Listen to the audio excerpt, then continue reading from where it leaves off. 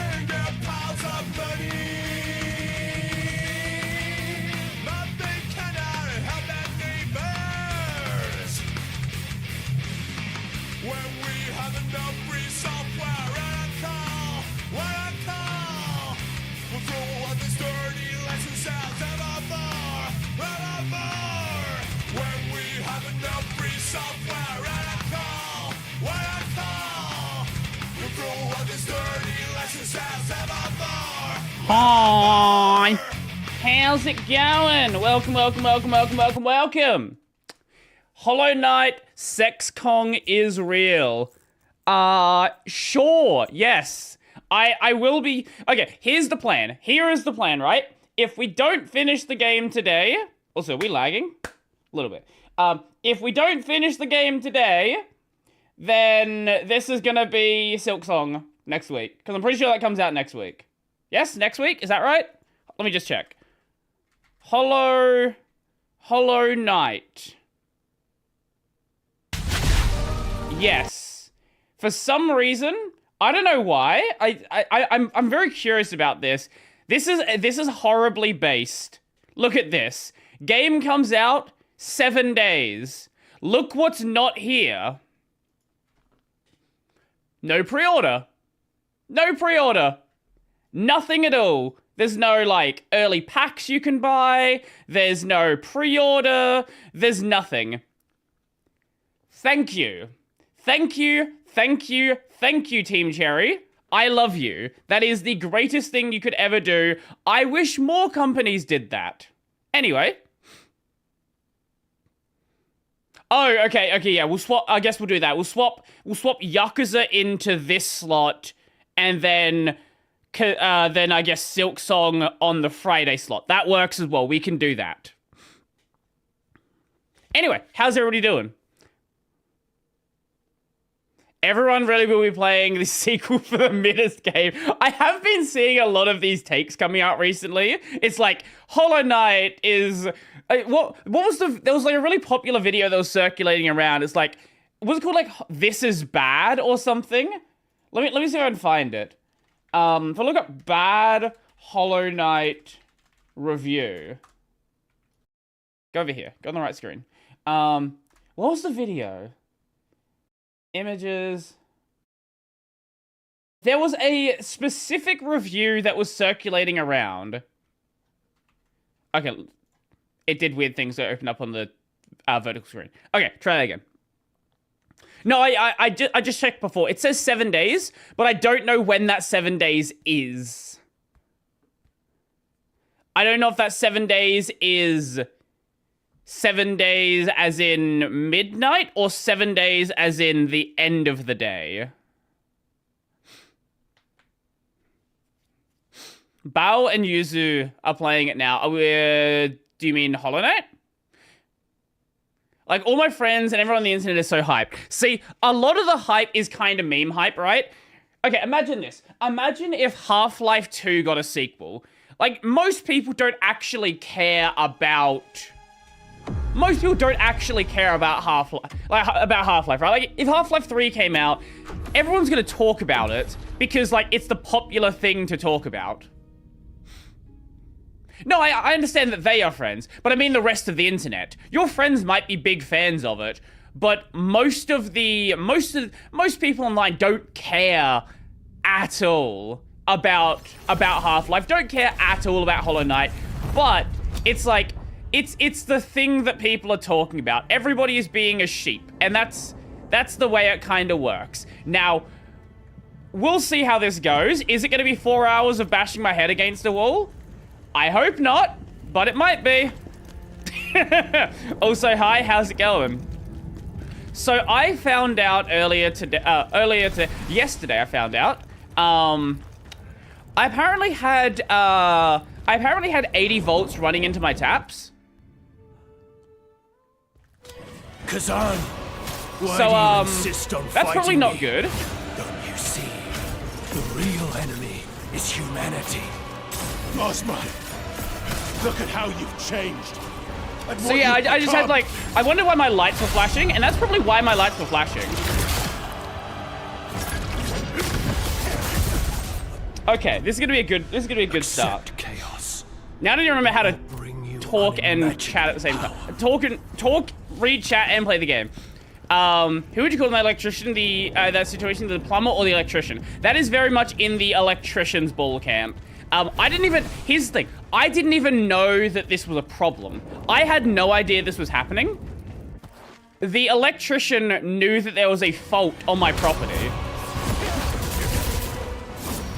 Check DM, I sent a funny one. We'll do that after I die.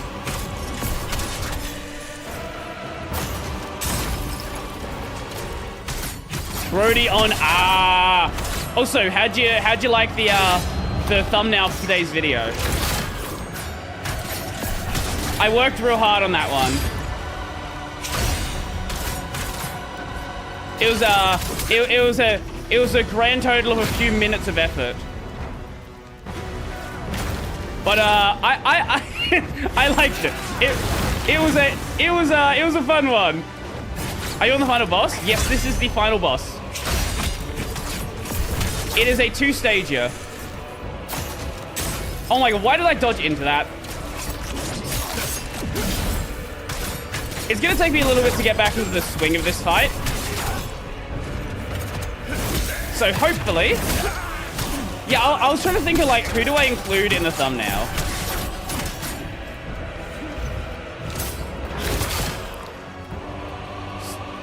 I'm sorry, what? Are those, that's not enough numbers.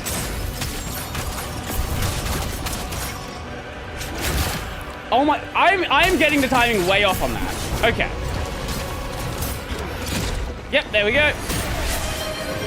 There's a guy who posts a video installing Arch every day. I am aware of this. For the first 100 days, it was insanely Arch until he got a GF. Then it switched to being a femboy and looking for a BF. And I think he's probably gotten better views after doing that. Okay, I was aware of the channel. I didn't know that it swapped.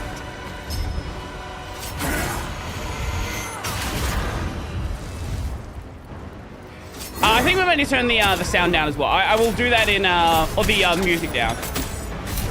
Every time I play this game, the music is just way too fucking loud.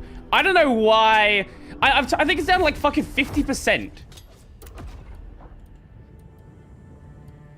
Yeah, okay, it's down at 65%. There.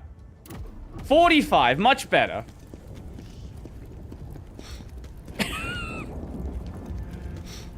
Sorry, that was my Twitch OTP. Well, you're lucky they rotate every, like, minute or two.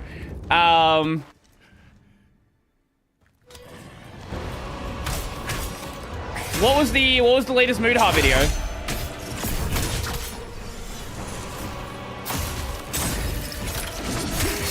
I know a lot of people have been complaining about the, What? Why are we frosted? Why are we frosted? I was not standing in the ice. I still don't know how to dodge that consistently.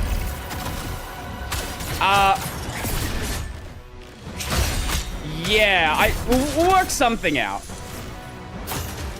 Okay, if we dodge to the side, that works. That works well for that one. He's pooping out too many videos. Is that anything new for Muda? I think it's classic UE5. Yeah, I know a lot of people have been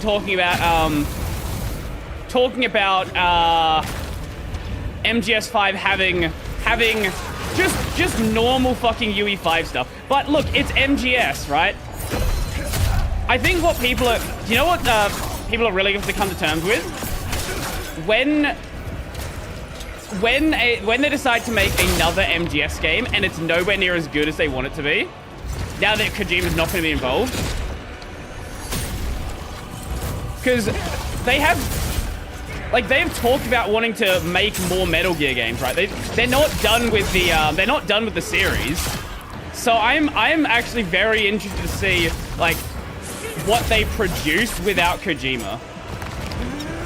Because I know it's going to be a massive point of discussion. People are either going to be very angry about it or hoping that they're getting another Metal Gear game.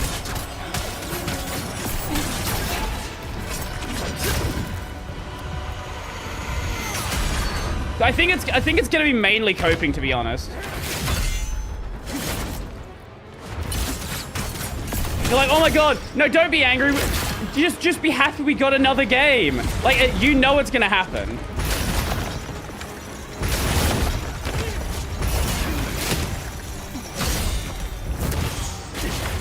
Like, so many people are obsessed with a studio or obsessed with like a game series, not the people who made the thing actually good.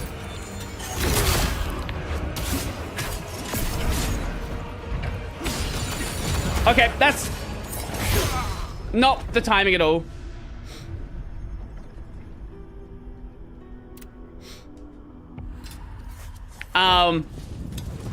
Yeah, okay, considering your previous track record, I am doubting the funny. Okay, I'll give you this one. If fire, fire alarm, fire minus minus. Wait, if fire might. Oh, okay, yeah, okay, I see. Else fire. Okay, sure, I'll give you that one. It's a fun one. And Super Mario 64 Invisible Wars explain once and for all. Are you bringing a girl Christmas this year? No, definitely not if you're watching that. How do I know if gay fanboy affected my router? Just do a firmware update. They're not gonna probably tell you, because it's gonna be for like a consumer router. If you want to like dig through the like firmware update logs for your for whatever router you have, maybe you'll find out. But like it's consumer gear. They're probably not gonna make a big deal of telling you if you're affected by some CVE, because like regular consumers don't care. Unless you're running commercial gear, in which case then you might find out. But I'm doubting you probably are. Maybe. I don't know. What are you running? Are you running your ISP supplied router or something fun?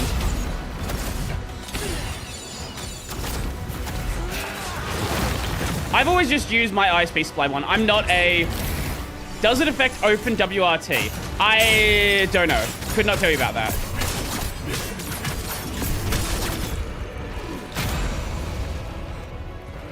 It wasn't on... I know open WRT wasn't on the list of ones I've seen. But I don't know if that was the full list or what it was. Because it does affect a lot.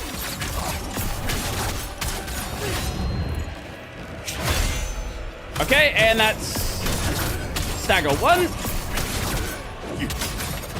Yeah, I've never been a networking guy. I don't know, like...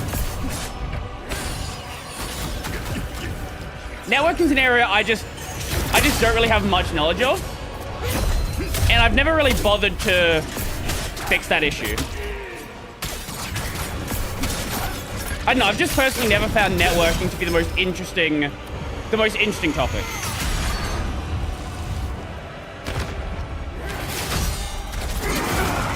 I know some people love networking. I don't know why. Do you want to know why? It's because I kind of got one-guyed by Neil. Neil was like, your thumbnails are boring. So I was like, fuck you. I'm gonna make new thumbnails. There's gonna be the old ones in there from time to time as well. Don't get me wrong.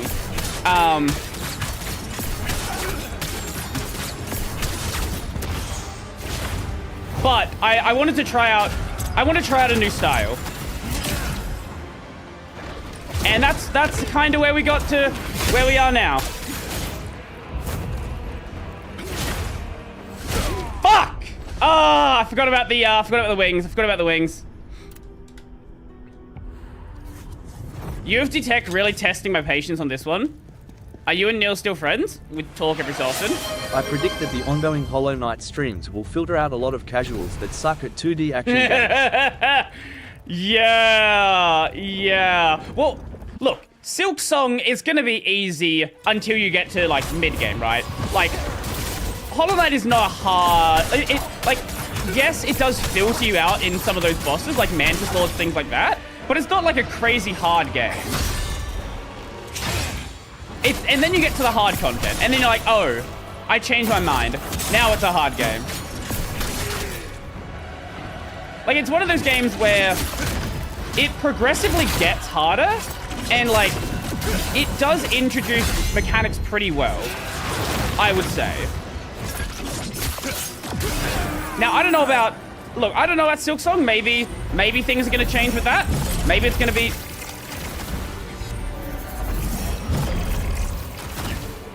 How do I dodge that consistently?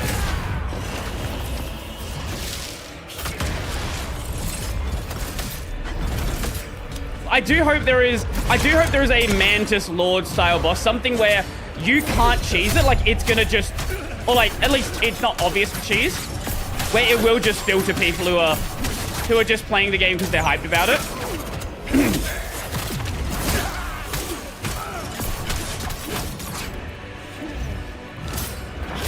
Okay. I always like filter bosses. I say that and then I get filtered by one and then I don't like them anymore. Okay, yep, that's fine. No! No! No!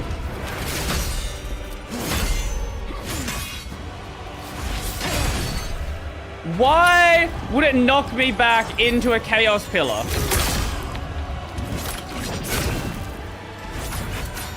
Fuck you, game.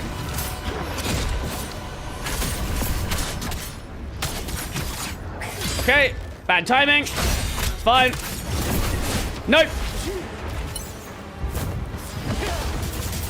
Okay, we're good, we're alive. That's a big one. No! What? What do you mean? No, fuck you. I was out of range there.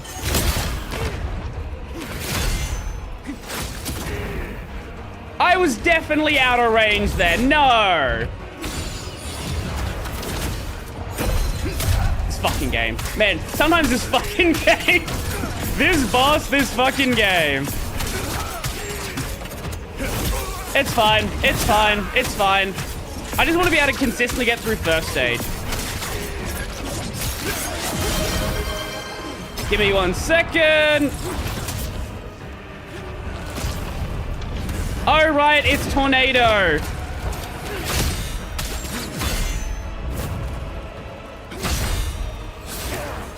Right, I forgot about that part.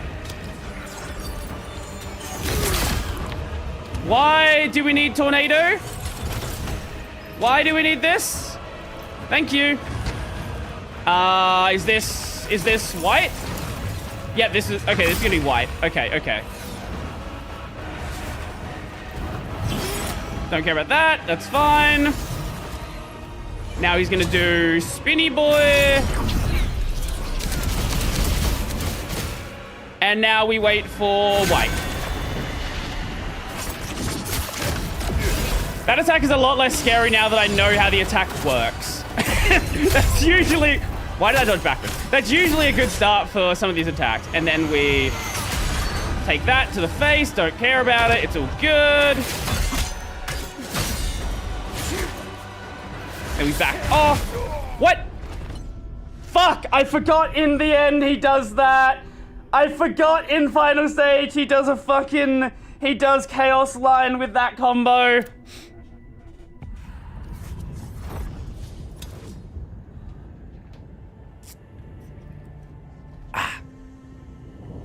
Out of curiosity, Brody, when you make your videos, do you have notes or just improvise? I have notes. The notes have gotten more scripty over the years. I used to, like, in my early videos, they were very much off the top of my head. As I've done more and more videos, they have gotten more and more scripty. But it's still, like, they're not full scripted, right? I will improvise things here and there. It's just the main things I want to talk about.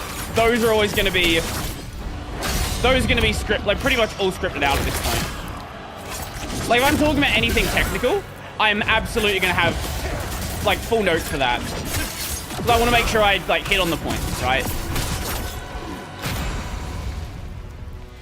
To be fair, Mantislaw's still a pretty casual friendly. Mantislaw's an interesting one, right?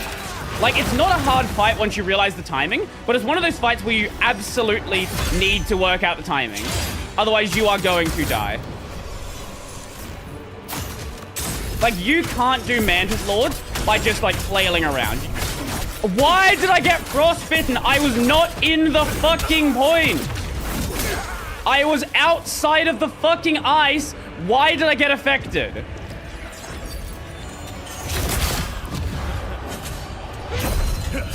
Fuck you, game. That's not how that ability works.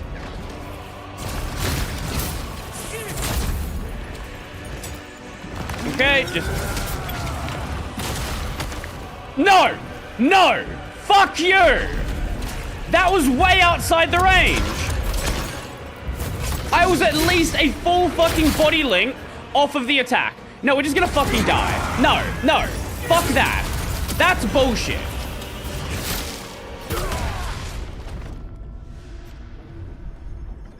No. Absolute fucking bullshit on that one. Brody missed my networking joke. I am now sad. Fun networking insult. Sounds like a layer 8 problem. I am not a networking guy. I will never understand your joke. I would have to do a refresher on networking. Networking is one of those areas where I've always been, pretty lazy on. No. Okay, so there's like an AoE range there that's, again, not fully clear from the attack. I love that. That's great. Okay. I definitely have seen it, but I do not remember what the layers are.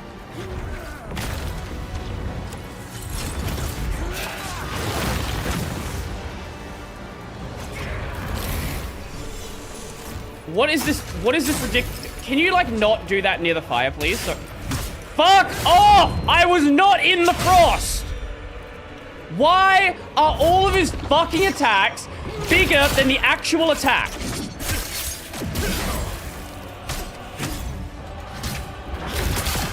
Why is it so difficult to have the graphics represent where the fucking attack is? Okay, now we back way away. Because the attack apparently extends out to fucking here. Now, yeah, I had my, one of my first year university classes was networking. I was not excited about that one. Because all of the practicals were just like, okay, so we have this network diagram. Work out what the fault in the network diagram is. I'm like, ooh. No, I don't want to do that. I would much rather do anything else besides that.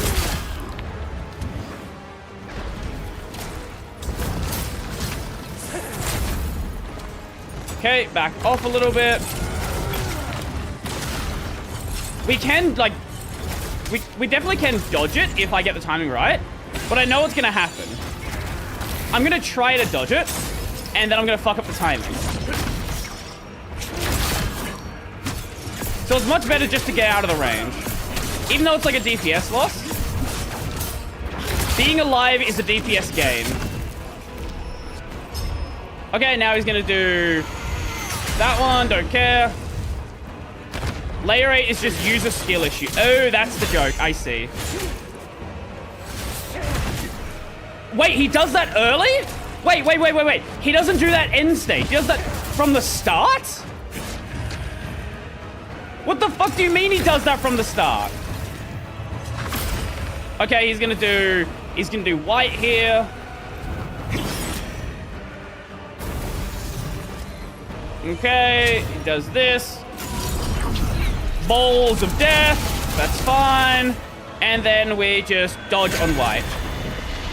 That was a little early, but I guess the timing's a lot bigger than I thought it was. Which, you know what, is actually a good thing. Nope. Okay. This has not been the cleanest of runs. But if it works, it kind of works.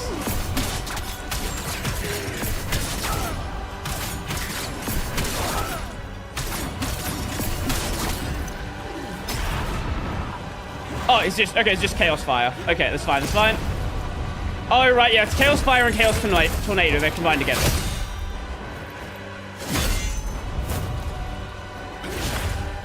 Okay. We did not die. That's good. We'll take that.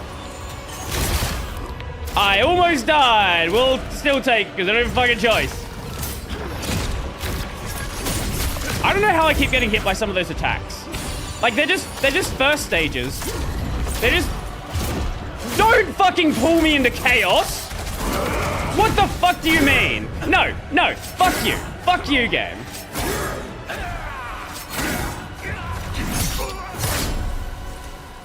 Okay, and that should be... It missed him. I was gonna say that should be first stage, but apparently not. Back off.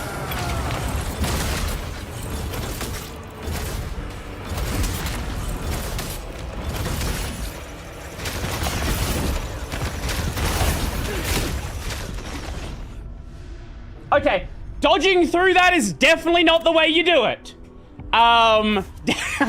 That's definitely not the way you do it. Maybe it'd be better to run around it. That's what I'm thinking.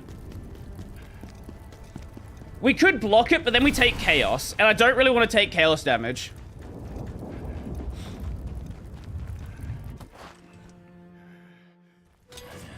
The modern uses 4 to 5 layers now. What are the modern 4 to 5 layers? Again, I am not a networking guy. I am more than happy to admit that networking is not my area of expertise. It never will be, because I don't care.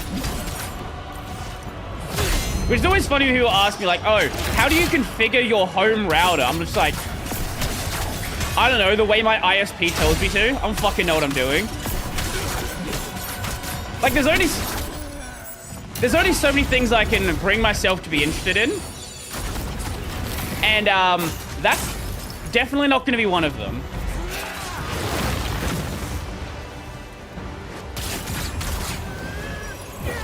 Okay, and then we back off a bit. And hopefully... Okay, apparently that's not in range.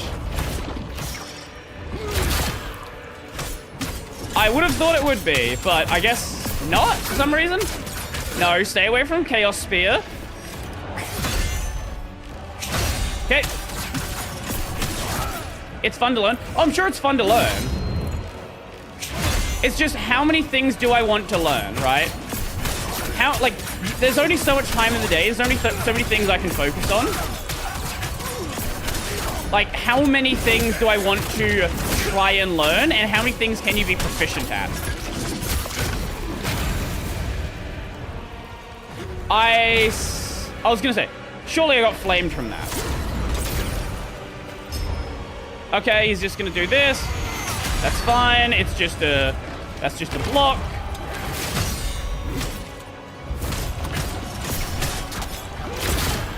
Okay.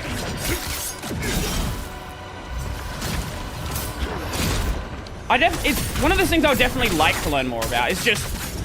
There's so many things There's already so many things I would like to learn about. It's just... There's only so much time in the day, again.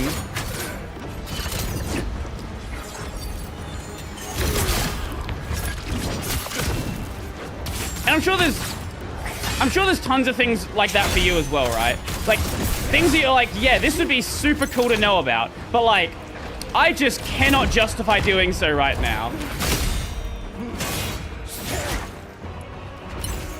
And I certainly have more... And I have more of a justification than a lot of people, right? But it's just like, if I'm not going to make a video about something, in a lot of cases it might not even... It like, trying to find time to justify it. Right, like, again, there's only so much time in the day. Okay, he's gonna do big pillar. That's fine.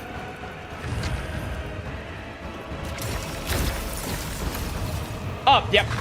Now we do white. That's not even a real attack. Just fucking run at him. Get some free hits in. And then we do that. Oh, you can definitely stun him out of that, I reckon. It's just gonna be real weird timing. Okay, and this might be stage 1 here. I reckon, yep, this feels like stage 1. Yep, that's stage... I fucked up the timing at the end there, it's fine. It is Gucci.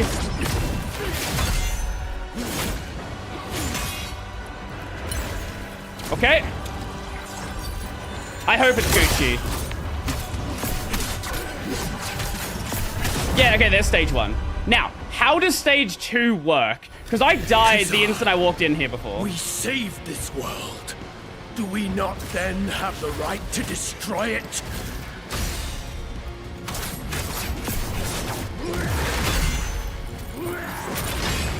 Okay. So he doesn't have a...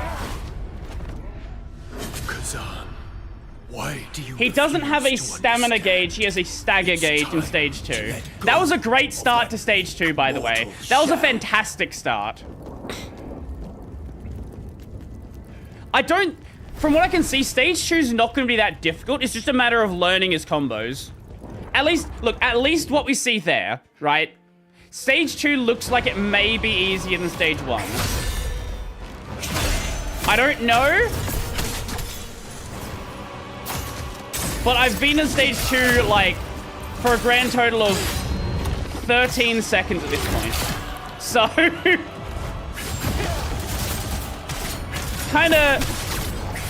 Kinda a little hard to tell, at least right now. Just gotta work on that one a bit longer. But not having a stamina gauge, I think might make things a tad easier. Just you don't have to worry about, you know, stamina recovering.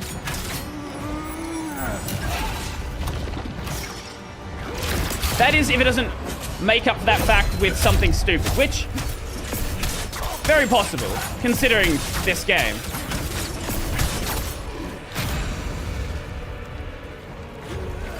And we're fine.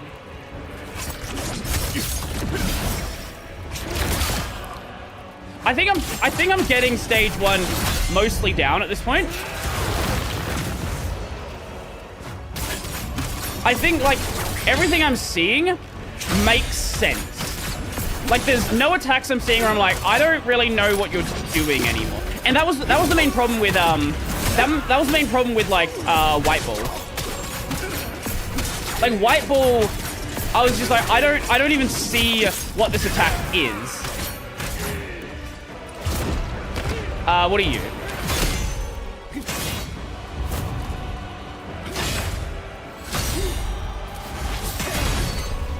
And I am surprised that... No, the, Oh yeah, Beast Ball. Yeah, Beast...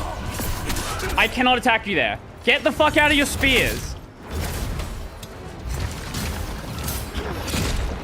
Yeah, any beast bosses are like, yeah. But like this is like the good mix of the two, right? Where it's like beast elements, but it's still I couldn't do anything about that. I could not do anything about that. Maybe I could have tried blocking. I don't know if blocking works for that attack. Oh my god! Oh my god! Okay. Holy stamina recovery. I was spamming the dodge button there. I did not know if I had enough recovery to do that.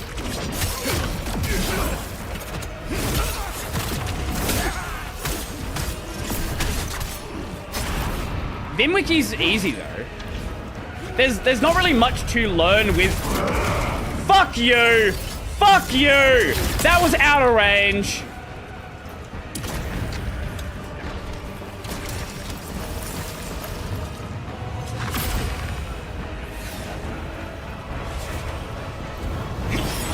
Can we not do this and tornado? Okay, yes, thank you. Ah! That started earlier than I thought it did. I tried to get some free hits in. Okay, maybe don't be cocky with the free hits. Maybe don't be cocky with the free hits. You tell me you don't write TCP/IP stacks and BSD socket libraries from scratch on a daily basis.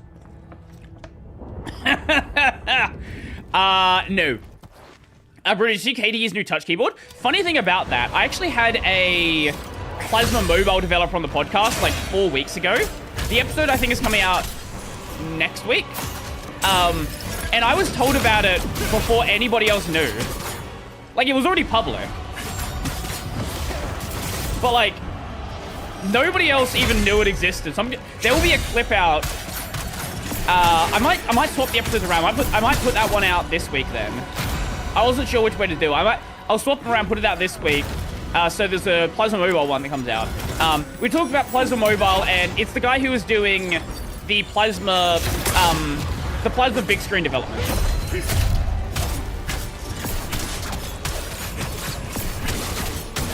So I saw it like a while ago. Yeah, I should try it out though.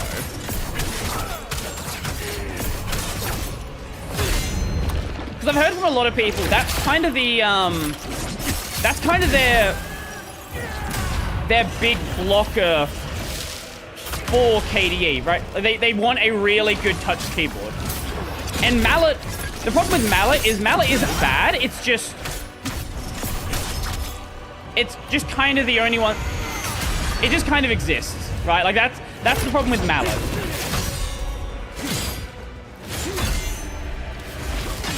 It's just kind of there.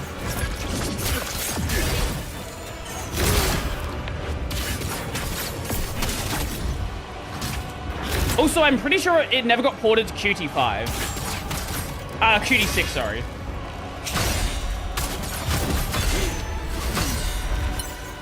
So if I remember correctly, I'm pretty sure it's like the one Qt5 dependency that Plasma still has at this point.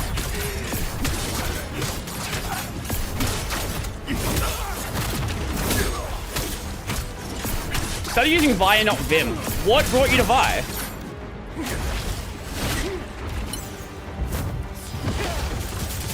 Okay, get a heal in.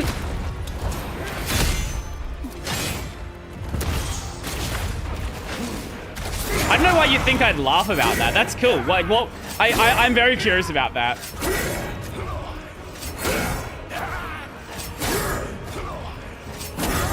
I think it's always cool when people decide to use some less than how do you say, less than obvious tool. No!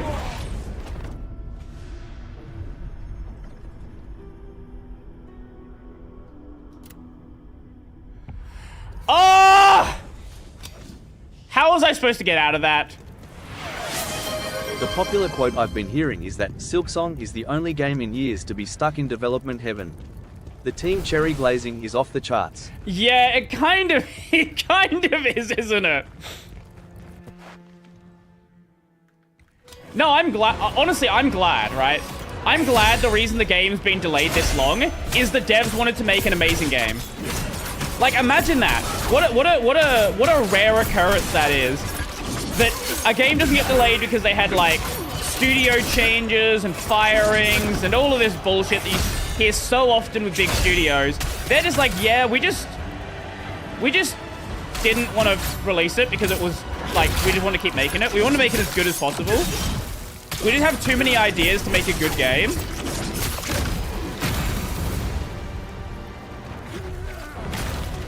What a rare but nice change that is.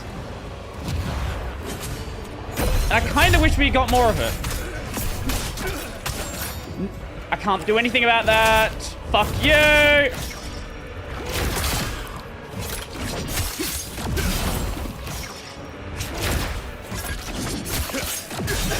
Okay.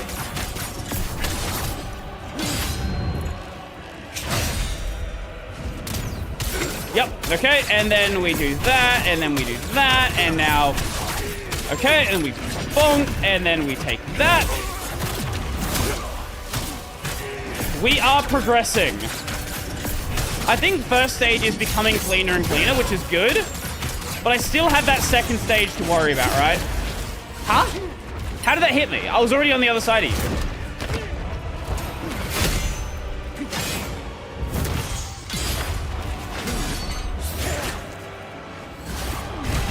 That was not a good position. It's fine.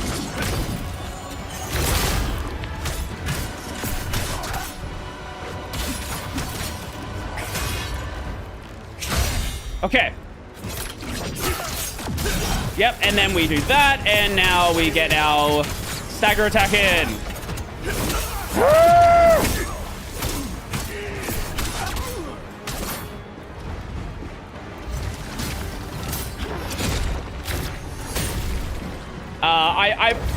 I tried to read what you were writing in the YouTube chat, and then I realized you wrote way too many words that didn't even pay attention for just a second, and this is not the second to do that.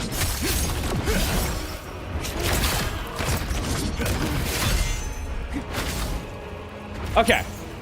Honestly, just backing away from that after first combo is probably best bet, because after first combo he won't what do you call it?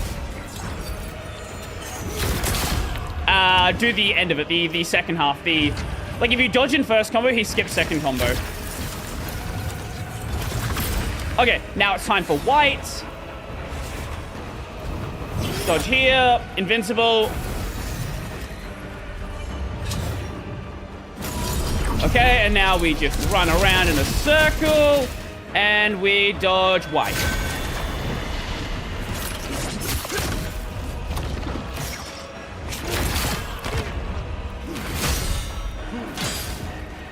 Okay.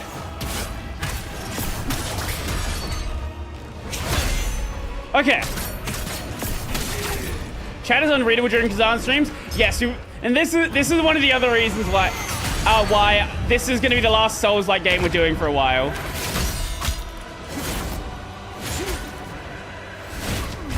No, we're good.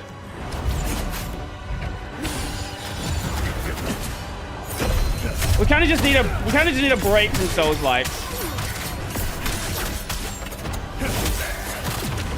Okay, take that one. I kind of want to hold my Berserk into second stage.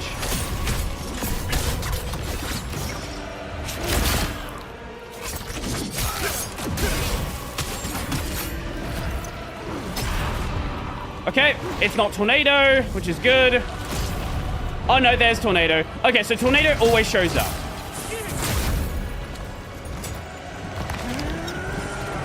Back away. I really do not like Tornado.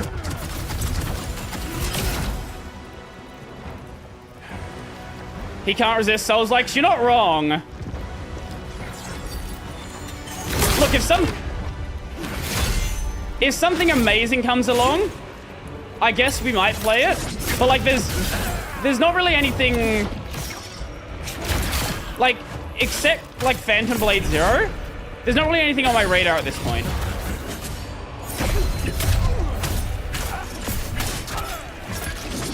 Okay, there we go. First stage done.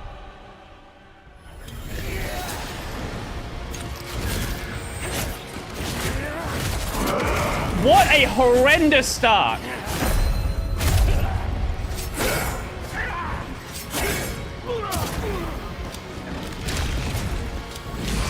I can't even imagine a start worse than that.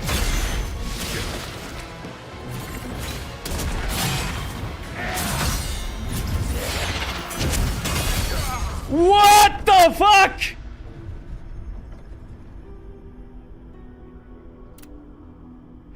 Okay. Okay.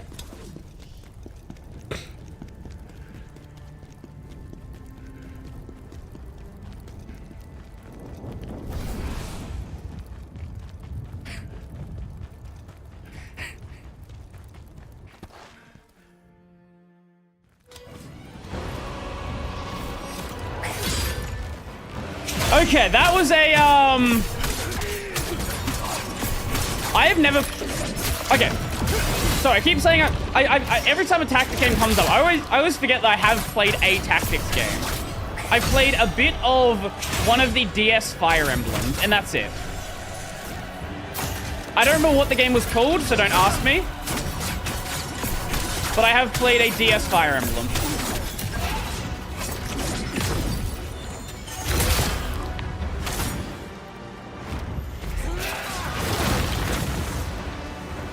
Can you get away from everything here? I've never worked out how that attack works. He doesn't use it when you're close to him. But I still don't know how to dodge that attack. Because you can dodge one of them, but then you're still in range of another attack.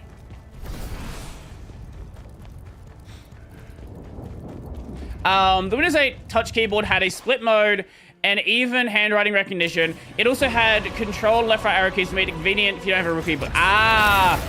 Yeah, that's an area that a lot of people have wanted improvements for. The idea of keyboard emulation. Not just an on-screen keyboard, but being able to emulate a real keyboard so you can, like, use a terminal, for example. Which is something that, for something that is fairly Linux-focused, you probably want that, right? Like, even though most people aren't going to be using a keyboard on their phone,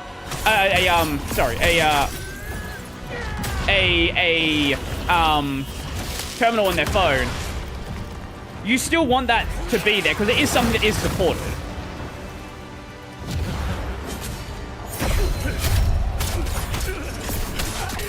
I've never really got the appeal of it, but I know there's a lot of people that do like it. Okay.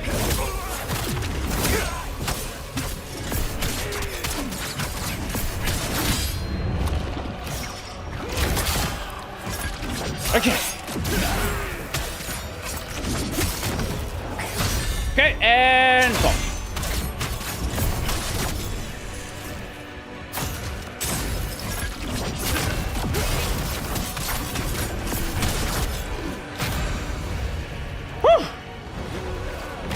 Gay femboy, yes.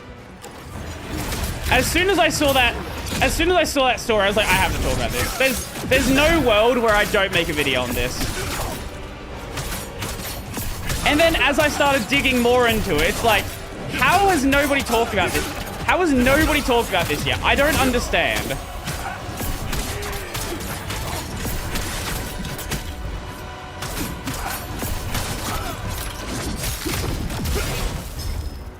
Okay, he's gonna do this. Oh, we actually got the timing right. What the fuck?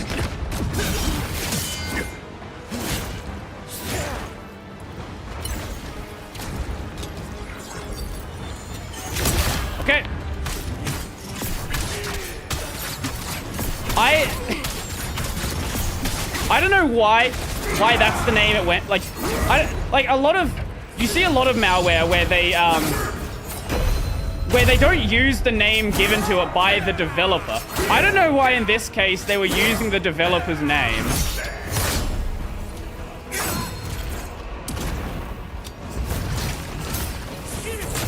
Because there's so many other cases where they just name it their own thing. I do have that in the video, yes.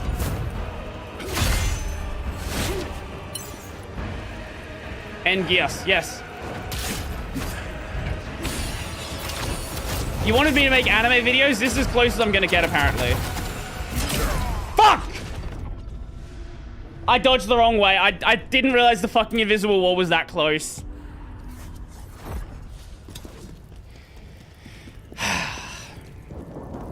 Code gay ass. Yes, code gay ass.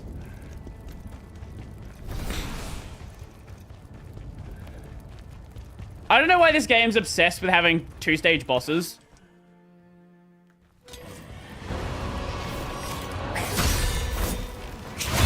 Like, I think it's like, maybe... I want to say it's like 4 or 5 of them. And then there's like 3 variants of this boss.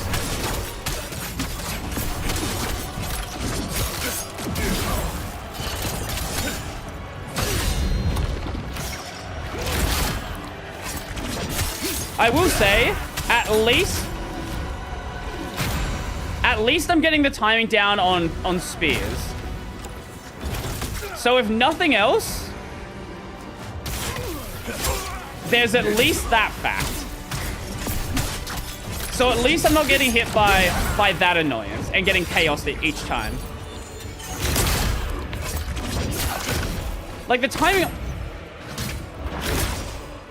on that's actually pretty easy. And you can actually dodge fairly early beforehand as well. And it still not be much of a problem. He doesn't use that one as much as he used to. Okay, I say that and then I get hit by that one. I spent an hour setting up PWH survivals and realized they are useless. So I don't know what do you mean they're useless? In what way are they useless? I'm not a PWA user to begin with. I just jumped the attack.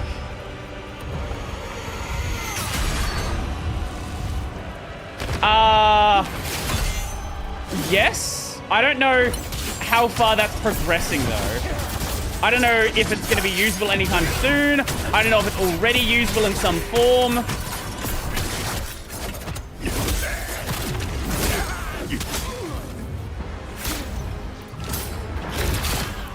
I've not heard anything about it. So I'm going to...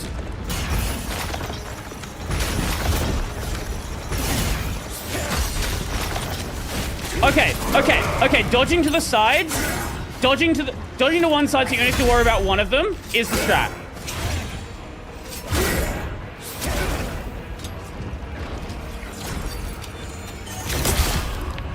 Okay, we have the strat.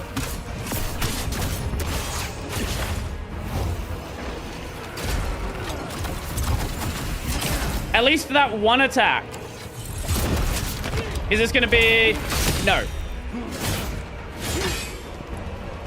I thought that was gonna be white.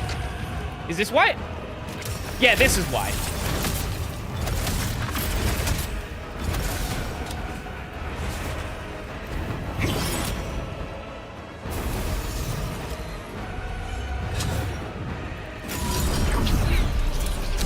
Okay. And then he does white.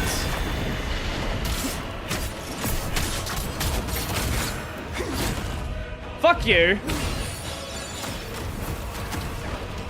We're down to 3 heals, which is not a great position to be in for the end of first stage. But at least we're alive, so being alive is better than being dead. We'll see how much longer that fucking lasts, though. Okay. No! I fucking dodged backwards into spears! Ah! Why does this boss have AoEs? Short clip to break up the boss attempts. Okay, what is this? What do we have here? Shio's dad is a Britannian.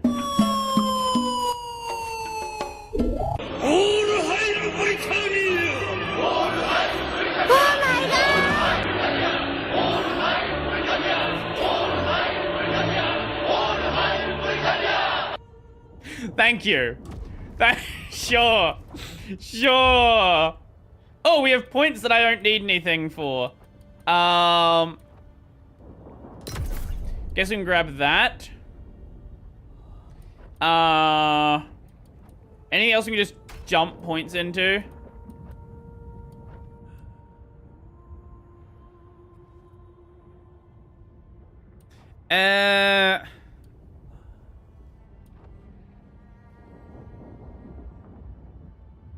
I don't know which is the highest DPS. That's useless here. Useless.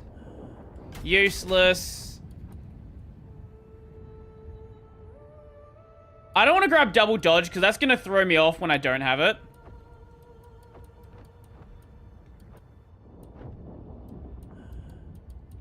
Fuck it, we'll grab that. Why not? And I think... Fuck, we'll put a point in there.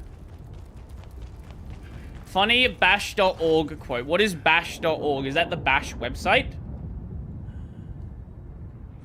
Okay, what do we have here? Girls are like internet domains. The ones I like are already taken. Where you can still have a one from a strange country. Jesus fucking Christ.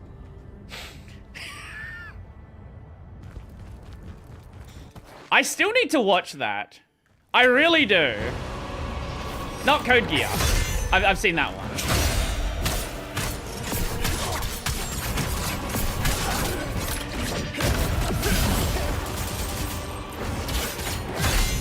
It was very funny when I said the first 2 seasons of Code Geass, there were people in my comments who were like, what do you mean the first 2 seasons? Aren't there only 2 seasons? It's so funny how so many people have no idea that there has been a continuation of the series. No one talks about it.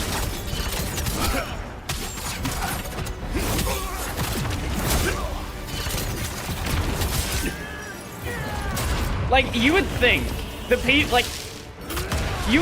people knew that it had sequel movies and all this stuff, but like, I don't think I've seen anybody ever talk about it. I didn't even know about it until there was like, I think 2 things had already come out.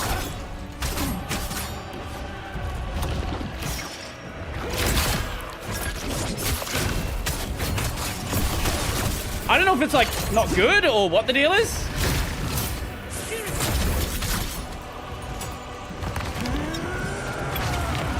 I have Discord installed as a PWA. Okay, fuck you. Smack yo butthole. Okay. Cool. And then we miss. A little early, but it's fine. Like, that one doesn't matter.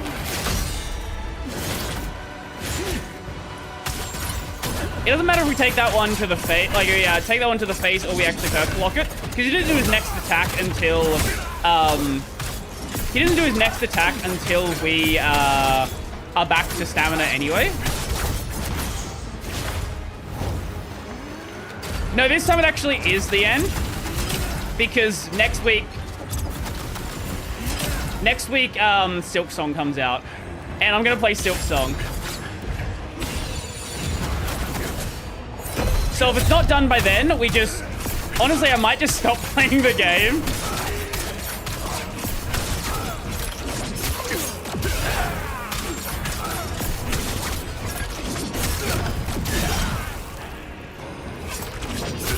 Okay.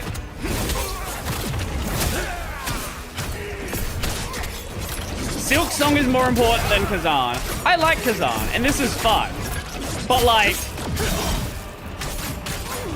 If I take like 7 hours on a boss, right? Like at some point I'm gonna wanna take a break from that one.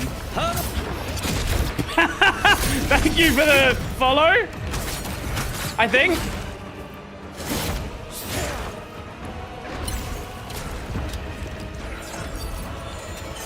I didn't reconfigure that, so I'm not sure what happened there.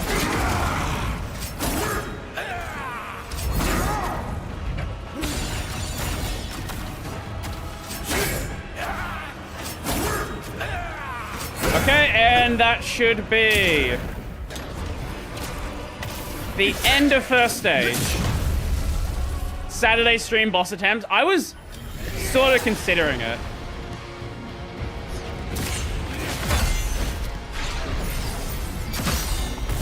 What? Nope.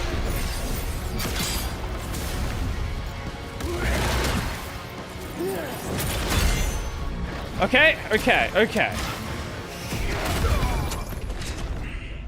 Come on! Come on! That should have been a dodge. Have you seen the Grub logo before? It's cursed. The Grub logo? I feel like I have. Oh, yeah, the Richard Stallman with a giant nose. Yes, I have seen this one. For anyone who hasn't. Bring back logos like this. What the fuck what is this? Why does this exist? Best logo? Is that or the pseudo logo better? Which just like a sandwich with a face. I don't know which is better, because they're both pretty good in my books.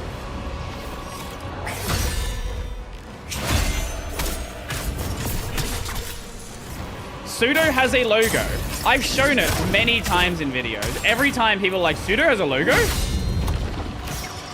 Yes, Pseudo has had a logo for... I don't actually know how many years. Most of its life, I'm gonna say.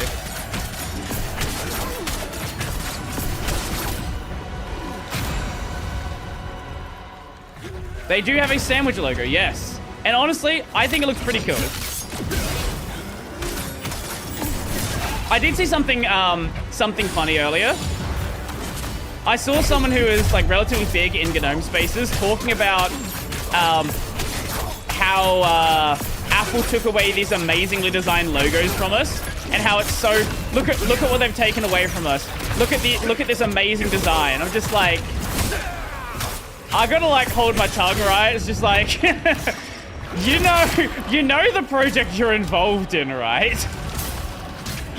Like, you want to talk about taking away interesting logo design, and this is the project you're in? Like, stones and glass houses, my friend.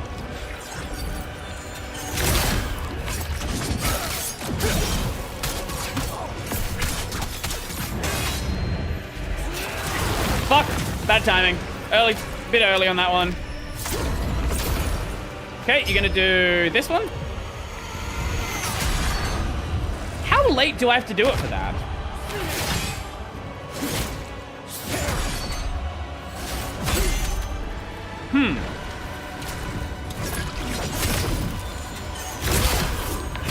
Oh, yay, what a great spot to use the fucking Chaos Sphere. Okay, back off. Okay, okay. Bonk and...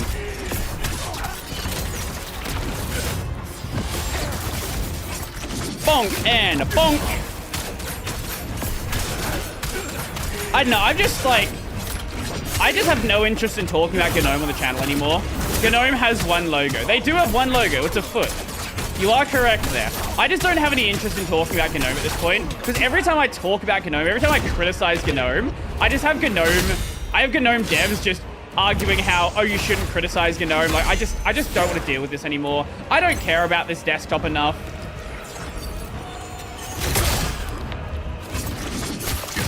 Like, every single time that you say anything critical of GNOME, you just get nothing but hate comments from GNOME people. It's not even GNOME users, it's like GNOME devs a lot of the time.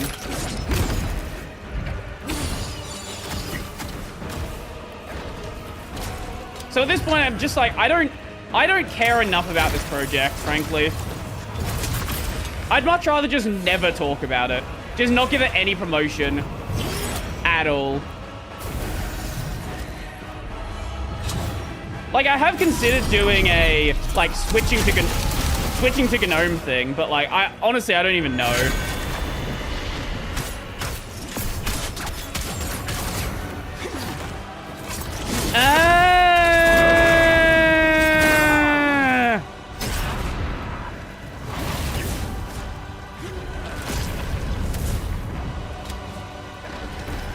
I was a former No, not tornado. Not in the middle of tornado. Holy shit.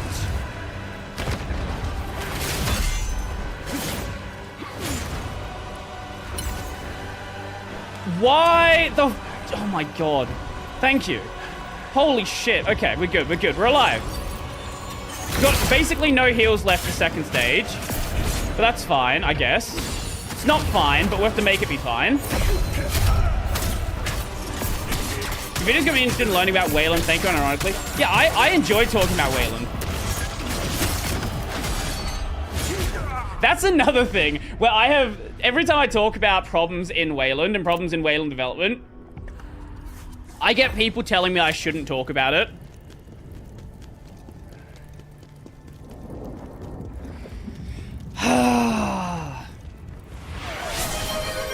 Do you have similar feelings towards the GNOME devs as you did with the people defending the disliked Chrome extension? No, because look, I can at least understand the perspective of a lot of GNOME devs. The problem with the Chrome dislike extension is they were just wrong. Like, they were just wrong. There was no ifs, ands, or buts about it. At least with a lot of GNOME stuff, I disagree with the perspective they have, but like it's not wrong to have that perspective. It just doesn't align with the reality of how most people use their environment. And if you want to make something like that, that's fine. But the Chrome extension, the dislike extension, that was just people being stupid and just saying things were just flat out wrong.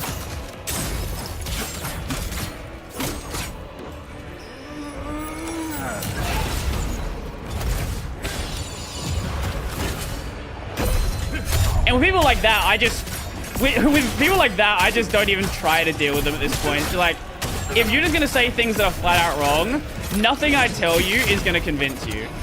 Because you are just happy being wrong.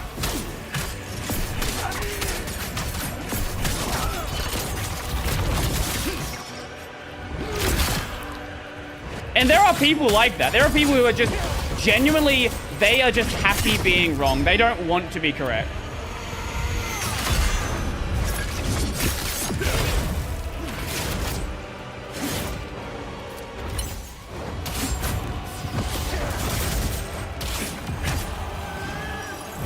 And something I had to learn as I've been doing this YouTube stuff is just working out who you can actually have a conversation with and who is just there to argue. Because there are genuinely people there who their entire function in life is just to be angry. Yeah, I don't know what Tiny RS is. I've not heard of that one.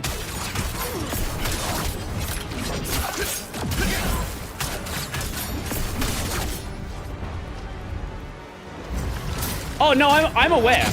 And then people will say, like you'll have YouTubers who share their like to dislike ratio because there's, like, some controversial video. And people are like, yeah, but the extension doesn't say that. So that means you're wrong. The extension says the number, but your actual correct analytics, no, you're the one that's lying. It's the See, the extension said it. That means the extension's right.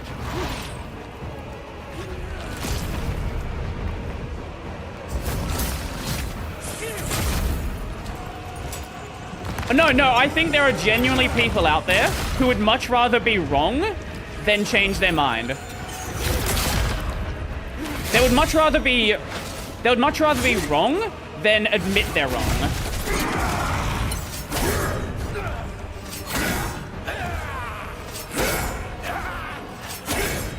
Like, I get what you're saying, and that's true as well. So, Pirate Software? Actually, yeah, yes, actually, yes. That is definitely an example.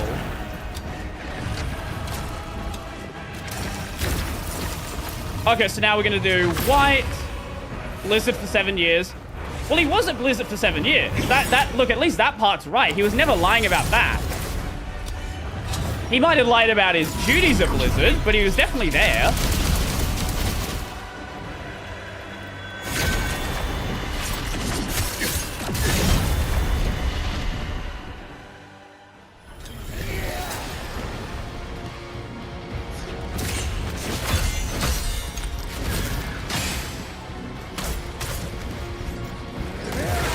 Okay.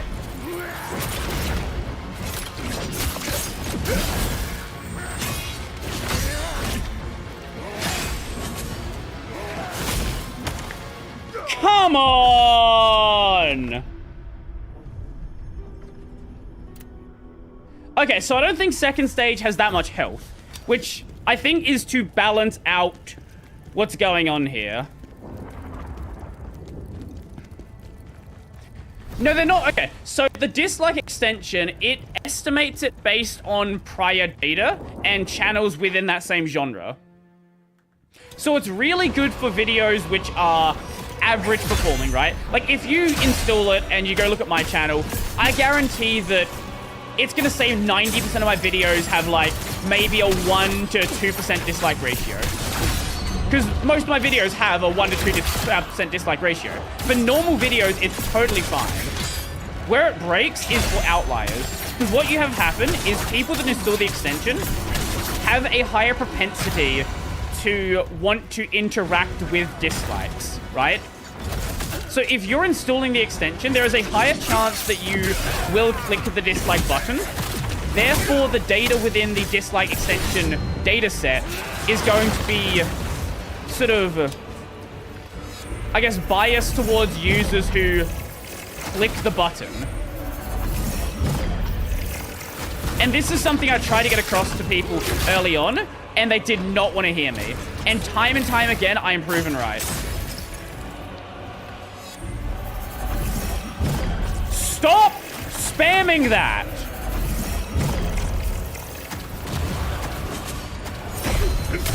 Oh my god!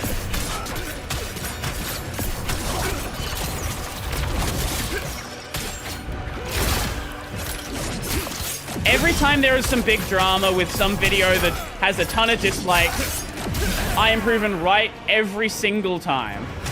And there are absolutely videos that get a lot of dislikes, right? Like, I have no doubt that, like, the, you know, random Call of Duty trailers get a lot of dislikes, or some big drama with some big YouTubers gets a lot of dislikes. I have no doubt about that. But people talk about the number as if it's, like, this gold standard, it's exactly what the ratio is, when in so many cases, I've seen it be entirely wrong.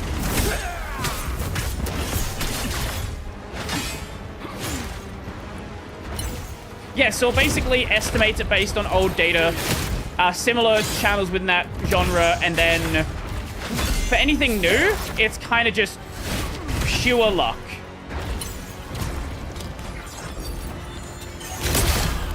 It tries to estimate it based on extension users, but, like, again, it's not amazing.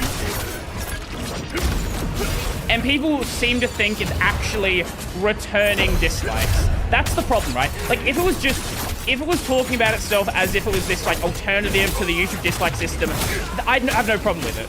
But people think it's actually returning the dislike button, accessing the YouTube API, and doing that. No, you can't do that. That API endpoint is not accessible. The only way to access that API endpoint is within the YouTube Studio with whatever private key they're using. So unless you're somehow extracting that private key out, which, if you are, YouTube's gonna try to deal with that as quickly as possible, because there are so many other things you're probably gonna be able to access with that. Yeah.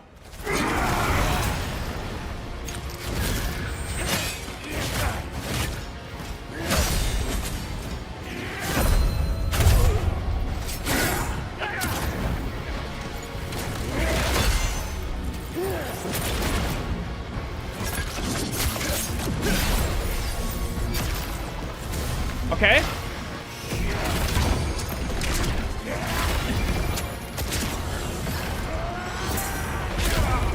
What the fuck is that?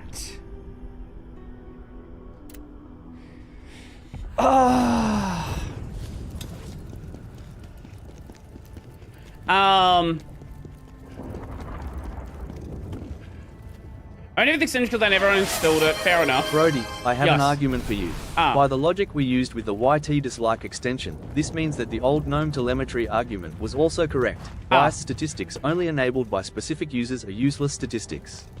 Your thoughts? Yeah, KDE has the same problem. However, I don't think they're useless, but I think they need to... You need to look at the data with that in mind.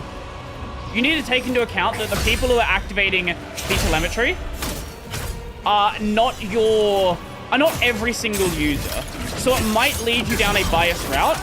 I don't think that means the data is entirely useless, but I do think that it is not... Right, like, there's a reason why every big company wants your data. It's not just to sell it, it's also to make you as engaged with the app as possible, right? I know we like to say they just want to sell your data, right? But like, yes, but also, if they have infinite data, they can know exactly where you are looking at on the screen, where they can place UI elements pixel perfectly, so you always have the maximum interaction time. And not having full data collection is going to limit you in that front. And yes, it is definitely... that definitely applies to GNOME and KDE here.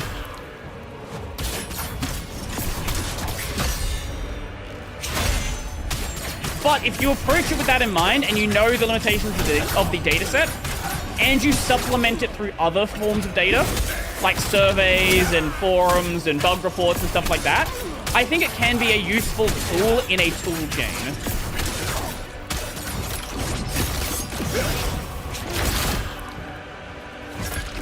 You know, I think, yeah, that's the easiest way. It is a useful tool as long as you know what the tool does. As long as you don't try to treat your hammer like a drill, it's going to be a useful hammer.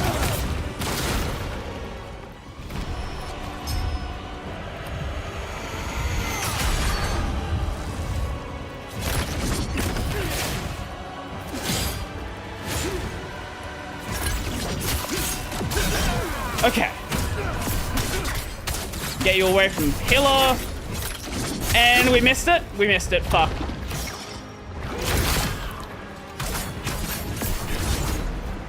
Okay, and then go here, and then he's gonna do that.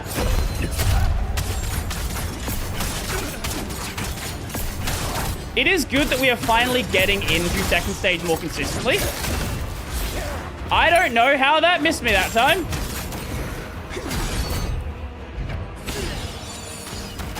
Okay, we'll take it. That works. Oh, I don't like that one. I would have liked that one to not hit me, but it's fine. Oh, if you hit that during... Okay, yes, I see. Yeah, it's the same... Yeah, exactly. It's the same as Linux market share numbers as well. Yeah. If you know what the numbers are representing, I think they have value. I think if you try to use them... If you just try to say, this is everything, this is all the information we'll ever need to know, you're gonna produce something not very useful.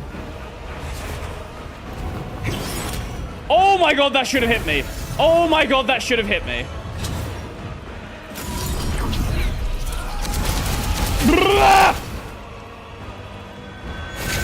Get a heal in, don't care about the damage right now.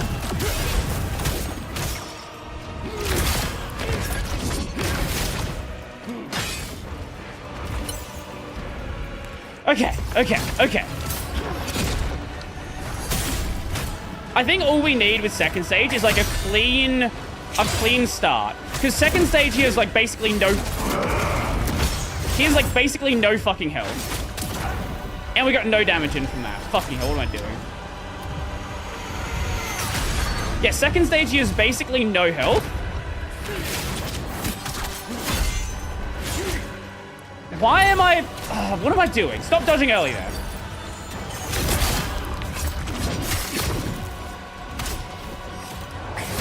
Honestly, we might be able to run him down with Berserk. I don't know.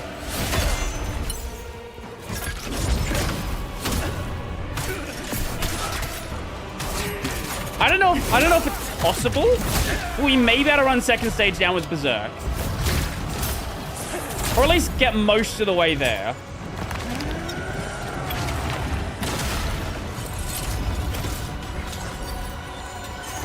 I do want to see.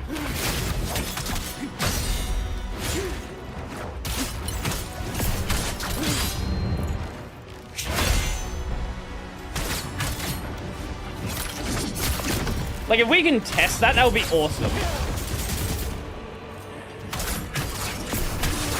Back away, don't care.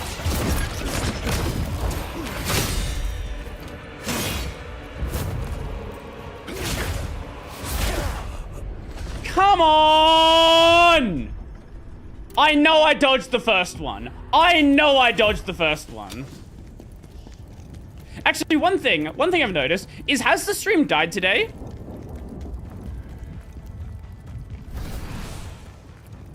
One of the Code Geass anime has female Lelouch. Her name is Sakuya Sumeragi. She has massive honker badonkers and also very kinky BDSM scene. Okay, we will have a look at her afterwards. Let me just die in this attempt, and then we'll have a look at this character. Because I don't know anything about the new Code Geass. All I know is that it just exists.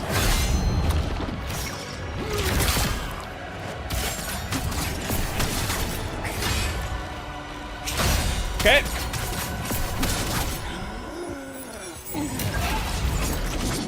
Why did I do that?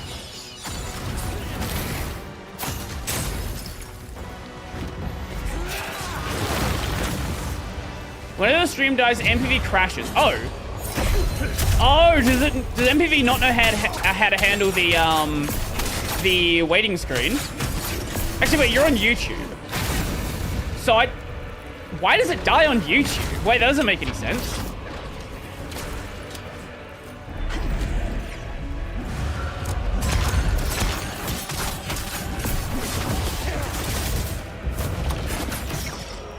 You did. And then anime came out like 5 years ago.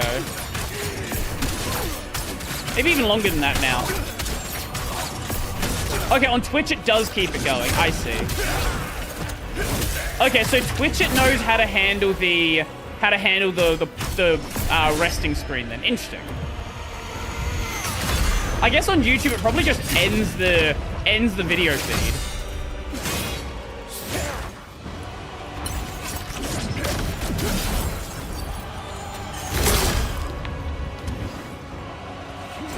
Which I guess makes sense.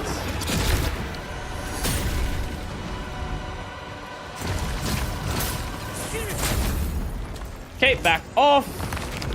Get away. Run in.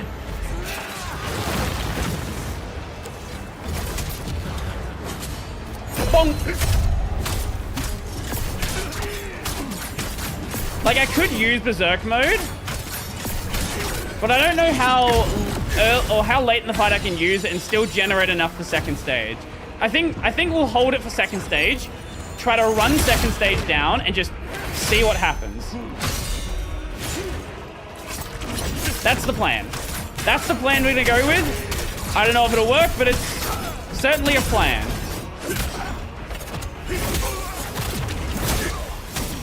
But YouTube has lower latency. Really? Wait, YouTube has lower latency than Twitch? What the fuck? Why? That doesn't make sense.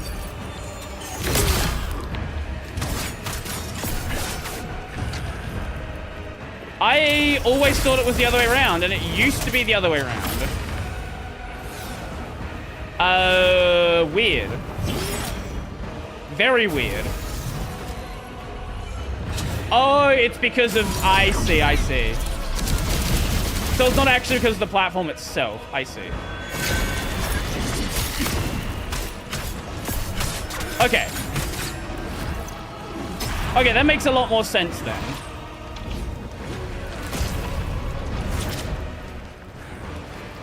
Okay, we'll just run tornado out.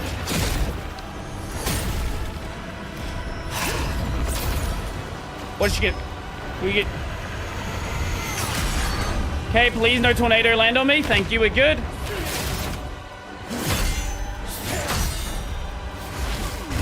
Nope. Oh, okay, so if you block third, it'll always do that. Okay. So, you want to dodge? Oh, you want to block first. You can block... Yeah, block first, block second, dodge third, and then you won't get the end of the combo.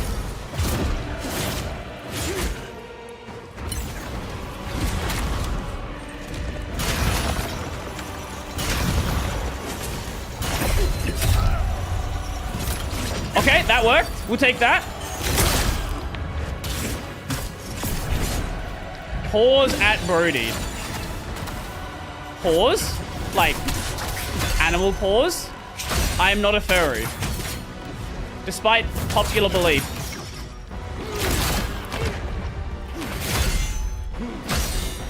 I don't know who the belief is of, but someone's belief.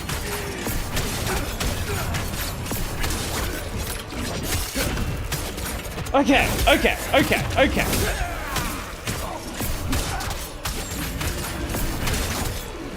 Why do you need to do tornado again? Don't do tornado. Do literally anything else. You have so many attacks and you choose the most annoying one. Okay, that's not great, but we can work with that. What the fuck did you just do there? Oh, we're gonna do white. Okay, white works. White works. White works really well, actually. What the fuck was that? Why did you do it so low?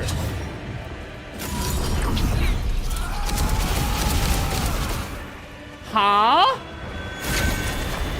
Huh?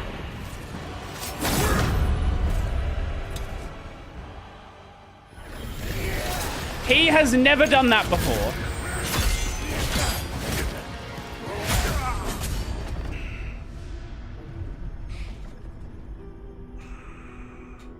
Why do I fuck up second stage timing so much?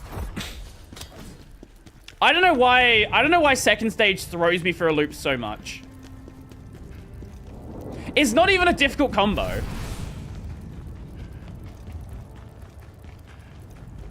Once, like 3 boss attempts ago, you disconnected on Twitch. I didn't drop any frames, so that might have just been Twitch.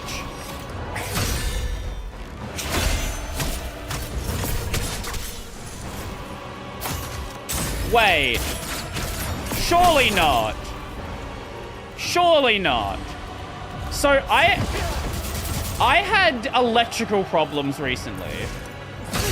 We had an electrician in yesterday. This was the deal with my taps being my taps having 80 volts running through them. Apparently the tap should have killed me. I didn't feel it, so I don't know. I'm a fucking god, apparently. But,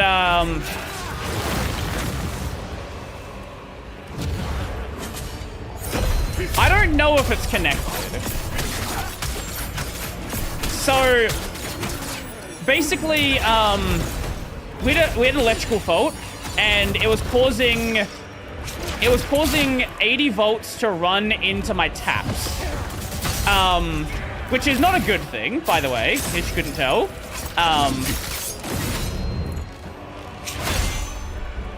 Yeah, so we had 80 volts running to my taps. Now, for the past maybe month or so, I've had flickering lights. Like my lamps have been flickering. Some reason my video lights haven't been. I don't know what sort of magic they're made with, but my lamp, the light in the oven, the light in the microwave, all of those lights were just flickering every time I was using them. And that was because of this fault.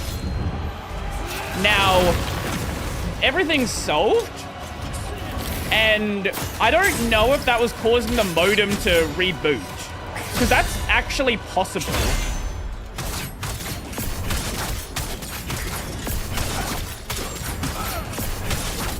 Like, my PC was never a problem, but considering how the lights were behaving, I guess it's not impossible that the router modem thingy did not know what to do and would just randomly turn off. I'm not saying that's guaranteed to be the issue, but I'm also not saying that's impossible to have been the issue. What am I doing?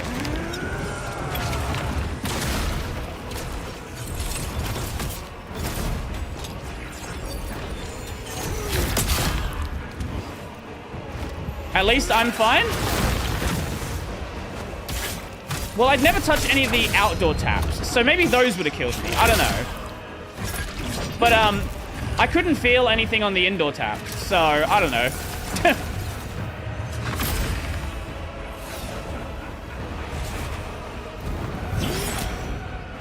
Okay, I have to make sure I run towards him. Did I break his trip during that? Nope. Nope, never. I fucked up the timing. Oh my god. So lights have been flickering for months? Well, the lights have been flickering for... I don't know how long, actually. I actually have no idea.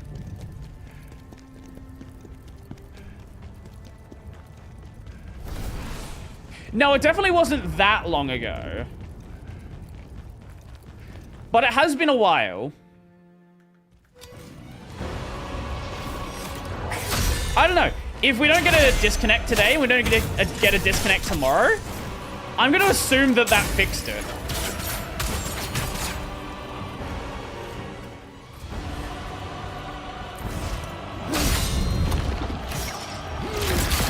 Like, it seems dumb, but I guess an electrical fault could cause the problem.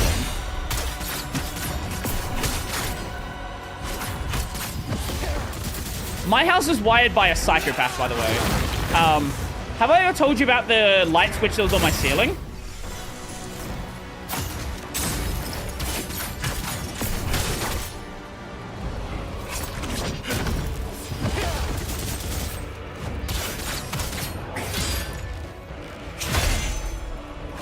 On the where? The ceiling. You know. Why would they do that? So I have like an outdoor patio area, and for some reason they decided to put the light switch for the lights out there on the actual ceiling. Now, why is it like this? I don't know. My assumption, it seems like a pretty safe one, is a lot of the weird stuff in this house was done by a, we'll say, less than qualified home electrician, to put it nicely.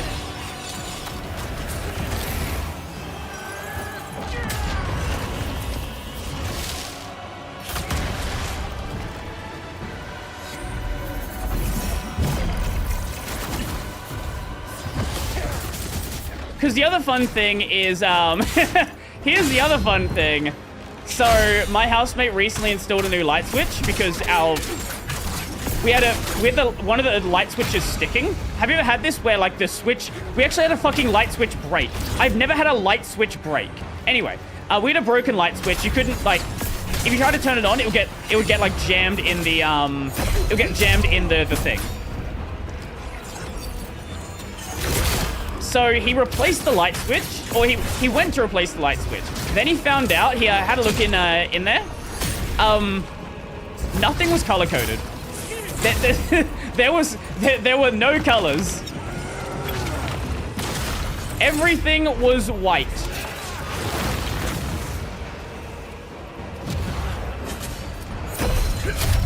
So it was just a matter of work out what port is what. Yes, all the wires were the same color. So it's just a matter of like work out what connects to what and then just duplicate it and hope we don't start a fire. It was fine. The light switch is installed. You wouldn't start a fire anyway, you would just trip the breaker. But like, you know, either way. Less than optimal situation to be in. Especially when everything is colored the exact same way and you're not really sure what is what. He's like he's an electrician himself. Like, okay, he has training to be an electrician. He's not an electrician as a position, but he knows how to do stuff. And yeah. Whoever wired, at least. Well, he was going to be. So he was going through, like, the trade school stuff for it, and then just ended up going in a different direction.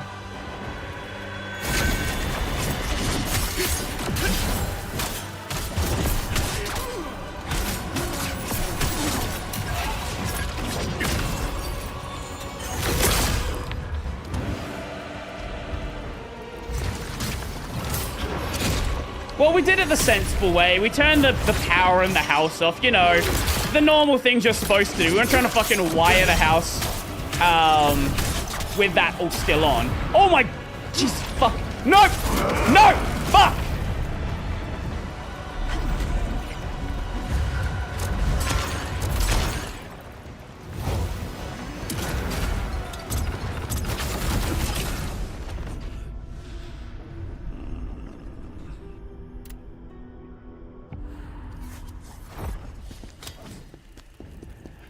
We're doing alive!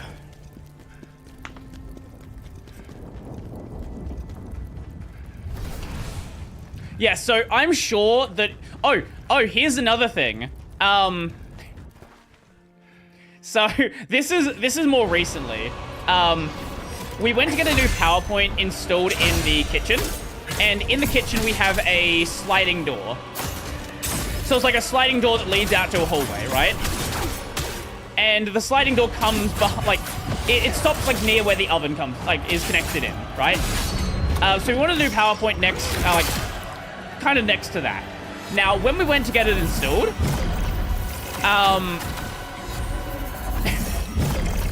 the electrician decided, because of how close things were, that he had to go and cut a hole in the sliding door because there was no room back there to do anything. So now there is a hole in the sliding door as like a cutout for where the PowerPoint goes.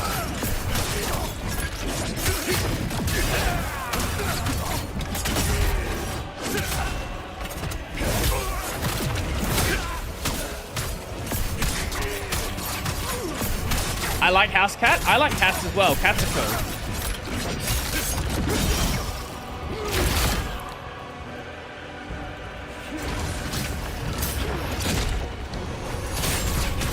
Well, the thing is, originally he didn't even realize there was a door there, so he cut into it, thinking it was fine to cut into. He realized it was a door afterwards. So then we had to get, like...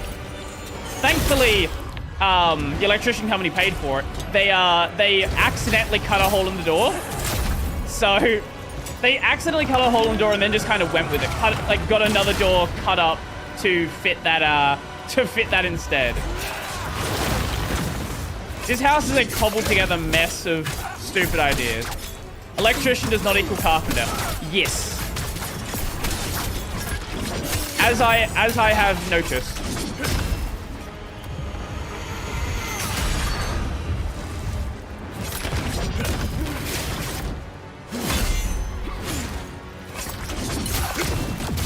Okay.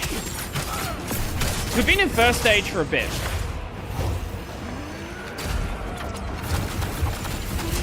We haven't gotten to second stage in a while, which is annoying. Because second stage is the entire place I need to be. I really wish this was one of those games where if you beat first stage, it just put you into second stage immediately. But no. No. You do fucking do it every single time because it wants to be Sekiro.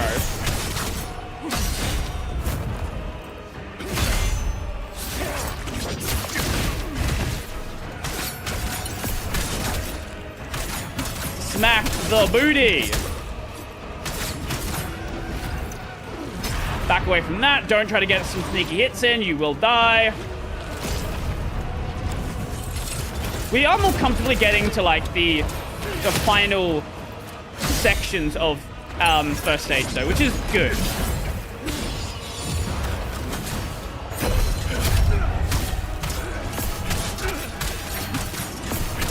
Okay, I don't know if there's a tornado behind me. Okay, there was.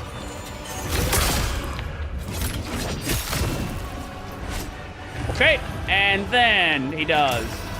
Ah, it's gonna be white.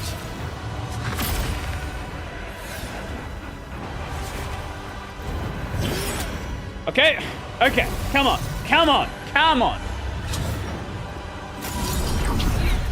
Dodge balls. Run towards white.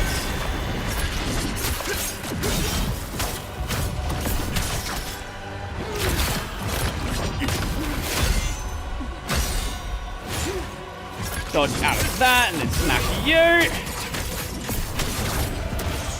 Nope. Back off. Okay, okay, we're good, we're good. He's gonna do red. That's fine.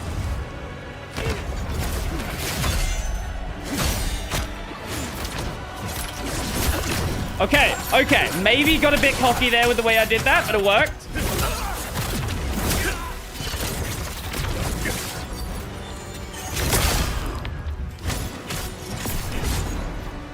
Okay. Thank you. Perfect move to use there. And then we bonk and we bonk. First stage. Okay, okay, okay.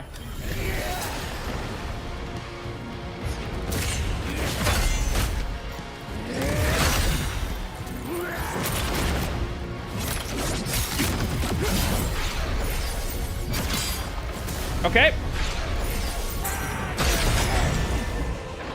Oh, we can block it. Okay.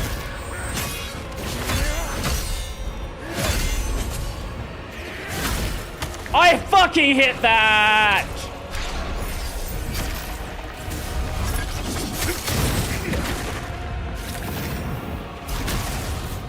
No, no, no, no, no.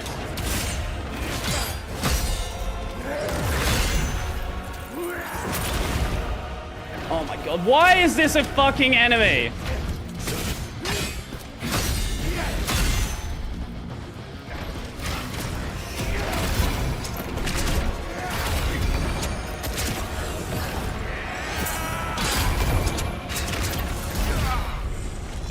How the fuck do you deal with that? Oh my god. What the fuck is this final boss?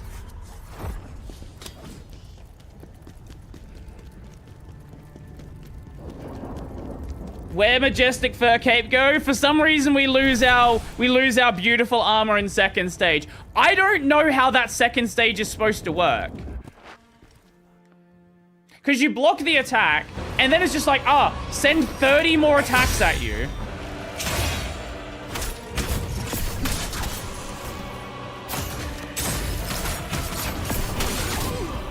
Like, I genuinely don't know how to deal with that attack. We're back to this situation now, where it's like, I can see the attack, I just don't fucking know what it is. Which is always great. I love attacks like that.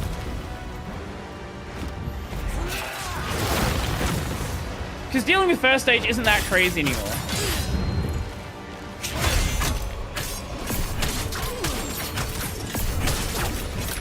But, going from there,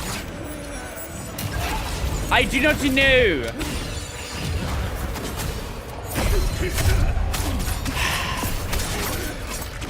Honestly, I might look up a run of second stage just to see what the strat here is.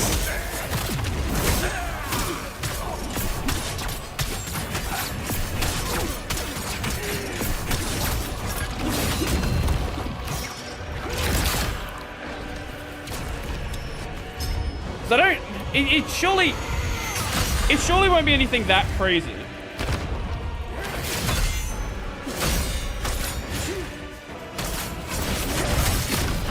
Huh? What? Why did you do... Okay, is it based on distance, not if you block it? I think it's based on distance for the fourth attack.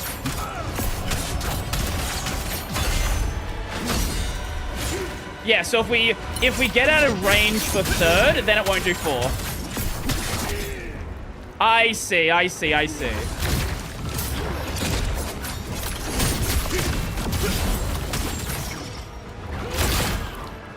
Like, I don't know why they needed to give him faster attacks and more attacks for a second stage that does more damage. It's like, okay, let's make this fight as annoying as possible. And apparently this is the easy version of the fight. Or as I've been told.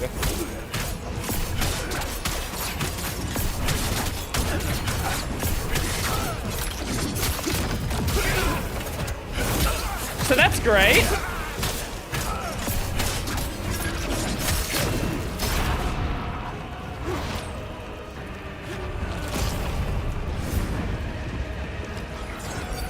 Well, yeah, it's a kernel. You would need kernel drivers for it. I assume. At least that's how I would expect it to work. That's how it works on Linux as well. And they choose what gets allowed into the kernel, so that makes sense. Like, it's dumb, yeah, but like that's not really new.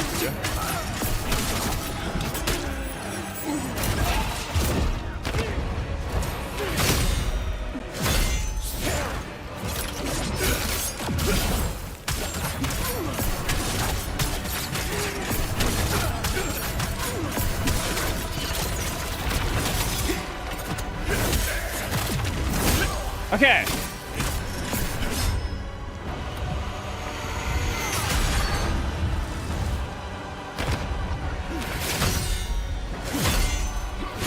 Okay.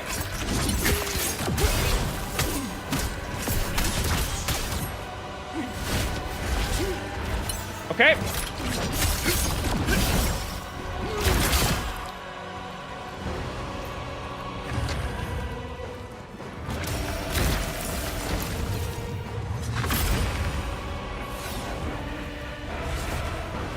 Okay, yep.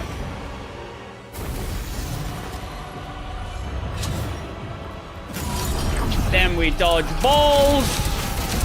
And then we run to white. And we don't fuck with timing. Thank you. We fuck up timing on that, though. Of course we do. Why wouldn't we fuck up timing somewhere?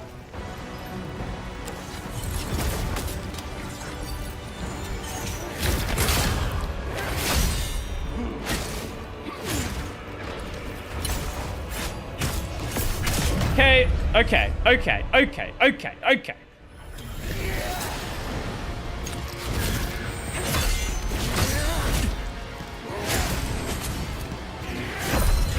Okay.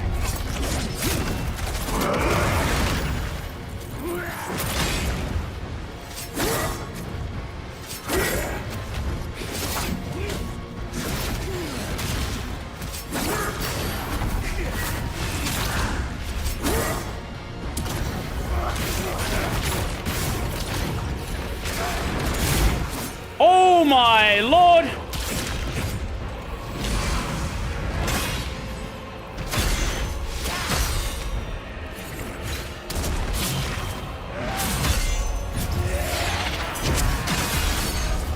How do you block all of that?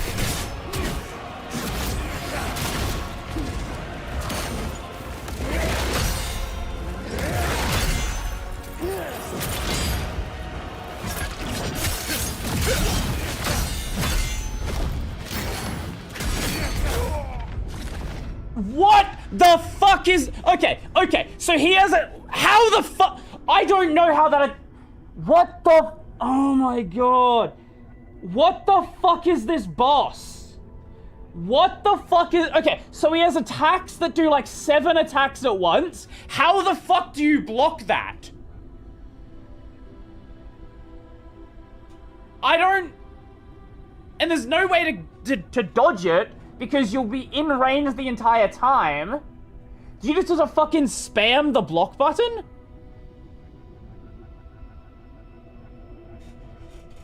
What the fuck is this fight?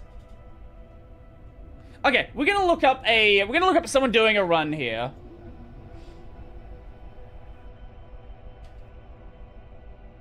Ozma. Here we go.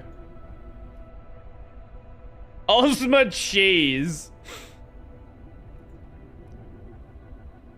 Hello everyone, in this video I'll be showing you how to easily beat Ozma in the First Berserker Khazan. Now you can see here we're able to stun lock him using the Trance and Moonlight Awakening skills. This is from the Golden set and it makes this boss fight a lot easier, so I recommend using that.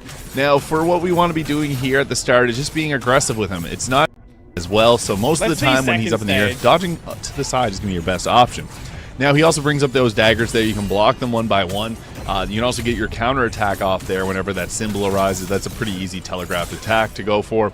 But the trance ability is our most effective ability, which I'll explain in a moment here. We just want to be dealing with his range attacks as they come. He'll fly up in the air often, which is pretty easy to get that parry off on, and then return the damage. Watch over those shadow blades in the ground. We don't want to go anywhere near those because they will slow us down and do chaos damage. Now, to get this ability, you have to do the trance attack and then follow it up with a light attack, and then it'll pierce through him like you see here. So it's just continually doing trance, doing a single attack, doing trance again. It's crazy because it will stun lock him whenever he's in that position until you run out of stamina. Now into his second phase, this is where things get a lot more challenging, and you want to be trying to do that trance ability here as you saw as much as possible. I ran out of stamina there, which made it tough, so watch out because he'll fly up and he'll do these wing attacks, but you can see we can actually break his posture pretty easily here. And the nice thing about this is whenever you get a posture break, that's just a chance for you to build up spirit gauge. With that, we're going to want to do trance as much as possible, so bringing spirit ore or any of those items is pretty useful here. None of the abilities that you can apply to your weapon, like poison damage or fire, do anything to him, so that's not a function that we want to be focusing on. Whenever he does these glowing beams around him, you just have to dodge them. They're pretty easy to dodge. You'll see the telegraph timing there. It's not too bad. But he does have a few different range attacks, like this one here, which we can reflect back at him. And what's nice about it, it'll actually break his posture too, so you can get those extra brutal attacks in. Now when he does this range attack, it's easy to dodge, but then it follows up with another attack, so don't get caught healing yourself like I was there. It was brutal. I almost went down. And then he follows up with even more attacks, so just block them. I lost.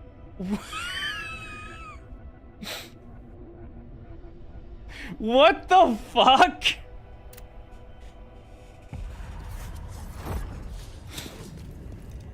Oh my lord.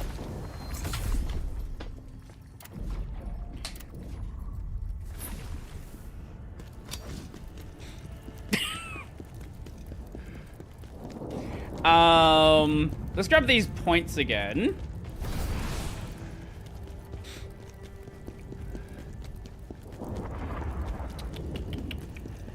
First stage is not a problem. But second stage is just like, what the fuck is happening here? I've put literally 0 points into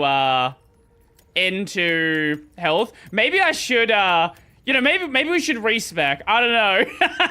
maybe we should respec a little bit on this. Can we respec here, or do we have to respec outside of the mission? My putting every single point into my putting every single point into damage maybe hasn't helped me in the long run.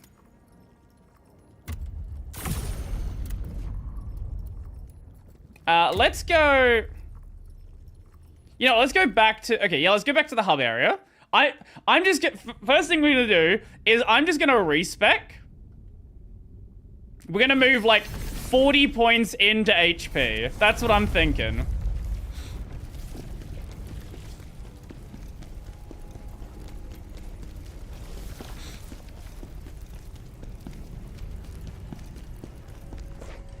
Can we do it here, or do we have to do... No. Do we... Wait, how do... Maybe I could. Hold up. Do I have to use the, like, item? Yes. 12 million.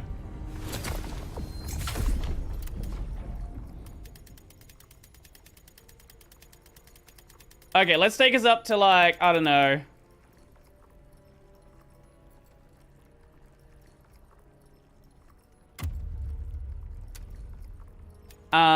That?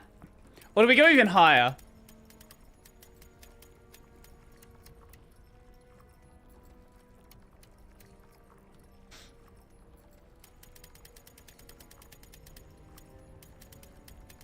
I think we had 50 vitality before.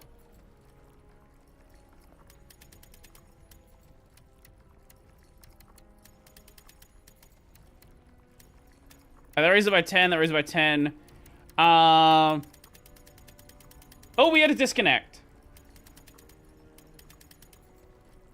It was a very short one, though.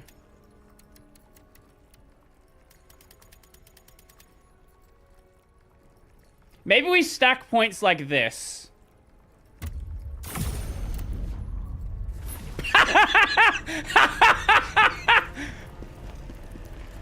Okay, I think my health bar looks a little bit different now.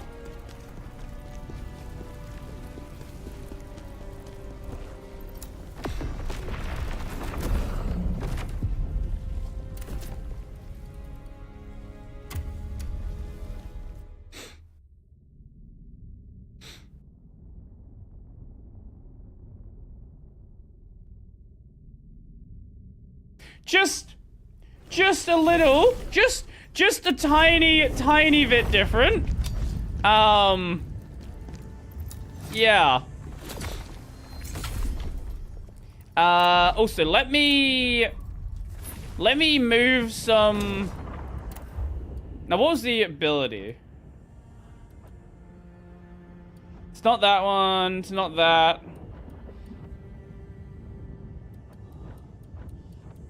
This one, trance.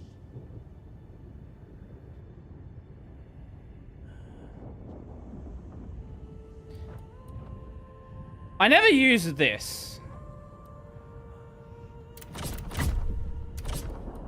So, a dash skill that can only be chained after a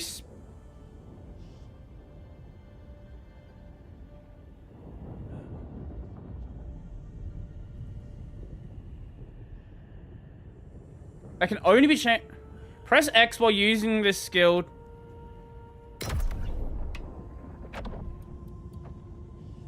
Wait, no. Sorry, I wanted points in that. I wanted to remove points on this one. Wrong one.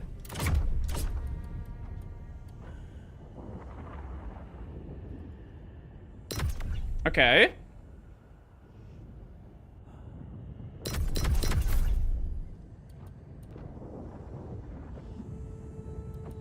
And then, what's something else we don't need?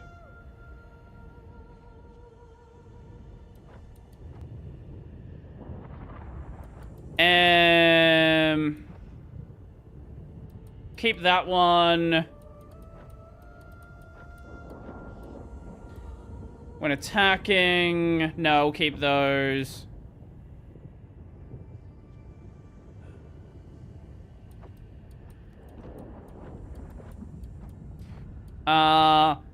Oh. Charge javelin we'll get rid of, yes.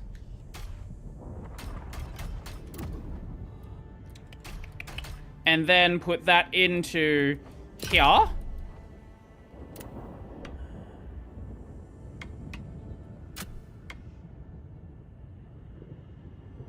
Okay, so we can crescent strike.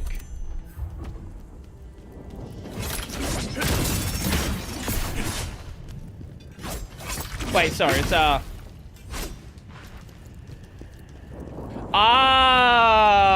I see. As person who requested the Joel emote, I now request you remove it. Thank you. We might do that, I'll see. I'm not reading all that.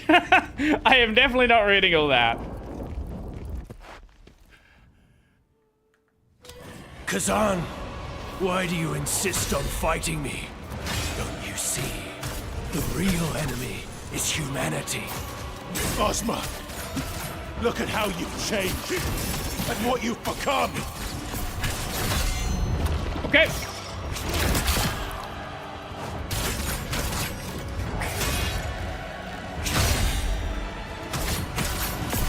The weird thing is it doesn't even feel like our damage is that much lower.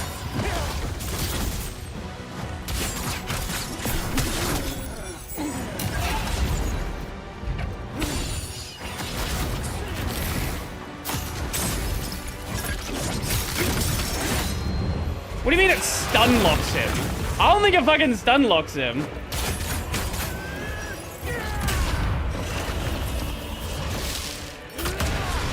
We'll see how this goes, now that we have a shitload more health. Yeah, that is one chunky health bar now, yes.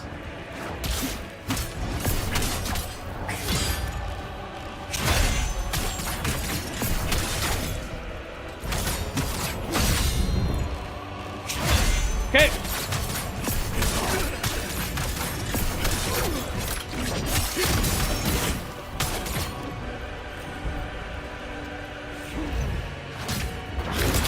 I don't know if this is gonna work better or worse for us. I think we have more stamina than I had before as well, which is probably, we can probably get rid of some of that stamina, to be honest.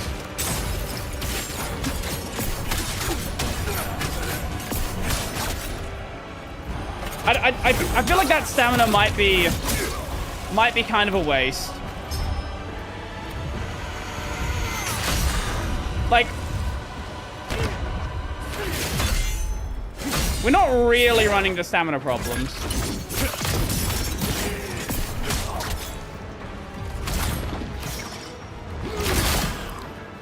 Okay. Look, if this goes better, I'll take it.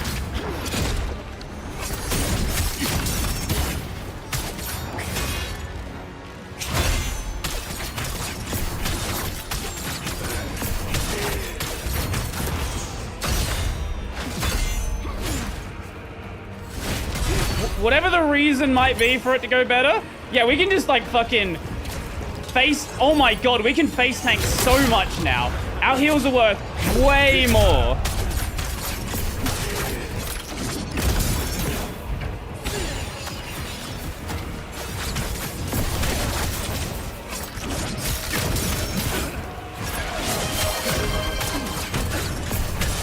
Yeah, that immediately got booted by the spam filter.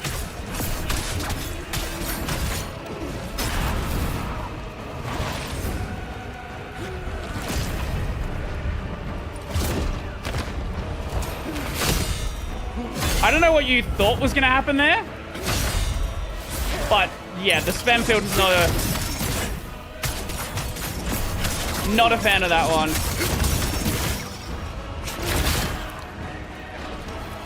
I don't even know when I want to heal. Like, I don't know how much I can heal, and like how much is even like. I have so much more health now.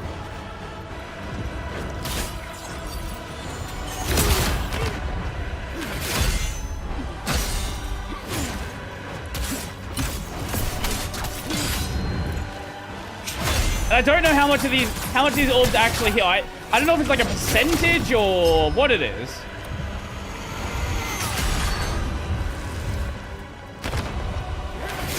So I think it might be percentage. In which case I've been healing way too early.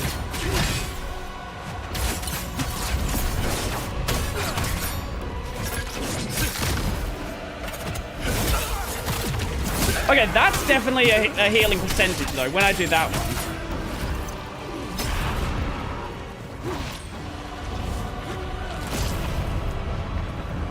Wouldn't it be funny if first try we beat him with more health?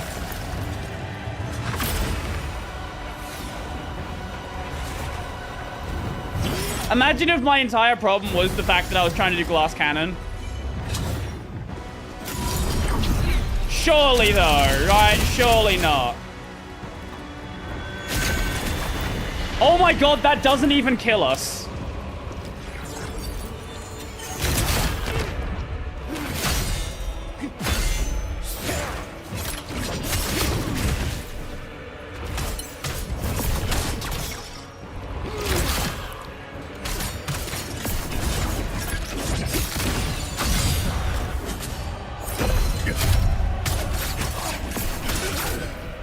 No fucking way.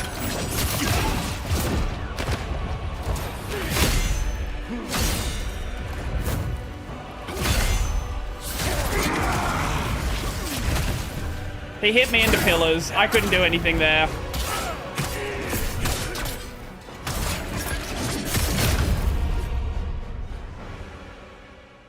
That's not every game. It's just most games. We saved this world. Do we not then have the right to destroy it?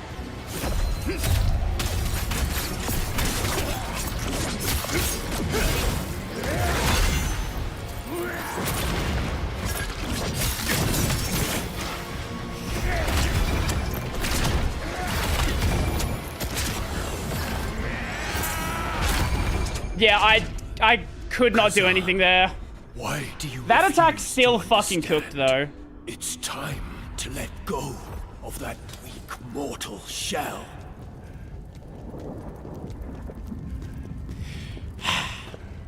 I feel like we have too much stamina, though.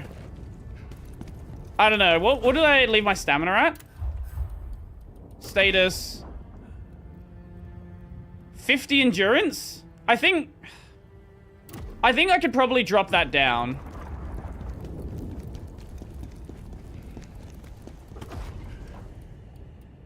Inventory, take that, use that.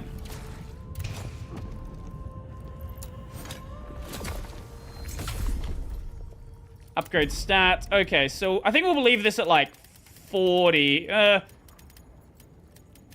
put it at 35. See how that is. Because we also get stamina from raising our proficiency as well. Oh no, we don't. No, we don't. Okay, I thought we did. Maybe 40 then.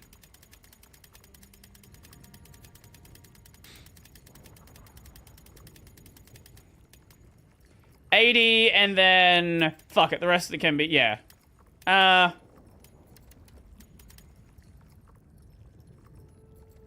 Yeah, that works. We'll do that. Yeah, that works. Cool.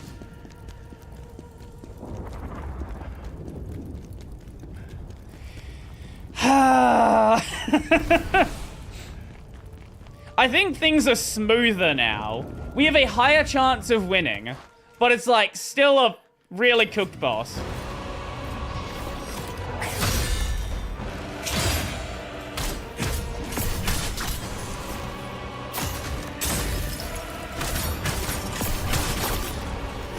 No! Why did... Again, fucking Frost. It's fine. When I do a,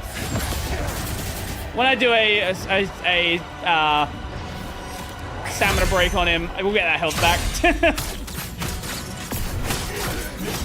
Why is... There we go. Okay, fuck you.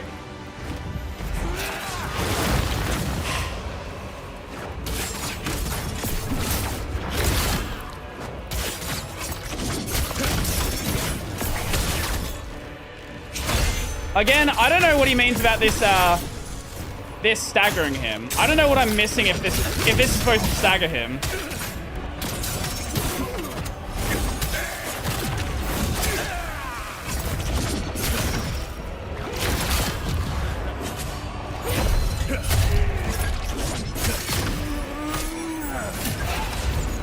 Oh, why are we frosted again? Holy shit! That gives me so much fucking health back. Okay, I was definitely healing way too early then.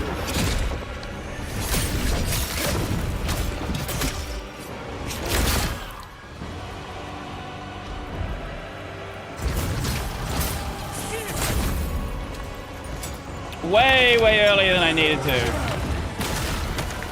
Fuck you! I was out of range!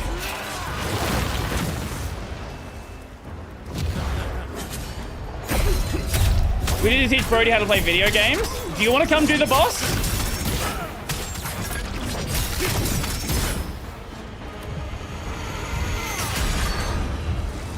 I'm more than happy to trade.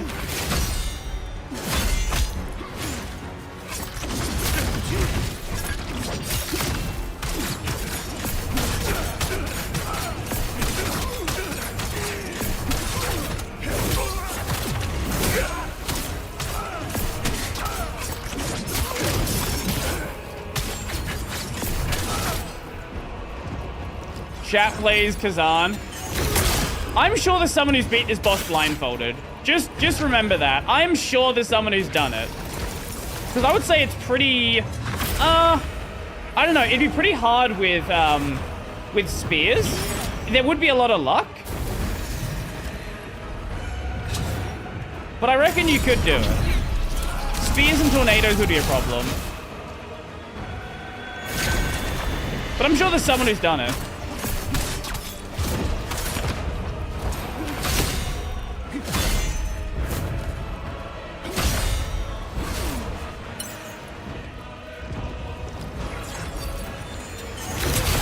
Because I would say this boss is pretty well sound cued.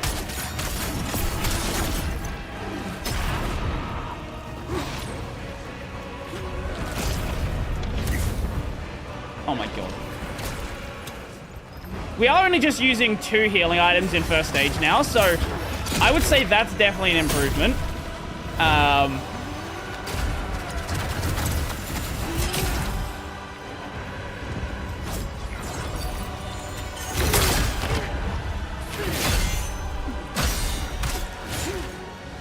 Like, it's definitely a big improvement.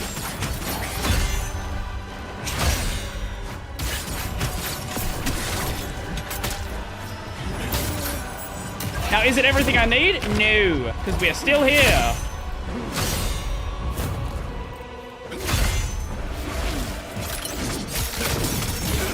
But it's something, and I will take it.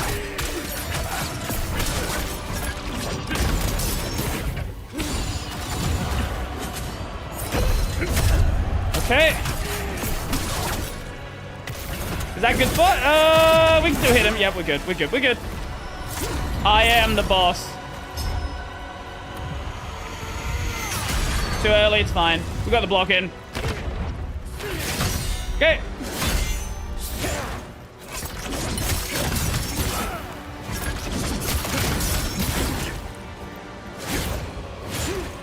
Fuck you.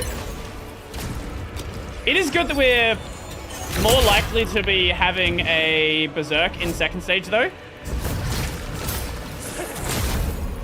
I still don't know how to deal with some of his second stage attacks. Like, that's still our main problem.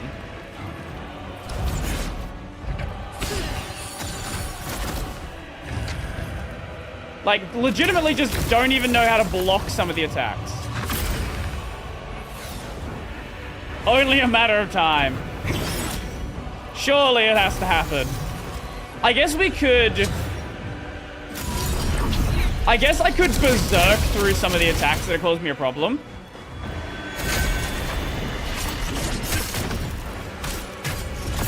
Like, that is an option.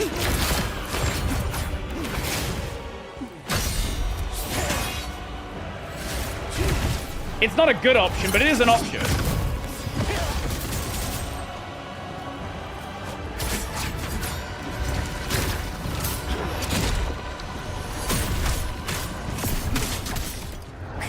Okay.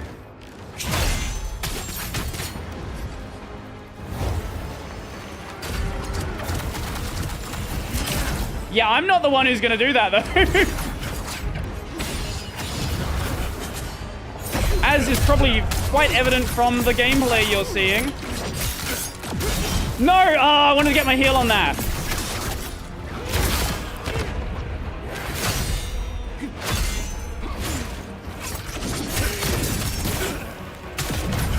Okay, there's first stage done.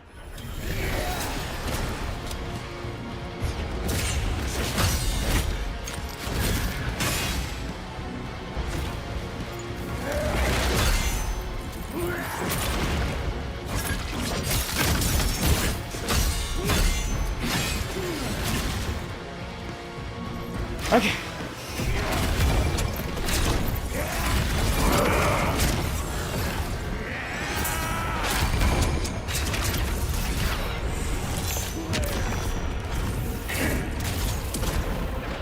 Oh, I see. I think I see how that attack works now.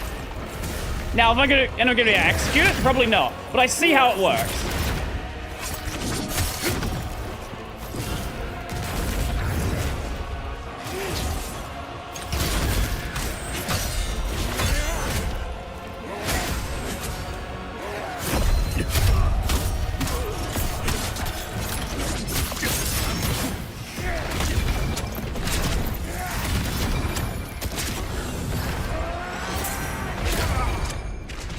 timing on that's completely different. Ah!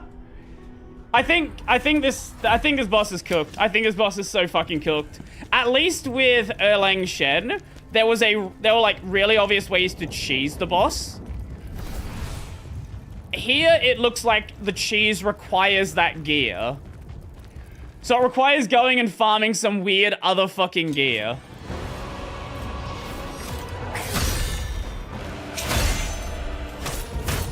And I don't want to do that.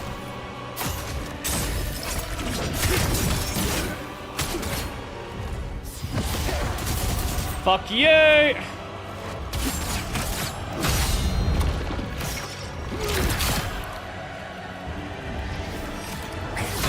I think this might be one of the... probably one of the least fun final bosses in a Souls game.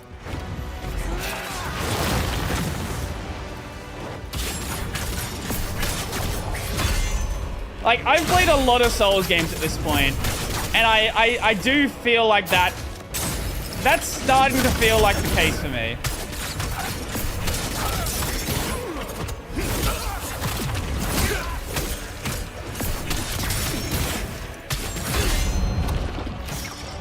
Oh, you can combo that. Okay, I did not realize that's how that worked.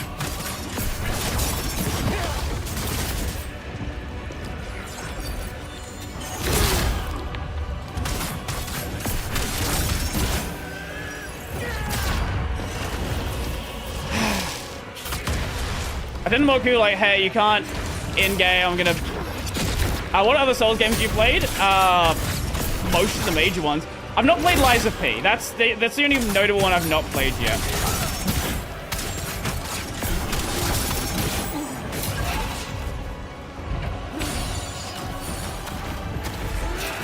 I don't know why I haven't played Lies of P.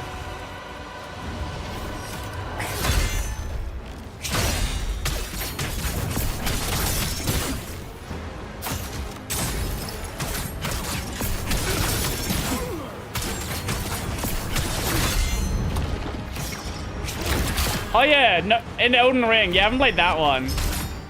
Yeah, I forgot about that one. No one's ever heard of an Elden Ring. What's an Elden Ring?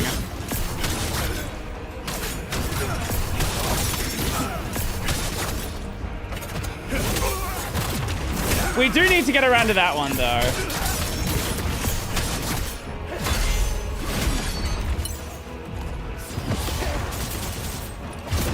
I think the problem with Elden Ring is it's just so fucking long of a game.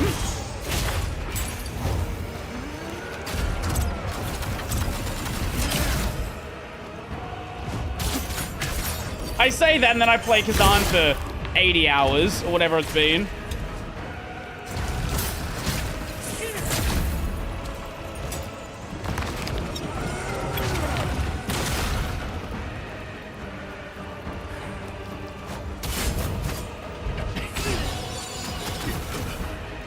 Not the best. It's the Ring of the Elderly.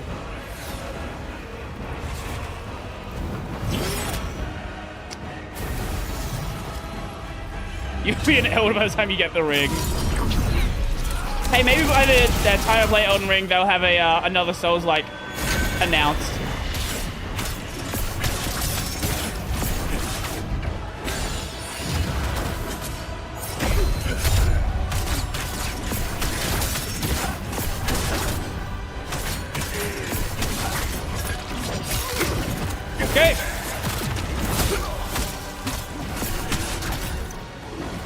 Okay. Okay. Oh! Stop taking it for a second there.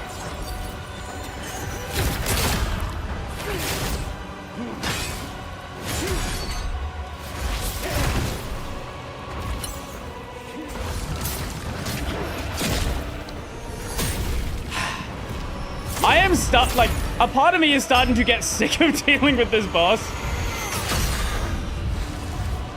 We'll see if I even go the entire stream trying to deal with this. Like, I genuinely don't think we're going to beat this today.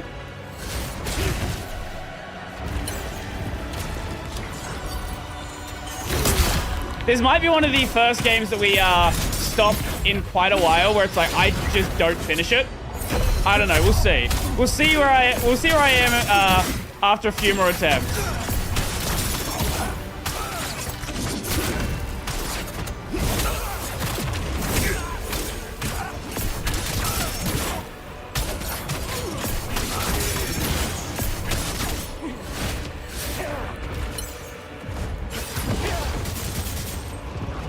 Okay.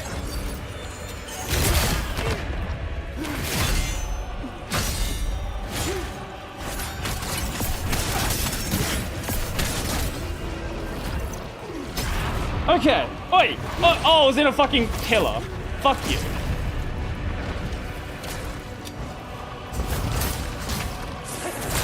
Wait, is there only a certain amount of pillars that can be on the ground at once? Oh, okay, okay. I think he grabbed a pillar when he did that. Okay, okay, okay. Huh.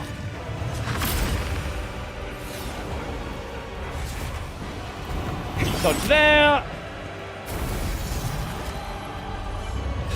Come on. Like, first stage is not a concern at all.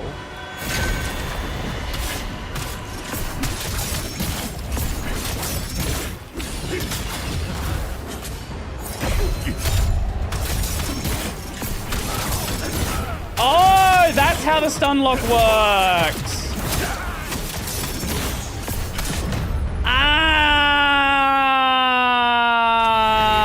I see.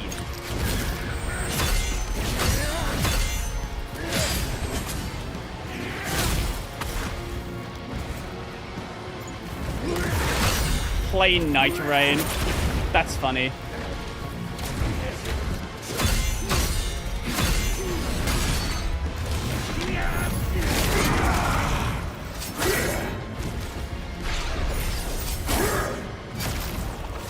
I have literally zero interest in playing Night Rain.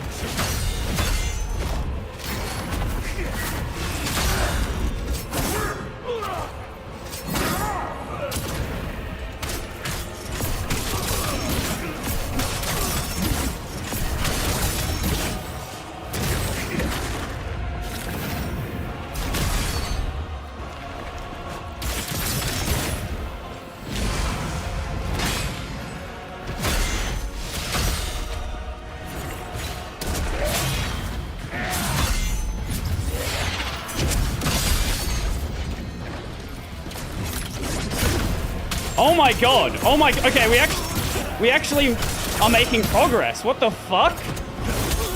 What the fuck?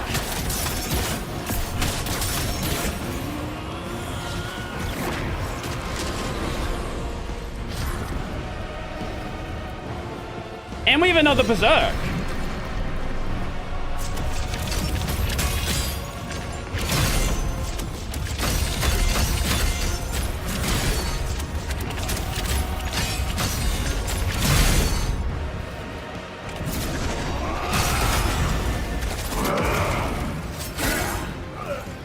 Did all I need to do was give up? No way.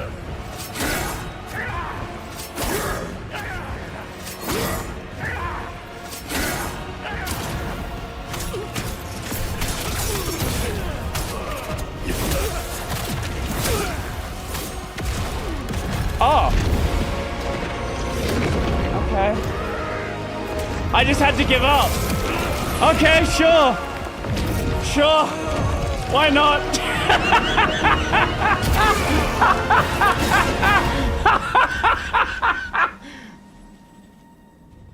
Well, there we go, I guess.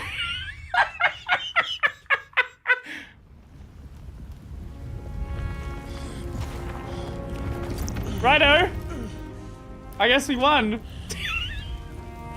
That was the most anticlimactic finish to this boss I could have expected.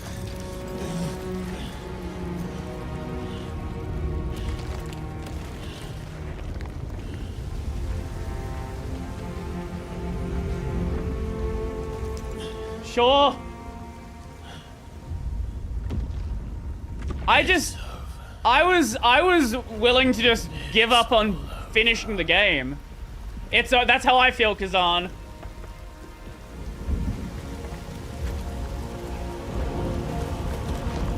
He just dies. Well, that's one of the endings. Now to get the other ones. No, we're not doing that.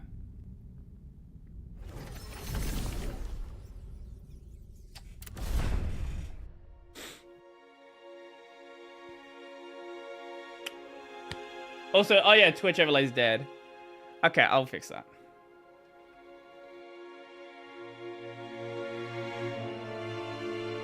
Oh, I can't tab out of the game. Okay. We'll let this go through first. That's my own. There's nothing more to be done. He returns to the place where Ozma's memory still lives. So I guess all we had to do, I was right. All we had to do was just burn down his health bar.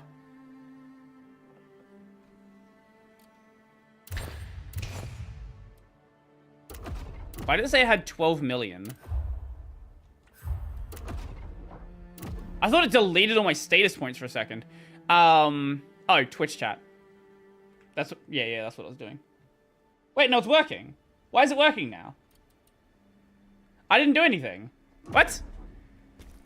This sword. I didn't fix it yet. It just fixed itself.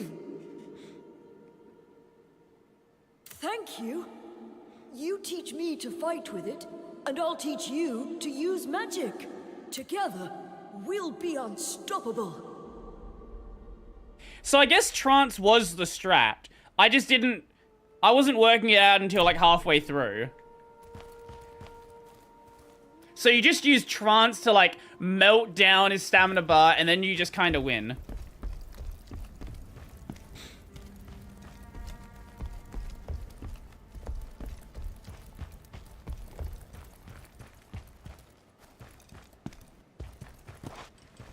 So what now? Well, after this, I guess we'll go play Yakuza.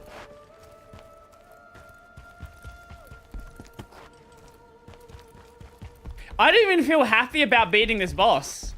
Like, it doesn't even feel like I beat it. I didn't learn half its mechanics. And none of it, like, it doesn't even feel like I beat the boss. The boss just kind of died.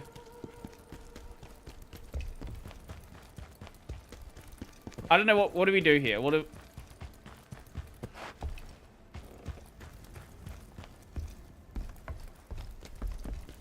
I assume there's like something we have to interact with?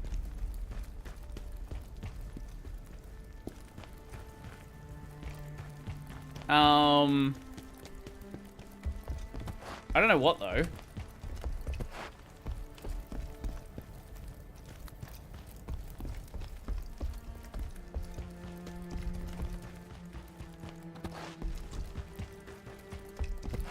Where the fuck do I go? What am I missing? Wait, where the fuck what does the game want me to do? Teapot? Was there a glowy teapot? Oh. How beautiful. Thank you, Khazan. I wish we could stay like this forever. The three of us together. Reese. Okay, now where's the next glowy thing? I assume that's probably gonna be down here? Yes.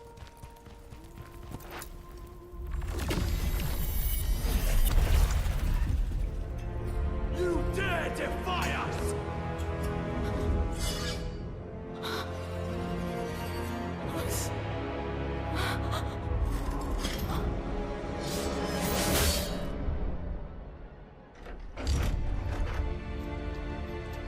Reese, no!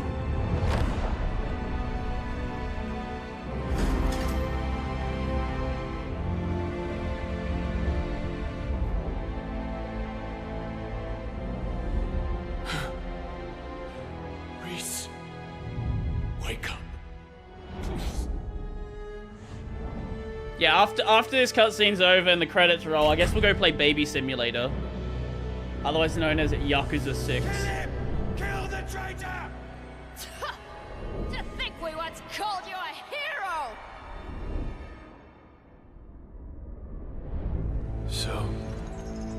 is my reward for saving the Empire from the evil of Isma. I forgot about that baby minigame thingy. I see now. The real evil is humanity itself. Ozma, what was the point of ripping the world apart with your hatred?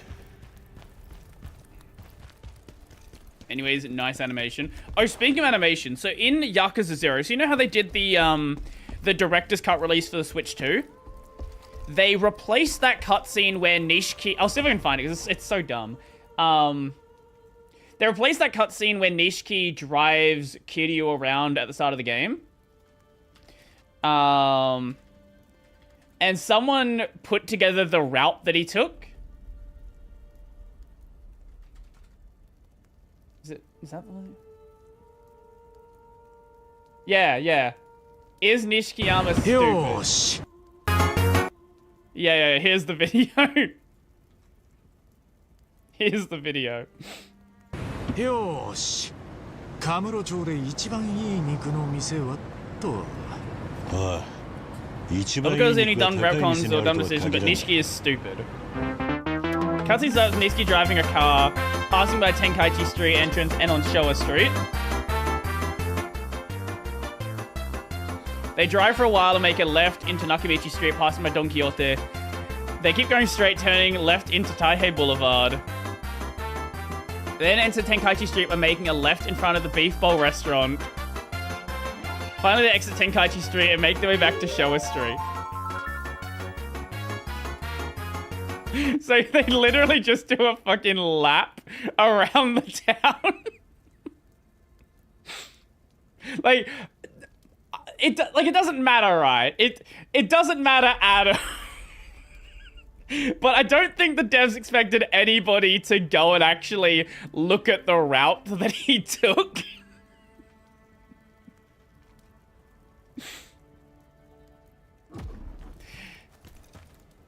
As long as no one noticed, it's fine. Well, someone noticed.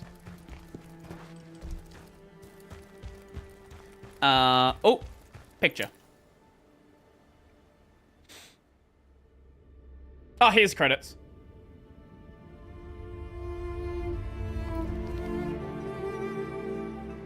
Grab myself a noodle. Just a singular noodle.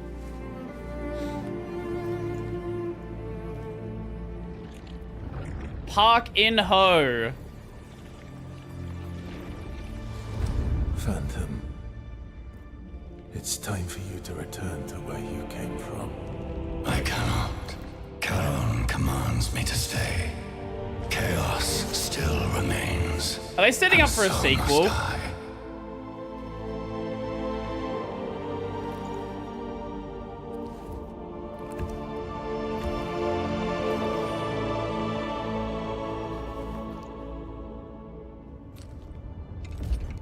Oh my god, they're fucking setting up for a sequel, aren't they?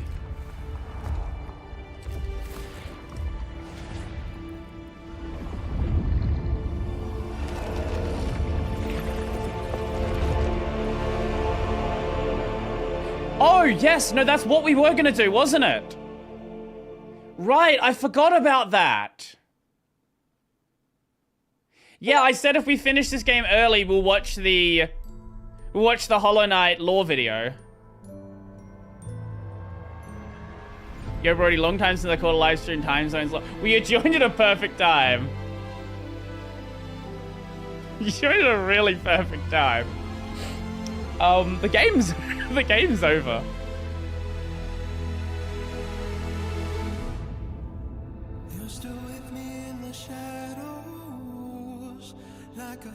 Mossbag, the almost complete story of Hollow Knight. Yes, yes, yes.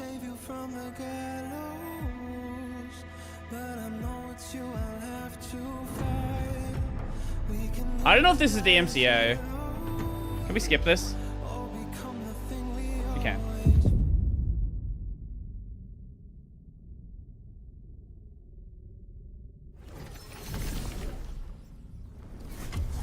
You've reached the end of your story. You can revisit and replay previously completed missions through the Spectral Portal, start a new adventure by speaking with Blade Phantom. Hardcore difficulty becomes available after completing the journey on expert. What is hardcore? What is hardcore? Khazan hardcore. It's not one life, is it? Surely not. Hardcore mode.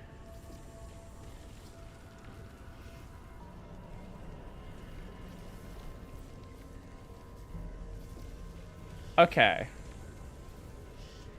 Love the old Twitter logo. Start with big... No, I want hardcore. Hardcore mode. Hardcore mode, there is a greater penalty upon failing reflection. Both your stamina and defense will be decreased compared to normal difficulty. However, your attack damage will be better than in normal mode. Plus, there's an exclusive camera lock-on perspective in this. What do you mean? You can lock on in other modes. What? So, basically, okay. You just, if you fail a reflection, you have a stamina drop and a defense drop, but you do more damage. Okay, okay. That's not that crazy. My pipe wire just died. Fucking rip. Well, we finished Khazan. It doesn't feel like we finished it. At all. Like, it really doesn't feel like we finished the game. Wait, I could have gotten this achievement if I didn't just try it out. Reach the ending without summoning a spirit of advocacy. We could have got that achievement if I just didn't test the system. Whatever. I'm surprised how many people finished the game. Almost 30% of people finished the game. Wow. And then this is finishing on expert. I'm genuinely impressed by how many people did so. Usually get like let's check like Dark Souls, for example. Usually people drop off pretty quickly in a game. Like, look at this. 63.5% of people made it to Lordran. 67.5% got an Estus flask. Right? 72% didn't even make it to the first bonfire in the tutorial. Now, to be fair, I didn't because I played it on console, and I don't know why I didn't play anymore. I apparently didn't finish any other achievements either, but that's because I already played the game.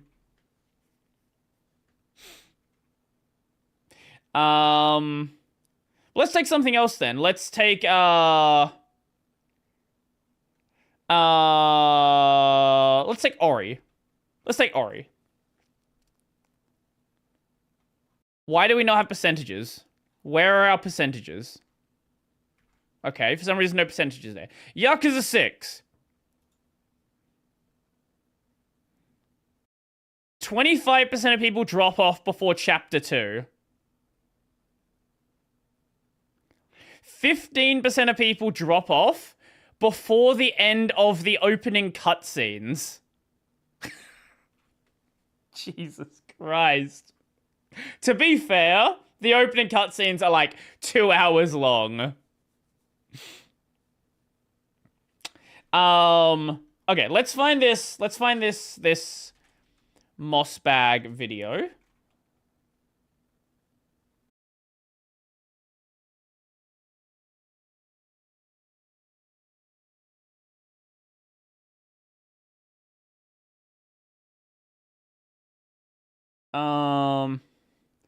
I thought the name Mossbag sounded familiar.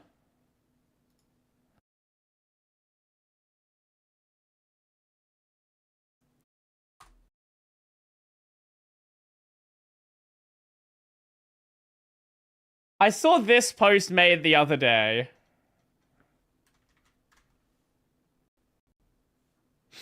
Wait, Lace is a child? Your threats are worthless, child. If you're my foe, stay your voice and raise your blade. And this got a lot of people saying some real stupid shit. Yeah, it is a... Where's the video? Video Doko. Oh, it's over here. Other tab.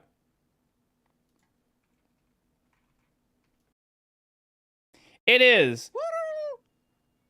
Oh, sorry, someone's ringing the doorbell. Give me a second.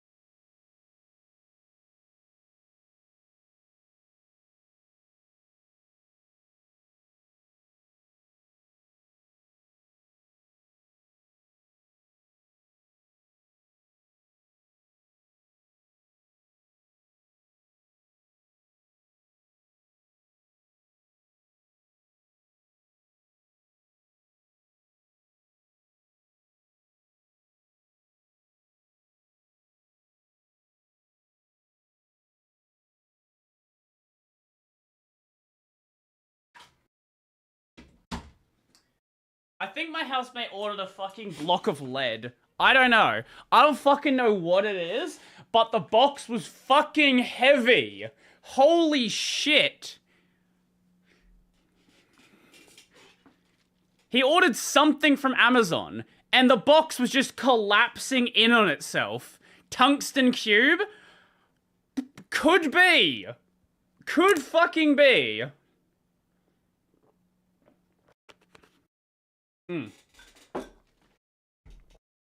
Anyway. Let's have a look at the lore for the Night of the Hollows.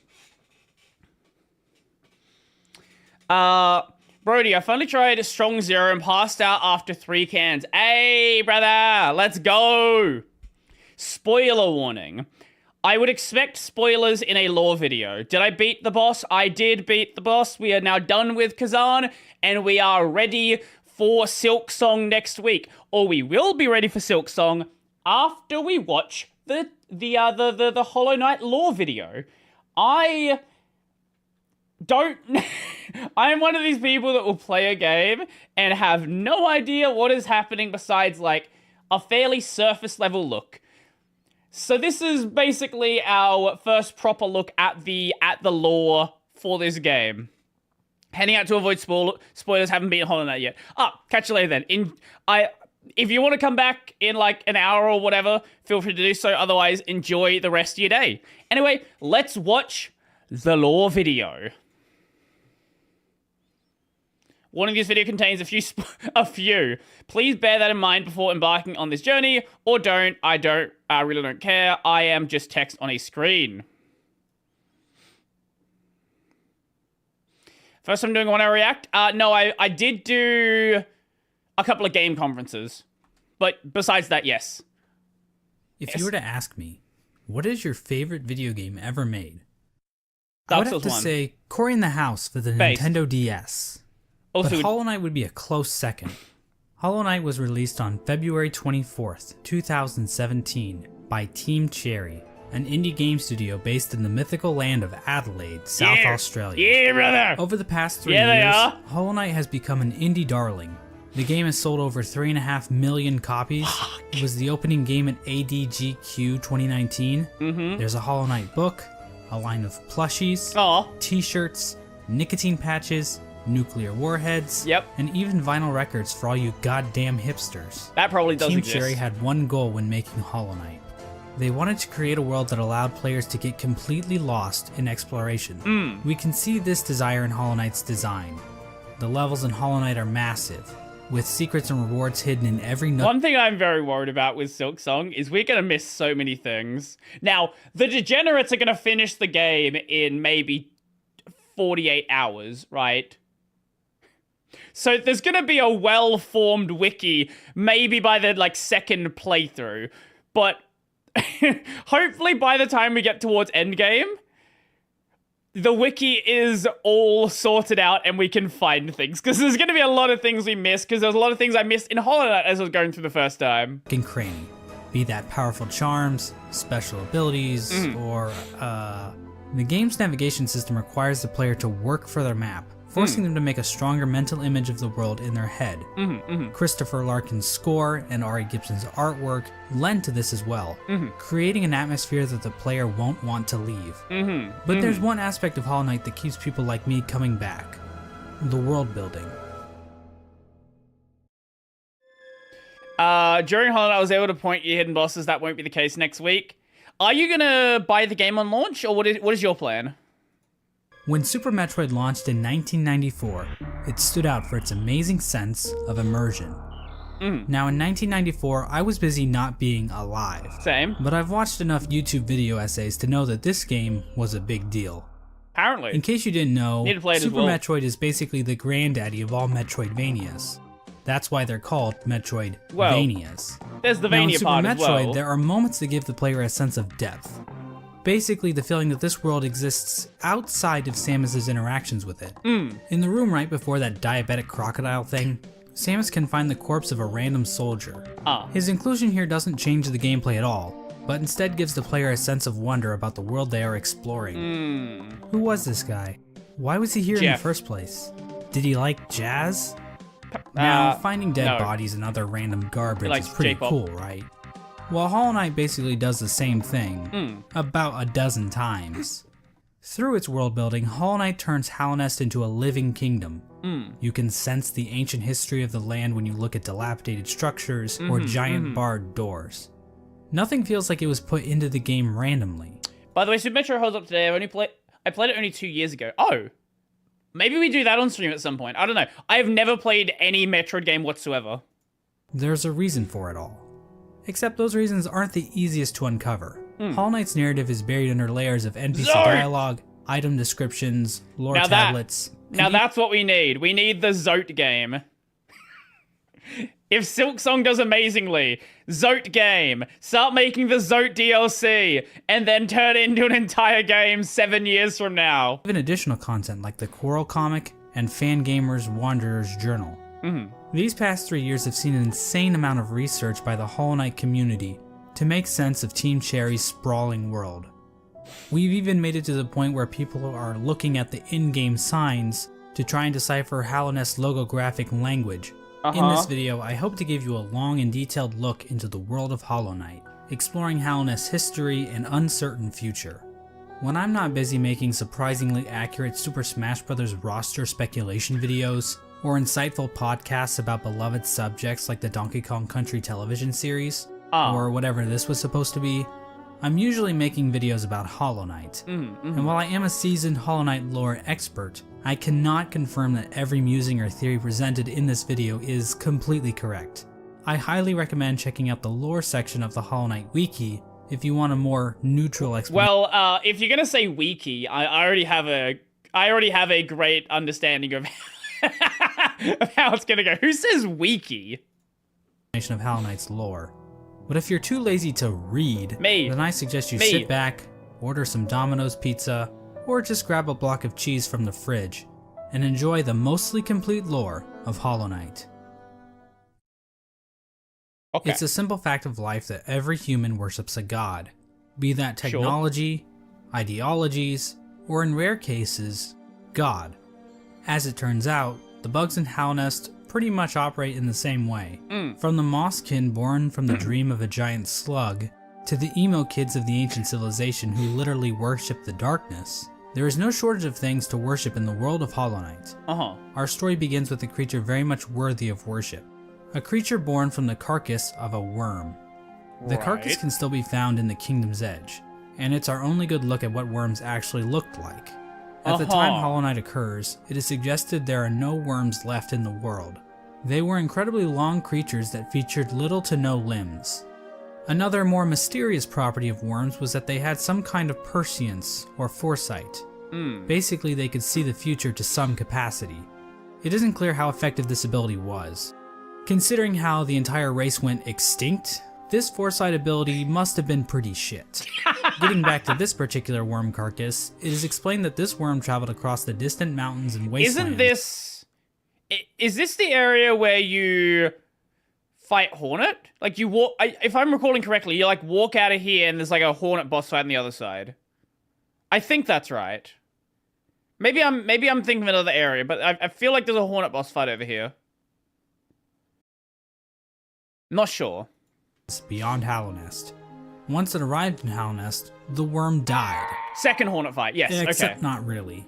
Inside the maw of the carcass sits a pale broken egg, out of which hatched a new form of worm, a being of meager shell.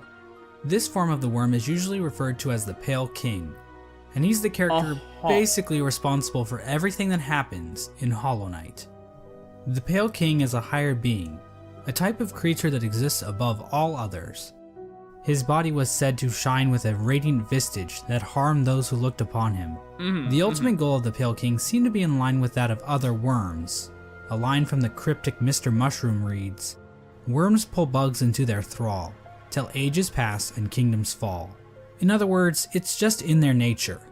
Dogs wag their tails, cats bury their shit, and worms bring massive amounts of bugs into their service in order to form long-standing kingdoms and civilizations. Oh yeah, that tracks. And here in a far corner of the world, the Pale King emerged from the corpse of his former self and began to build his eternal kingdom, Hallownest.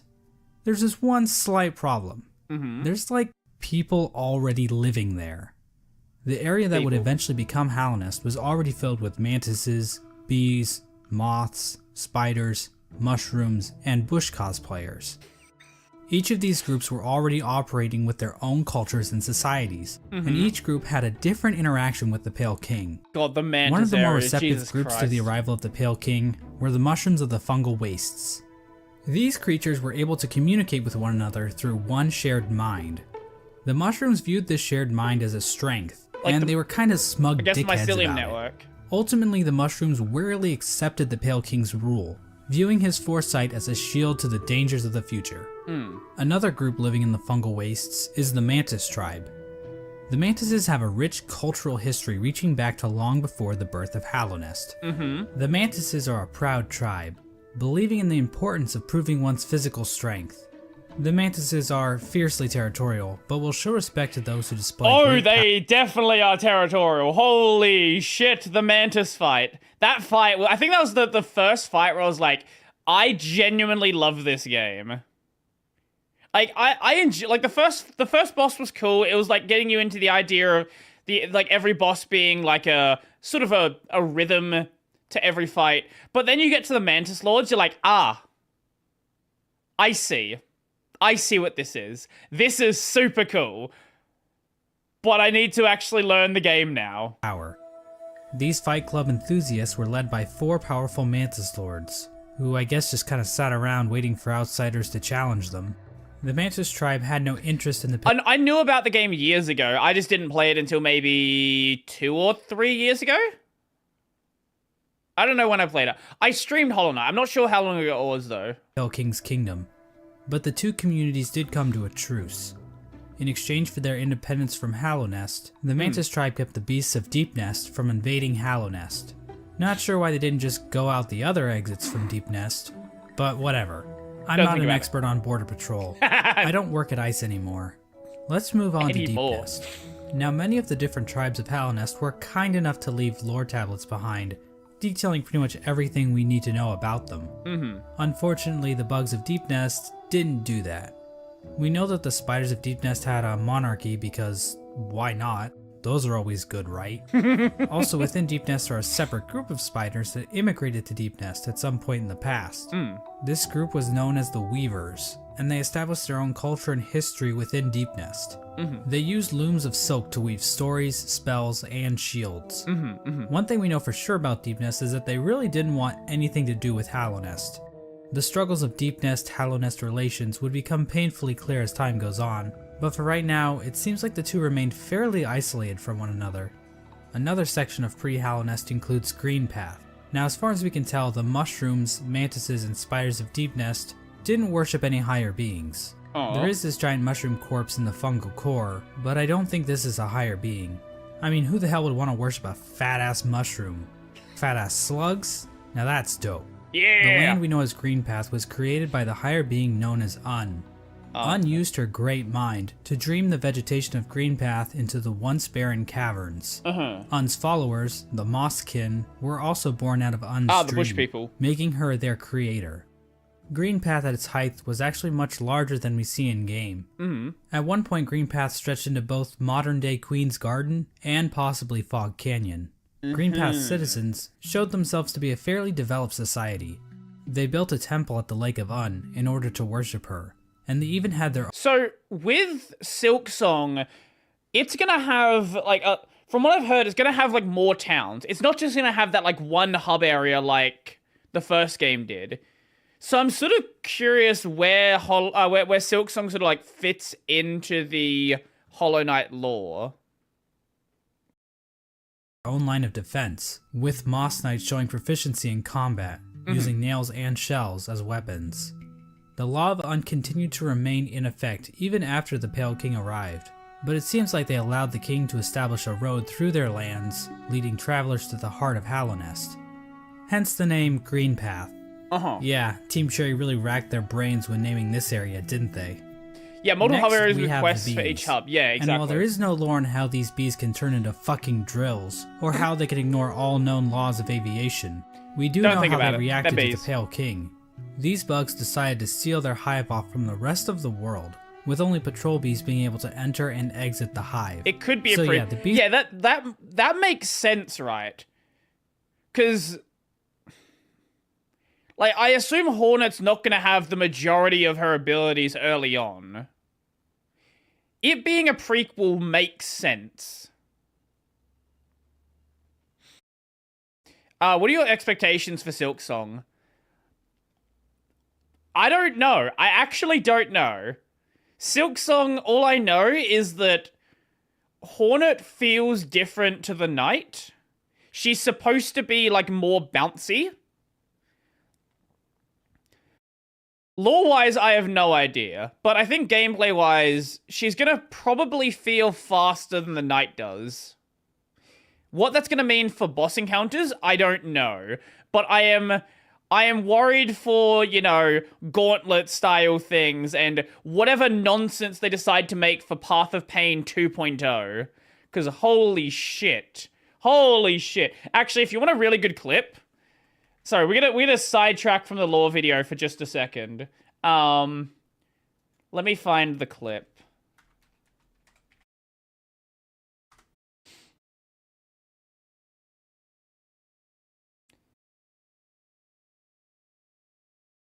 Can I not find it? It was going around Twitter the other day.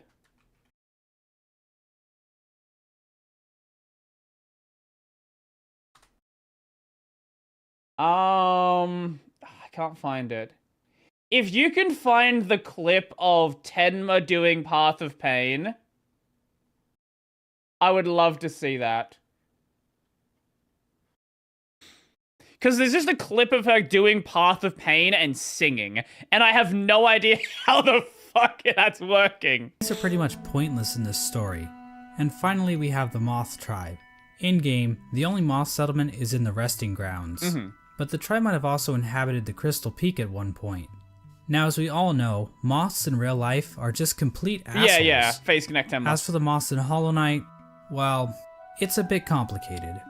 The moth race is described as being a rather pacifist group, with few ever choosing to take up a weapon. During the Pale King's reign, the moth race delved amongst dreams and the dead. displaying the importance of remembering those who have passed, as well as learning how to shape dreams themselves. Similar to the Mothkin, the Moth tribe was born from a higher being known as the Radiants. The Radiant by these Dreamcatcher particle effects. Essence can take the form of whispering roots, as well as dream ghosts, both of which are memories taking root in the world. The Radiance appears to be a creature made of essence, but she isn't the only higher being to give off essence. Un has green particles, the Pale King has gray particles, and this sexy character named Grim gives off fiery red particles. However, the Radiance appears to be the main god when it comes to dreams, even if other gods also dabble in the dream realm. Getting back to the Moth tribe, it is their interaction with the Pale King that we need to discuss. Basically, the Moths turned their backs on the Radiants completely in order to worship the new light that had appeared, the Pale King's light. So yeah, Moths are assholes in this game too. With her tribe forsaking her, the Radiants became a forgotten memory, a remnant of the past, and a thing that's definitely not going to come up again later in this video. And so the Pale King's new kingdom was established, Hallownest. But there is one aspect of Hallownest that we need to discuss. Unfortunately, to better understand this, we're going to have to read some poetry. In Wilds Beyond, they speak your name with reverence and regret. For none could tame our savage souls, yet you the challenge met. Under palest watch, you taught, we changed. Base instincts were redeemed. A world you gave to bug and beast as they had never dreamed. This is from a poem titled Elegy for Hallownest, written by Motomon the Teacher. The poem appears at the beginning of every playthrough, and hints at what the Pale King and his kingdom offered. Much of the land outside of Hallownest appears to be a wasteland, where bugs survive off of instinct, without the burden. Wait. I think I actually found it. Okay, I should have just gone straight to Twitter. Path of Pain done. This is Tenma going through Path of Pain.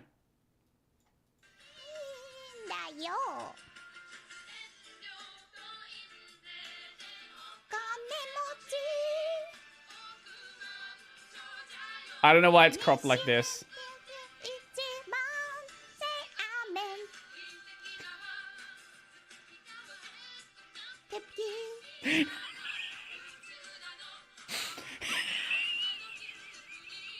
Absolute fucking monster.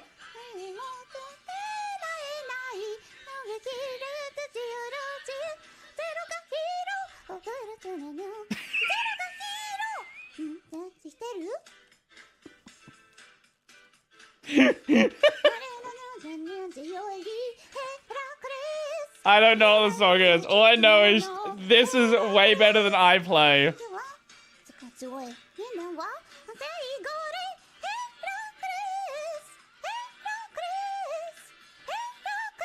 Oh, is that what it is?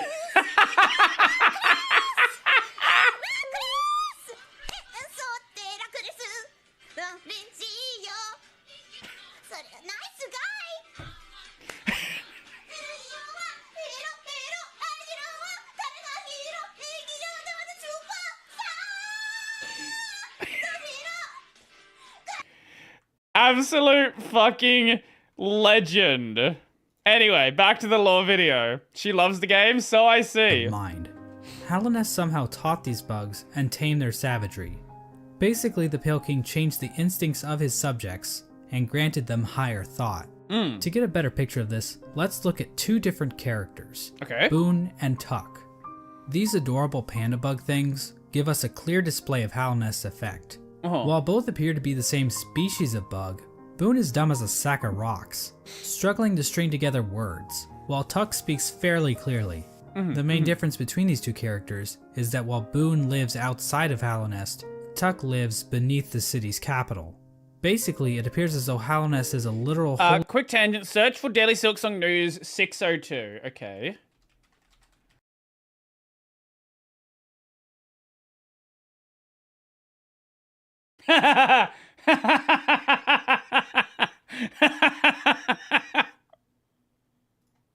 What is this? Hello, lady knights and gentle knights. Today, it's September 9th, 2022. And as your today's host, Mama Emi, world's #1 fox. I'm here to bring you your daily Silk Song news. So let's get right into it, shall we? There has been no news to report for Silk Song today. Yep, this has been your daily news for Silk Song for today, September 9th, 2022. Let's hit the gym, boys. Oh no, this jar is just old. Oh no, why are you at the edge with this jar is just at the edge of the... I dropped the jar on the floor. I'm sorry. What a random fucking collab. How does this only have 7.4k views? How have the Tenma fans not gone back and found this? What the fuck? Because that would have been when nobody knew about Face Connect. That was a long, long time ago. Holy ground that raises the intelligence of those who dwell within. The Pale King That was a good established time. I path, like that time. starting from the kingdom's entrance in King's Pass, winding Good to hear through people talk of Greenpath now. and the Enjoy. Fungal Catch ya. Wastes, and finally ending at the massive capital at Hallownest's heart. We now know the capital city as the City of Tears, but that was likely not its original name. The rain that falls down onto the city from the blue lake above didn't begin until after the kingdom collapsed. So unless the capital was originally named by some edgy literature student, the name City of Tears wouldn't have made much sense. The king's motivation for all this appears to have been his desire to be worshipped. The citizens of Hallownest believe that the Pale King created the world, and everything in it. Shrines to the king can be found scattered throughout the kingdom, and king's idols were created and distributed to followers of the king. Despite the worship, the Pale King often kept himself hidden. Like, I from his recognize every single one of these areas, and there's so many details being pointed out here that I just never noticed. subjects, possibly to hide his blemishes. I mean, if you look at the size of the real Pale King to his statue in the ancient basin, the man is clearly overcompensating. The Pale King's White Palace was also built underneath the city, separating him from his subjects even more so. At the same time, certain powers became shunned in Hallownest, though we don't know for sure if the Pale King had anything to do with this. Lifeblood is a blue liquidy substance that leaves those who drink it feeling refreshed. However, the use of lifeblood was seen as a taboo, and those who used it were demonized as heretics. The use of soul for combat was also shunned. Soul is a sort of life force in Hollow Knight that animates the bodies of living creatures.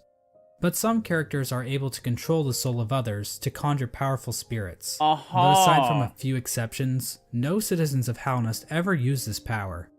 However, the Pale King didn't rule alone. There was another higher being in the mix, a being known as the White Lady. The White Lady is a weird brute-like being that can be found in the modern-day Queen's Gardens. She is encased in a strange cocoon, and we know very little about her. With as much exposition we get for the Pale King, there is next to nothing on the White Lady. But one thing we do know is that she likes to breed. Like a lot. The White Lady would often retreat to the Queen's Gardens, an area of land once controlled by the Mosskin.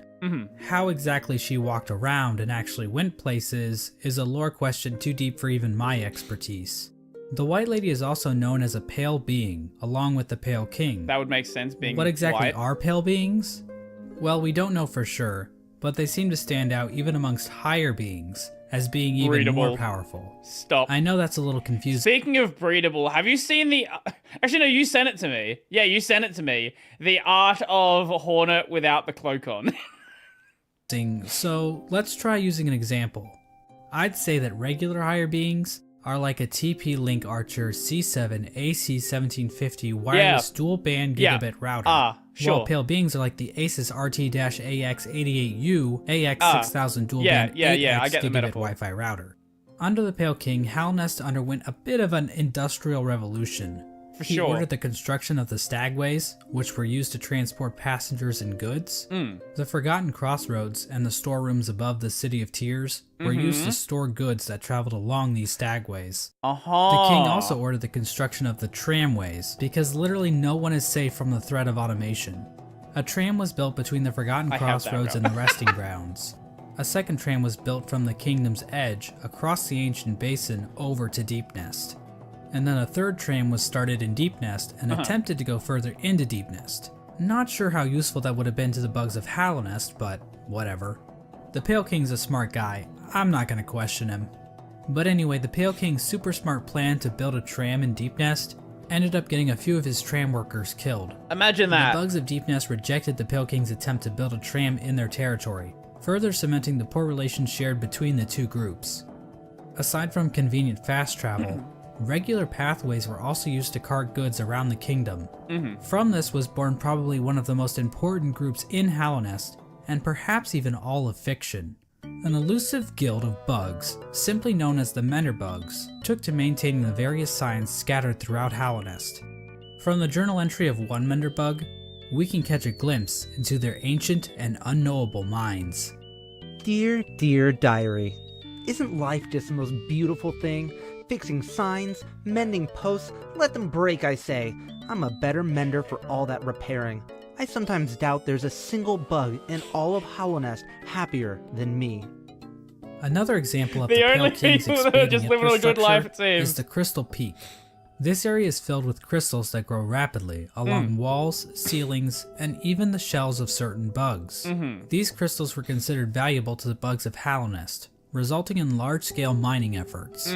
We don't actually see the crystals used anywhere else in Hallownest, but they are said to contain a sort of energy. The crystals are also said to sing, if you listen very carefully. Stop it.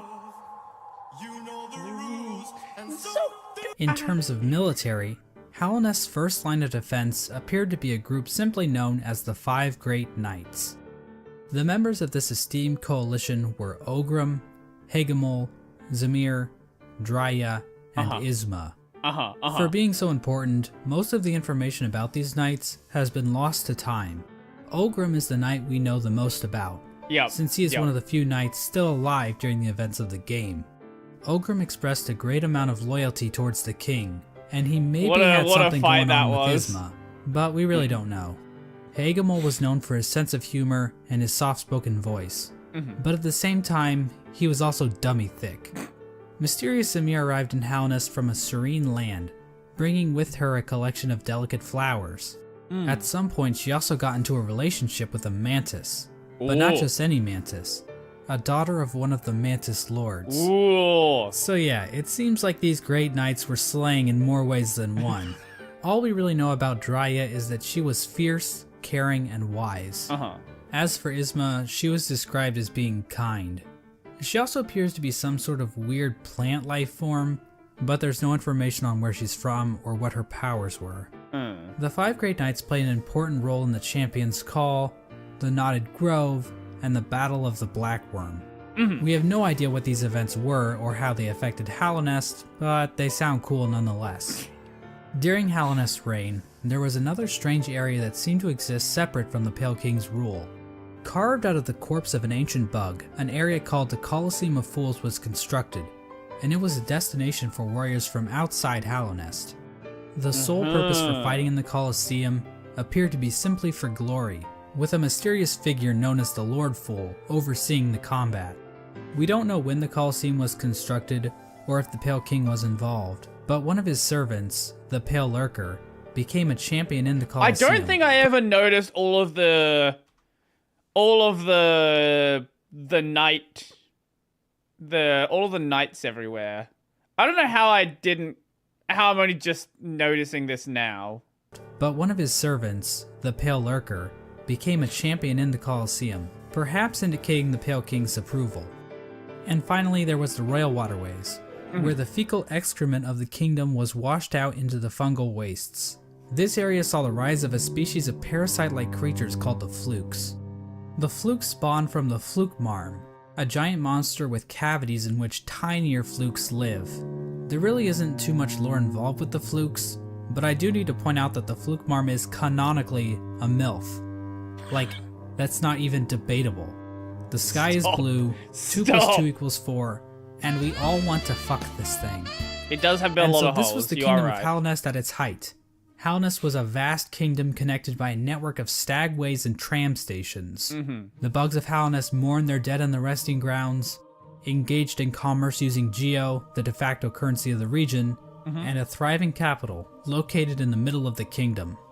The Pale King had succeeded in crafting a full-blown society But we all know there are pitfalls to living in a society. As a suspiciously knowledgeable hunter points out in his journal, the Pale King had created a population of weak and pathetic creatures. The bugs of Hallownest did not hunt for their own food and had become complacent with their comfort. This is even more obvious with the east wing of the capital. These greedy members of Hallownest's high society became complete cowards, obsessed with riches and plum from excess wealth. The bugs living in Hallownest Prime looked quite different than the instinctive simpletons they once were. Their savagery had been replaced with intelligence, and through that intellect, they gave the Pale King the devotion and service he desired. And while there were a few snags along the way, they were we DC'd. looked quite different than the instinctive simpletons they once were. Their savagery had been replaced with intelligence, and through that intellect, they gave the Pale King the devotion and service he desired. And while there were a few snags along the way, they were shining times for the king and his subjects. Resting at the threshold of Hallownest is a strange lore tablet, proclaiming Hallownest to be the last and only civilization. It calls Hallownest an eternal kingdom. This appears to have been the Pale King's goal, for Hallownest to stand against a wasted world as a final beacon for civilization. And that was the Pale King's ultimate folly, to think that he could succeed where so many others had failed before. Long before the Pale Kings or the Barry Bensons of the world, the land of Hallownest was controlled by an ancient caste. Hints of Hallownest's history are littered throughout the land, with the most notable examples being the soul totems and arcane eggs. One sect of these ancient bugs didn't worship a god like the Pale King or any lord, but instead a dark and mysterious substance known as the Void. This ancient caste once also tried to lay claim to the entire land of Hallownest, but they too failed. In his quest to conquer all of Hallownest, the Pale King had made an enemy long forgotten, an enemy that was about to be remembered. I mentioned earlier that the Moth tribe entirely forgot about the Radiance in order to worship the Pale King, but that isn't quite true. Memories of her still lingered, and hushed whispers of faith kept the Radiance alive. At the summit of the Crystal Peak, a location known as Hallownest Crown, a strange collection of glyphs can be found. Joining these glyphs is a statue of the Radiance, presiding over the kingdom below. This old summit is the sole standing shrine left to the Radiance. This was built in order to keep the memory of the Radiance alive.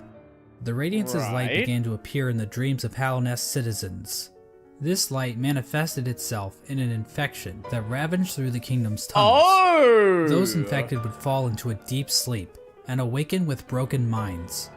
Some of the lesser bugs tried to resist the Radiance's light, which only resulted in them being consumed by it even more so. Many infected bugs lost their wills and began attacking bugs that weren't infected. The infection also twisted the bodies of its hosts, causing them to bloat and occasionally develop orange cysts on their bodies. For many victims, they were reverted back to their basic instincts, carrying out the duties they once fulfilled in life, but now as mindless slaves. Those caught up in the infection were linked into the Radiance's hive mind, allowing her to control their bodies if needed. As the infection spread across Hallownest, many groups looked to solutions to fight off the Radiance's light. The gates to the City of Tears were closed in an attempt to keep the infection from reaching the city. The stagways were also shut down at some point, and many of the stags eventually died out. But some took more proactive efforts against the infection. The scholars of the Soul Sanctum decided to harness the power of Soul in an attempt to fight the infection. This resulted in the deaths of hundreds of bugs, whose souls were sucked out and injected into the bodies of the scholars. Oh god, Their goal this was to fight. achieve some kind of pure focus, which would somehow protect them from plagues of the mind. The scholars' leader, the Soul Master, was driven mad by the sheer power of Soul, and his entire sect failed to avoid infection. But hey, at least they took as many innocent people down with them as they could.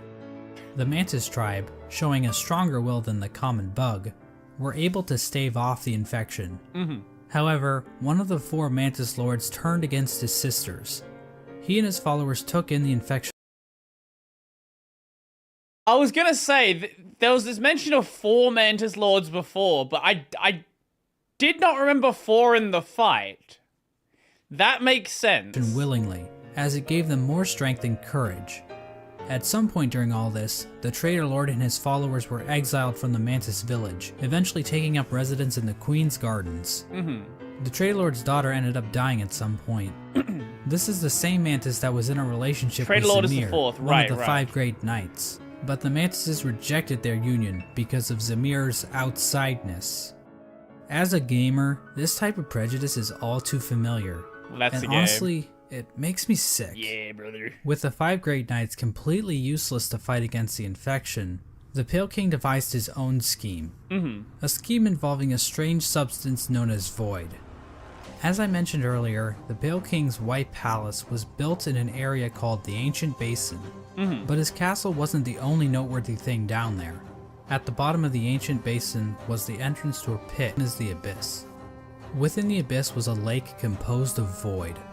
The Pale King realized that this void could be given form, as evidenced by an imprint of such deep within the Abyss, possibly left there by the ancient civilization that predated Hallownest. The Pale King devised a workshop in his palace, where he placed void in armor shells imbued with soul, creating servants known as King's Molds and Wing Molds. These void creatures were somehow imprinted with the desire of the Pale King, so that they would serve him. It isn't clear when the Pale King started making these creatures. There is evidence to imply that even common bugs were aware of King's Molds, but the point is... What is that? What is that animation? There is evidence to imply that even common bugs were aware of King's Molds, but the point is He's the Pale King enjoying turned that. to the void in order to create another creature, one that he believed could contain the Radiance and her infection. He tried to create a pure vessel. The Radiance's infection needs its host to have a will and a mind in order to enslave it. A pure vessel would be a creature made of void designed to lack those features. The Pale King believed that by harnessing the void inside a pure vessel, he would be able to stop the infection and keep Hallownest lasting eternal. But his method for creating this so-called pure vessel was incredibly cruel. This is where the White Lady and her King Kong-sized libido come into play. These two higher beings engaged in a union of some kind, resulting in the creation of several eggs that were dropped down into the abyss. There, the void seeped into these eggs, corrupting the offspring of the Pale King and the White Lady. This act resulted in the creation of the vessels. The vessels are not technically considered to be alive. They are shells created from the Pale King and White Lady that have been filled with the void. Within each vessel is a shade, a completely void being hidden behind the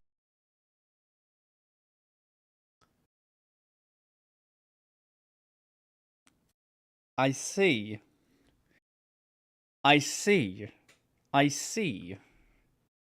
the face of the vessel.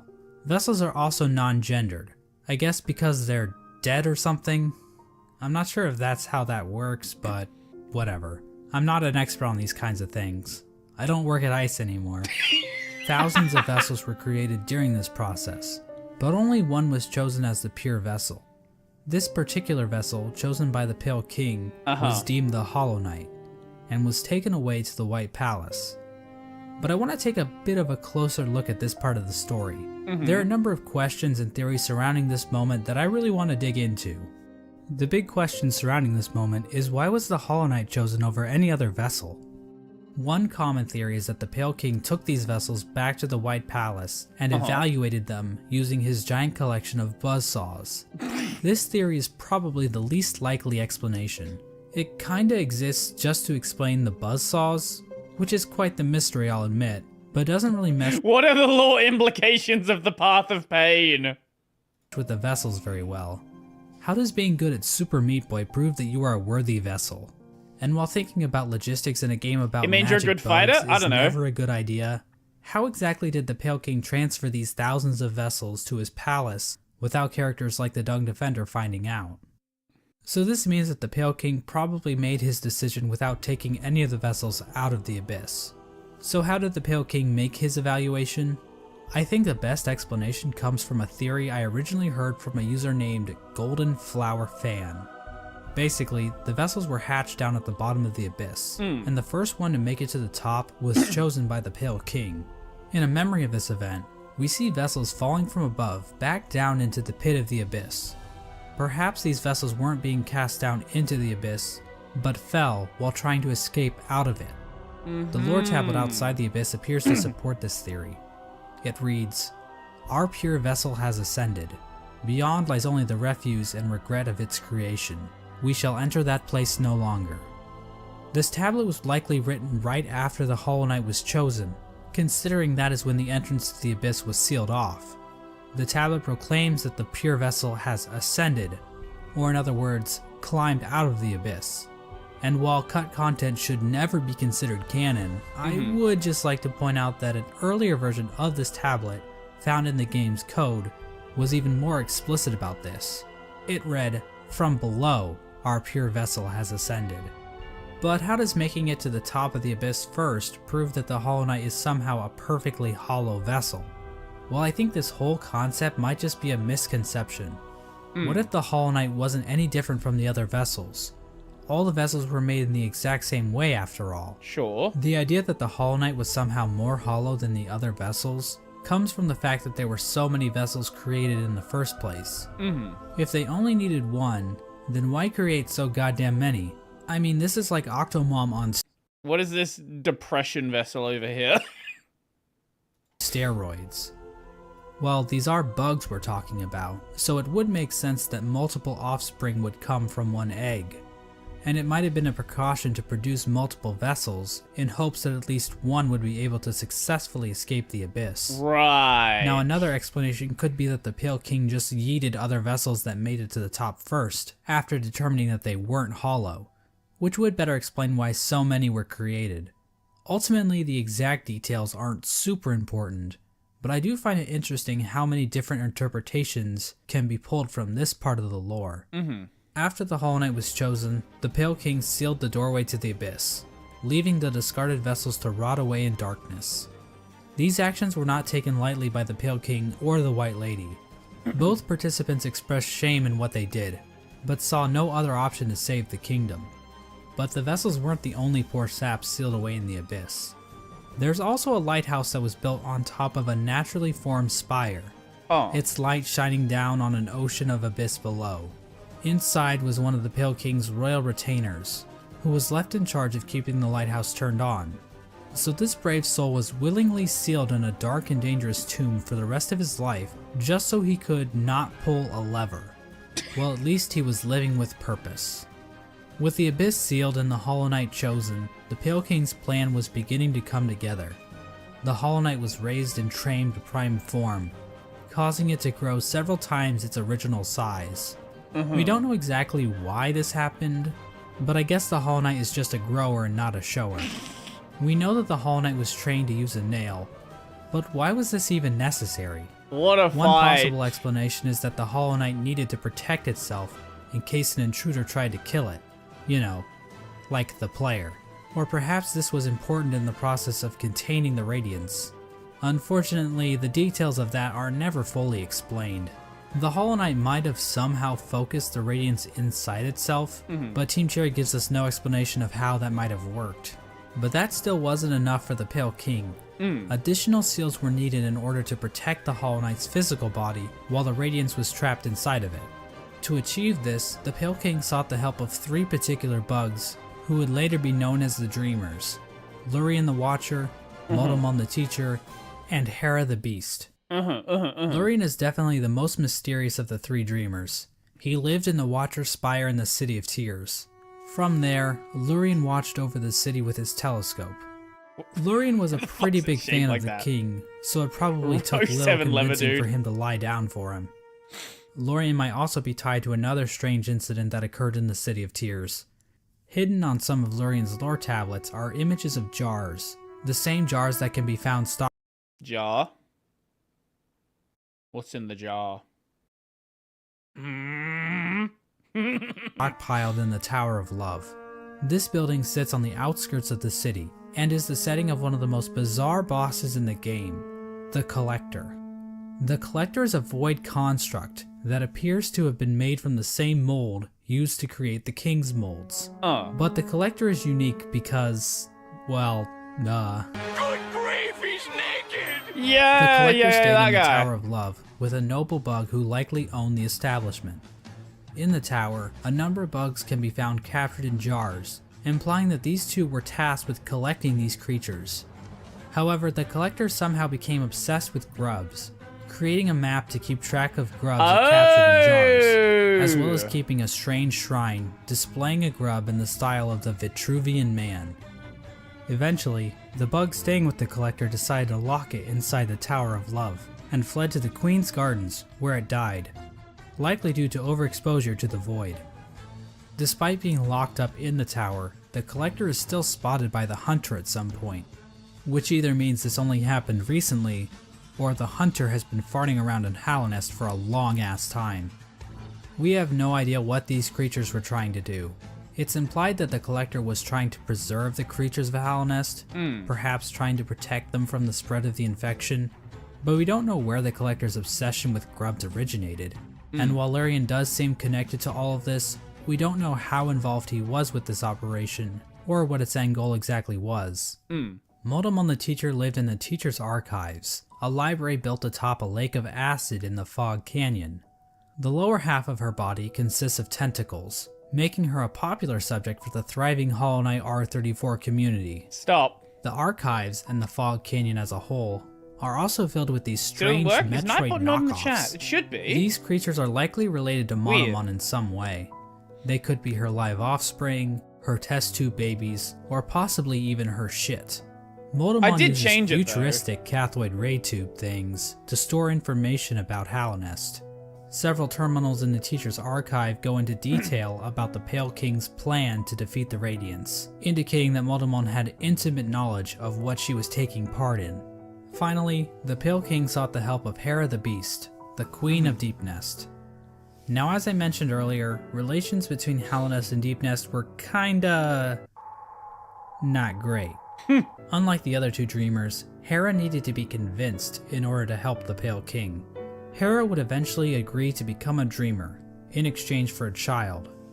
The Pale King agreed, and the two engaged in a dalliance, which is a fancy way of saying they totally boned. The White Lady was okay with this arrangement. In fact, she might have been watching from the closet. The motive behind Hera's request is never elaborated on, but it appears as though the King of Deepnest was dead at this point. Hera was a common bug, so perhaps she desired the Pale King's pale seed so that her child could be of high birth. The bargain between Hera and the Pale King resulted in the birth of Hornet. She became known as the gendered child because, unlike the Pale King's other children, Hornet was not hollowed out by the Abyss. Hera and Hornet spent little time together, as Hera had to make good on her end of the bargain. And so the three dreamers were put to rest. Through their actions, a seal was placed over the black egg, prohibiting entrance into the chamber. These dreamers also had their own protection. At the base of Lurian's spire, the Watcher Knights guarded access to their master's body. Motomon's body was protected by a giant jellyfish named Umu. On top of this, Motomon entrusted her servant Quirrell with a mask which would be required to break an additional seal she had placed over herself. So she basically is double wrapping herself. As for Hera, we're not really sure what protected her, since it is never actually seen in-game. We don't know where this creature is hiding, but whoever it is, they really suck at their job. Now there appears to be one more element to the Pale King's plan, involving the Weavers. Hidden away in the Weaver's Den. So Hornet is literally the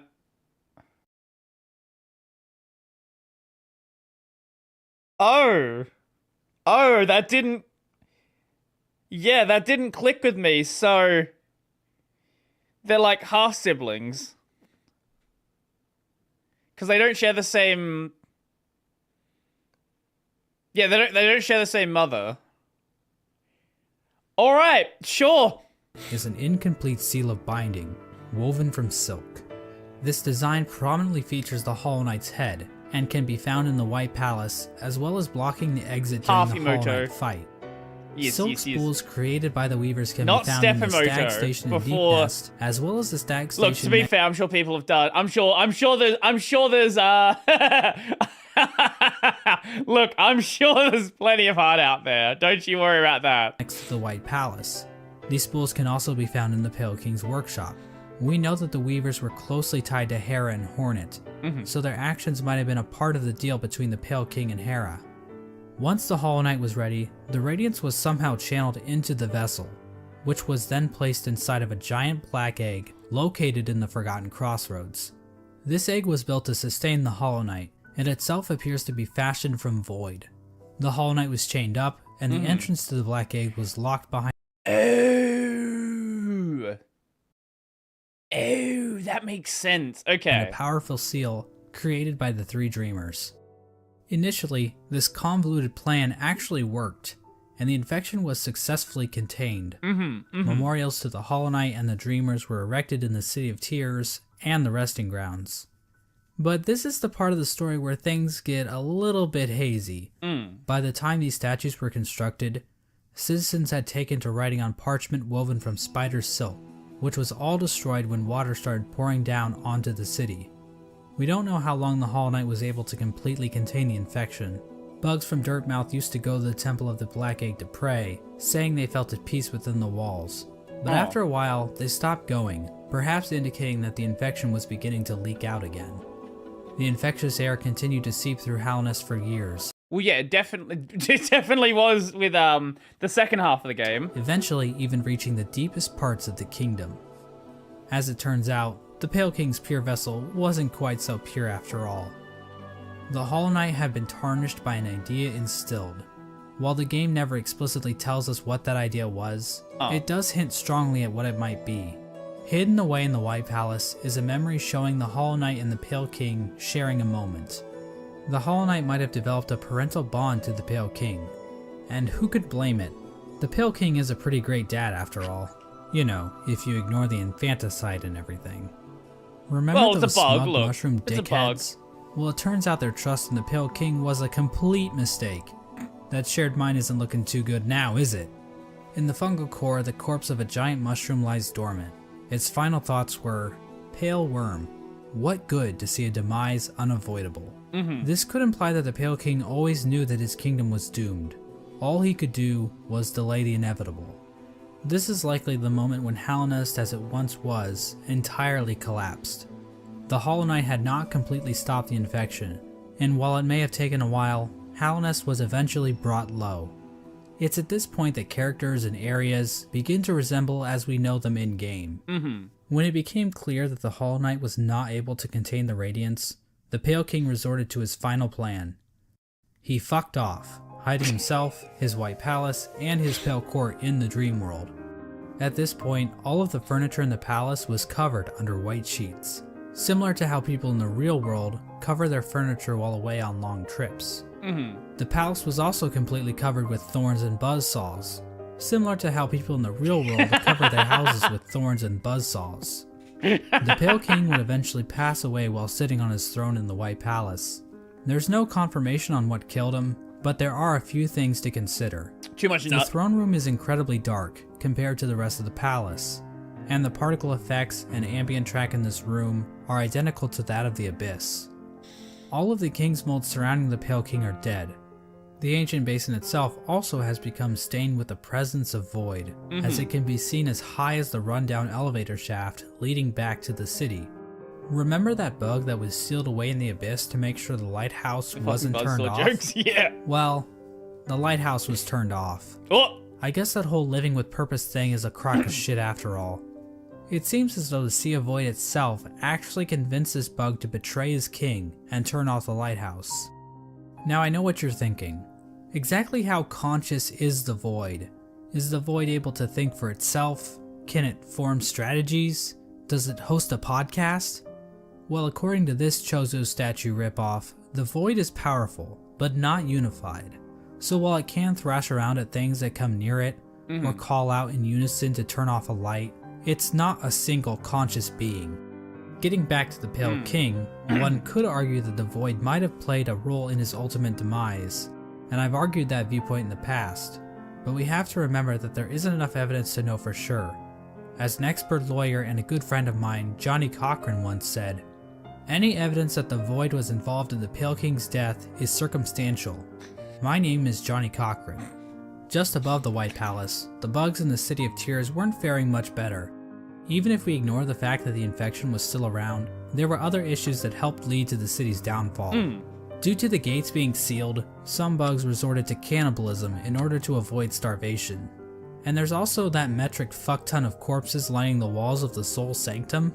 When all was said and done, the only citizen left standing is Eternal Emelita, who just laughs her ass off about it like she's a fucking Dark Souls character. The White Lady ends up in a cocoon deep within the Queen's gardens. She decided to place bindings on herself in order to keep her from spreading her seed. She claims that this is too horny, must put bindings on self, cannot spread seed anymore. Because of the shame she feels in helping the Pale King create the vessels. But honestly, it's probably just her kink. Yeah. The White Lady also diminished her power, possibly as a way to keep herself hidden from unwanted visitors. Outside her cocoon, Drya stood guard, protecting her queen from the violent traitor mantises. Drya is eventually killed off by these bugs, which is actually pretty pathetic if you think about it. I mean, we're talking like the Netgear WPN824N Stop with the fucking router jokes! Pathetic. Speaking of great knights dying pathetically, let's move on to Hagemul.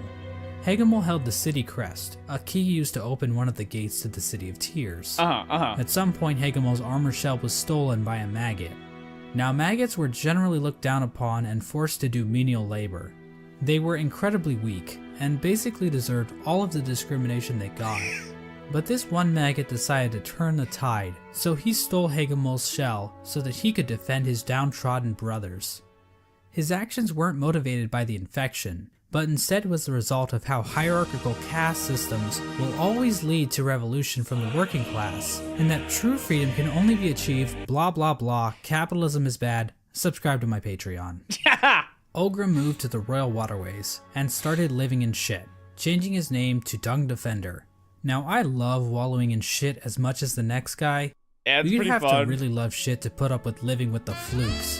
The Dung Defender That's kept fair. an unwavering sense of duty and loyalty to the Maybe he king, likes the fluke and love hole. for his fellow knights. So much so that he made shit statues of them. How nice. Ogrim acted as the defender of the pipeways, as well as Isma's Grove. A section of the Royal Waterways became filled with acid, and in the middle of it all rests Isma's corpse, which has been overcome by plant life. Isma is likely the one responsible for this acid blight, but we have no idea what happened to her. Right. Hornet's whereabouts during this time are fairly mysterious. We know that she departed Deep Nest and didn't return until the events of the game. At some point she took— Which kind of would make sense if that's what Silk Song is about. If Silk Song is about the events before the first game. I don't know. I guess we'll have to wait and see for about 7 days from now. took to guarding Halnest from intruding warriors, as well as the cast-off shell in the Kingdom's Edge. Despite the Kingdom's woes at large, fortunately this fate did not befall one of the fandom's favorite characters. The Menderbugs continued to fix the broken signs and wayposts of Halnest. From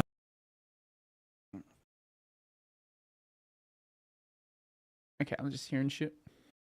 Hornet versus Quirrell. a diary entry, we can see that one Menderbug in particular had found himself on the precipice of a long and loving relationship. Hello again, diary. Not long now until the next Minder Bash. For us stealthy types, we're a riotous bunch when we get together, and Minderberry kept flashing me that smile. It might be time to muster my courage and act on it. I love my home and my life, but sharing it with another? Why, that'd be the berry on top. Greenpath also underwent some changes during The this time. Menderbugs just living their best life. They don't give a shit about anything that's happening.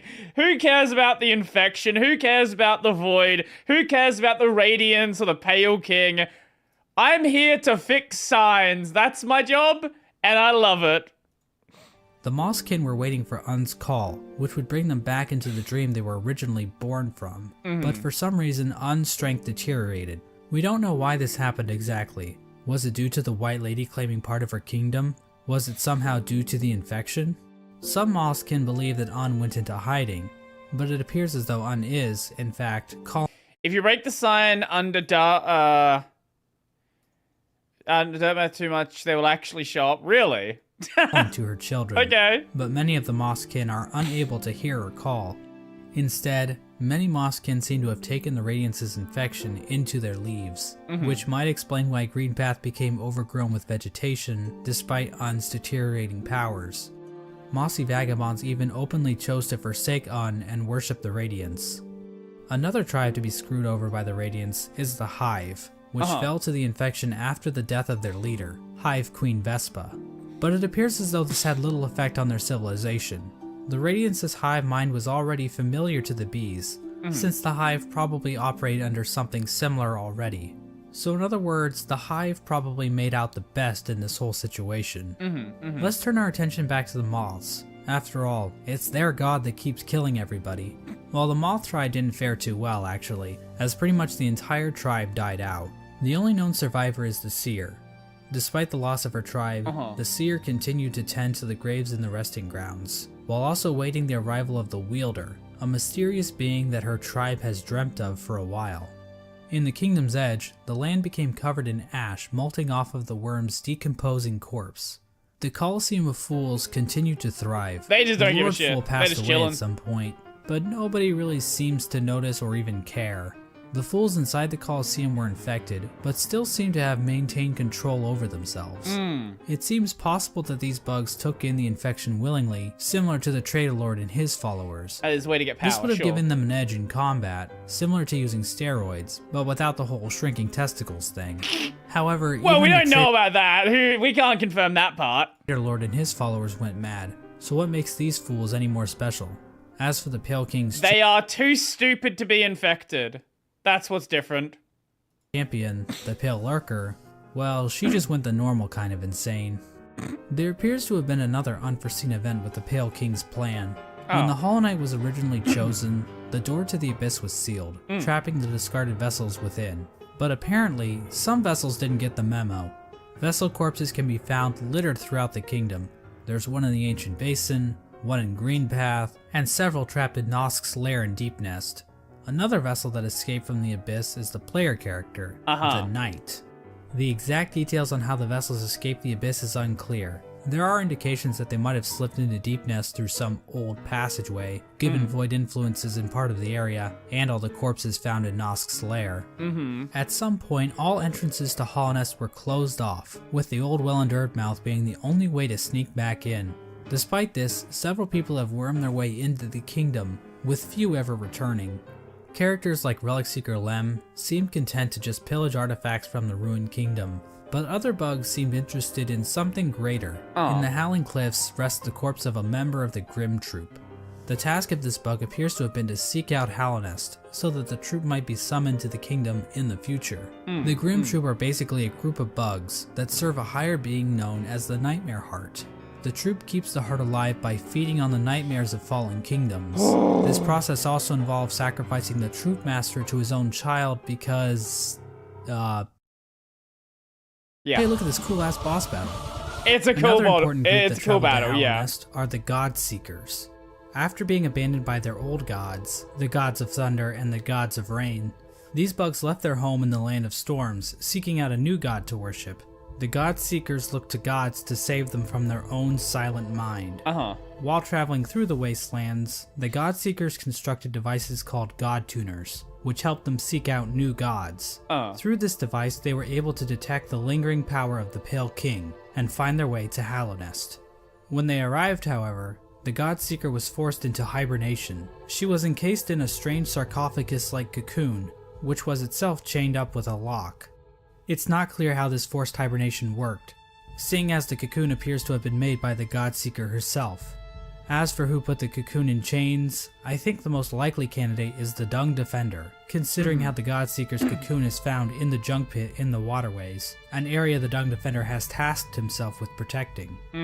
This was the general picture of Hallownest after the Hollow Knight was sealed inside the Temple of the Black Egg. The kingdom was stuck in a kind of stasis, with the Pale King civilization destroyed and the Radiance unable to break free from her chains. The Pale King was rebelling against nature, trying to keep his work standing indefinitely. The stasis over Hallownest held for an age.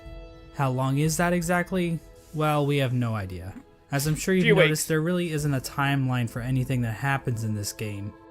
We also have no idea how long any of these bugs can actually live. Elderbug wasn't around to see the stagways open, but we know several other characters were, implying that Elderbug is probably one of the youngest characters in the whole game. He's just been drinking his entire life, drinking and smoking. He just aged quicker.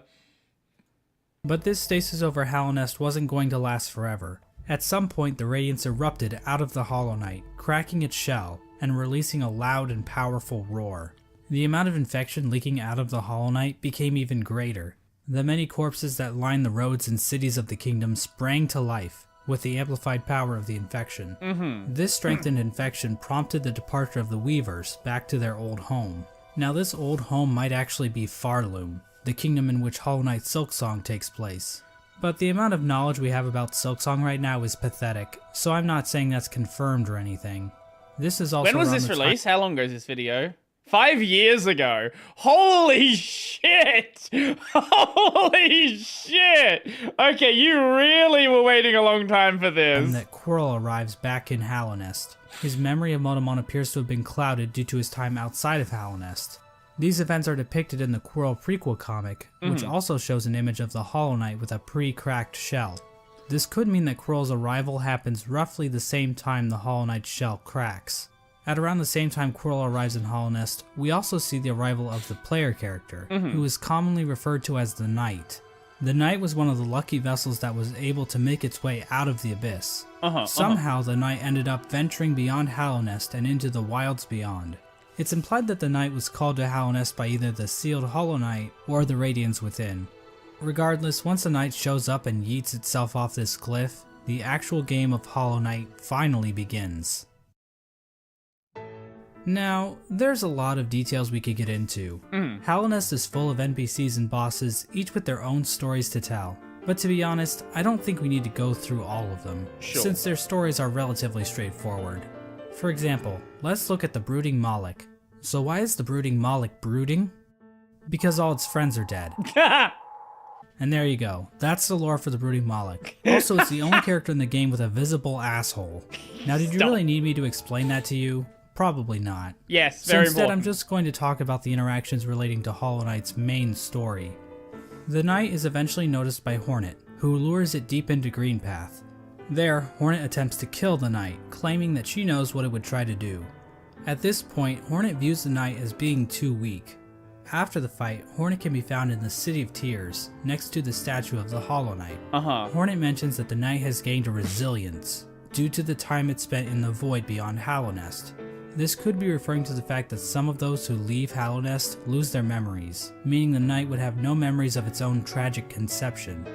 Hornet tells the Knight that if it seeks to continue the stasis that keeps Hallownest standing, it must seek the Graven Ash, which is referring to the Kingdom's Edge. At this moment, Hornet sees the Knight as a possible replacement for the Hollow Knight. Basically, the Knight could break the seals that keep the Hollow Knight locked away, defeat the Hollow Knight, and contain the infection itself. It's at this point that I should mention that Hollow Knight actually has 5 different endings, because of course it would. I'm going to be explaining each of these endings in this video, as they each give us a different glimpse into the mechanics of Hollow Knight's world.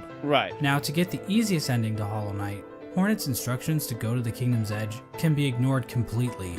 If the Knight stumbles upon the resting grounds, the 3 dreamers will appear and cast the Knight into the Dream Realm.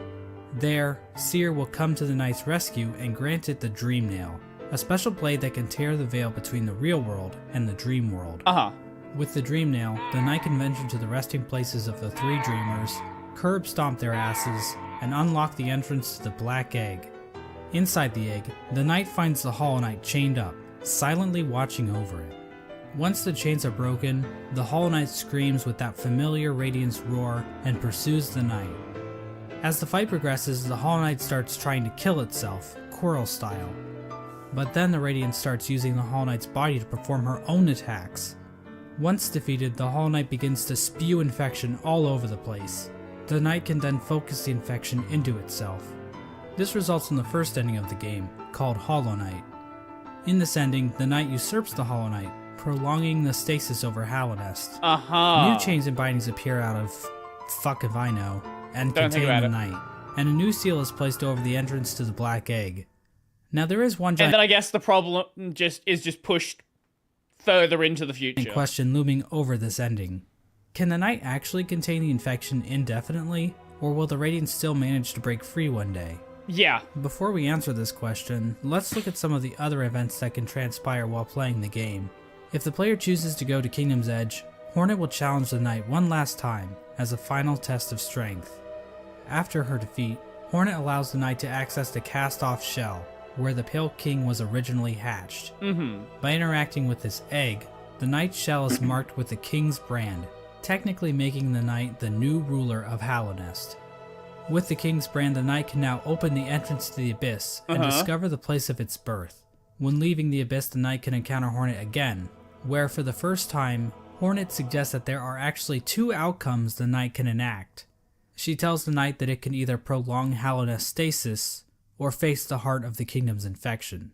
Within the Knight, Hornet sees a chance for change. Instead of just replacing the Hollow Knight, Hornet believes that it may be possible to get rid of the infection completely by using the void inside of the Knight. After visiting the Abyss and obtaining the Shade Cloak, the Knight is capable of reaching the White Lady, hidden away in the Queen's Gardens. Wait, you can finish the game skipping all of this content? Hold up. You don't need to get the Shade Cloak? Wait, how fucking early can you finish this game? Wait, what? Yes. The White Lady tells the Knight that she's been awaiting a vessel to accept a gift. That gift being one half. What, so you skip like 20 hours of the game? Okay, I didn't know that. Of a charm called the King's Soul, which she claims will give the Knight more power. The White Lady goes on to explain that she can feel the weakening of the Hollow Knight within her roots. She tells the Knight that it is free of the blemishes that made the Hollow Knight a flawed vessel. From this dialogue, it is implied that the Knight truly is a pure vessel, capable of containing the Radiance successfully. But it's not quite that simple, so we're gonna have to dig a bit deeper into this. Basically, we're gonna need to answer a simple question. What exactly does it mean to be a Hollow Knight? Despite the White Lady's words, we have a number of instances where the characters and item descriptions mention that the Knight— No Hornet 2, no Queen's Garden, no White Palace. Wait, okay, let me look it up. How long to beat Hollow Knight? 27 hours.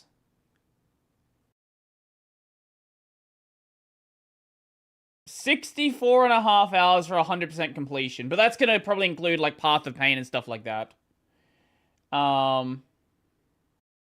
Yeah, main plus side content about 50 hours. So yeah, you skip like 20 plus hours of the game if you just do... If you do just not like none of the extra stuff. What the fuck? Okay. I'm sure someone does that. Well, I don't know why you would. It has a will, and maybe even a mind. But from the Pale King's dialogue when describing the Hollow Knight, it is stated that a pure vessel has no mind or will. So is the White Lady wrong? Or maybe even lying? Her eyes have been clouded by time, and she can be tricked into thinking that Ogrim is in the room when the Knight is wearing the Defender's Crest charm. She also thinks that Drya is still alive, which... Yep. So maybe the White Lady is just senile. My problem with that theory is that the White Lady states that the vessels stand out to her clearly in a misted world, due to them being her spawn.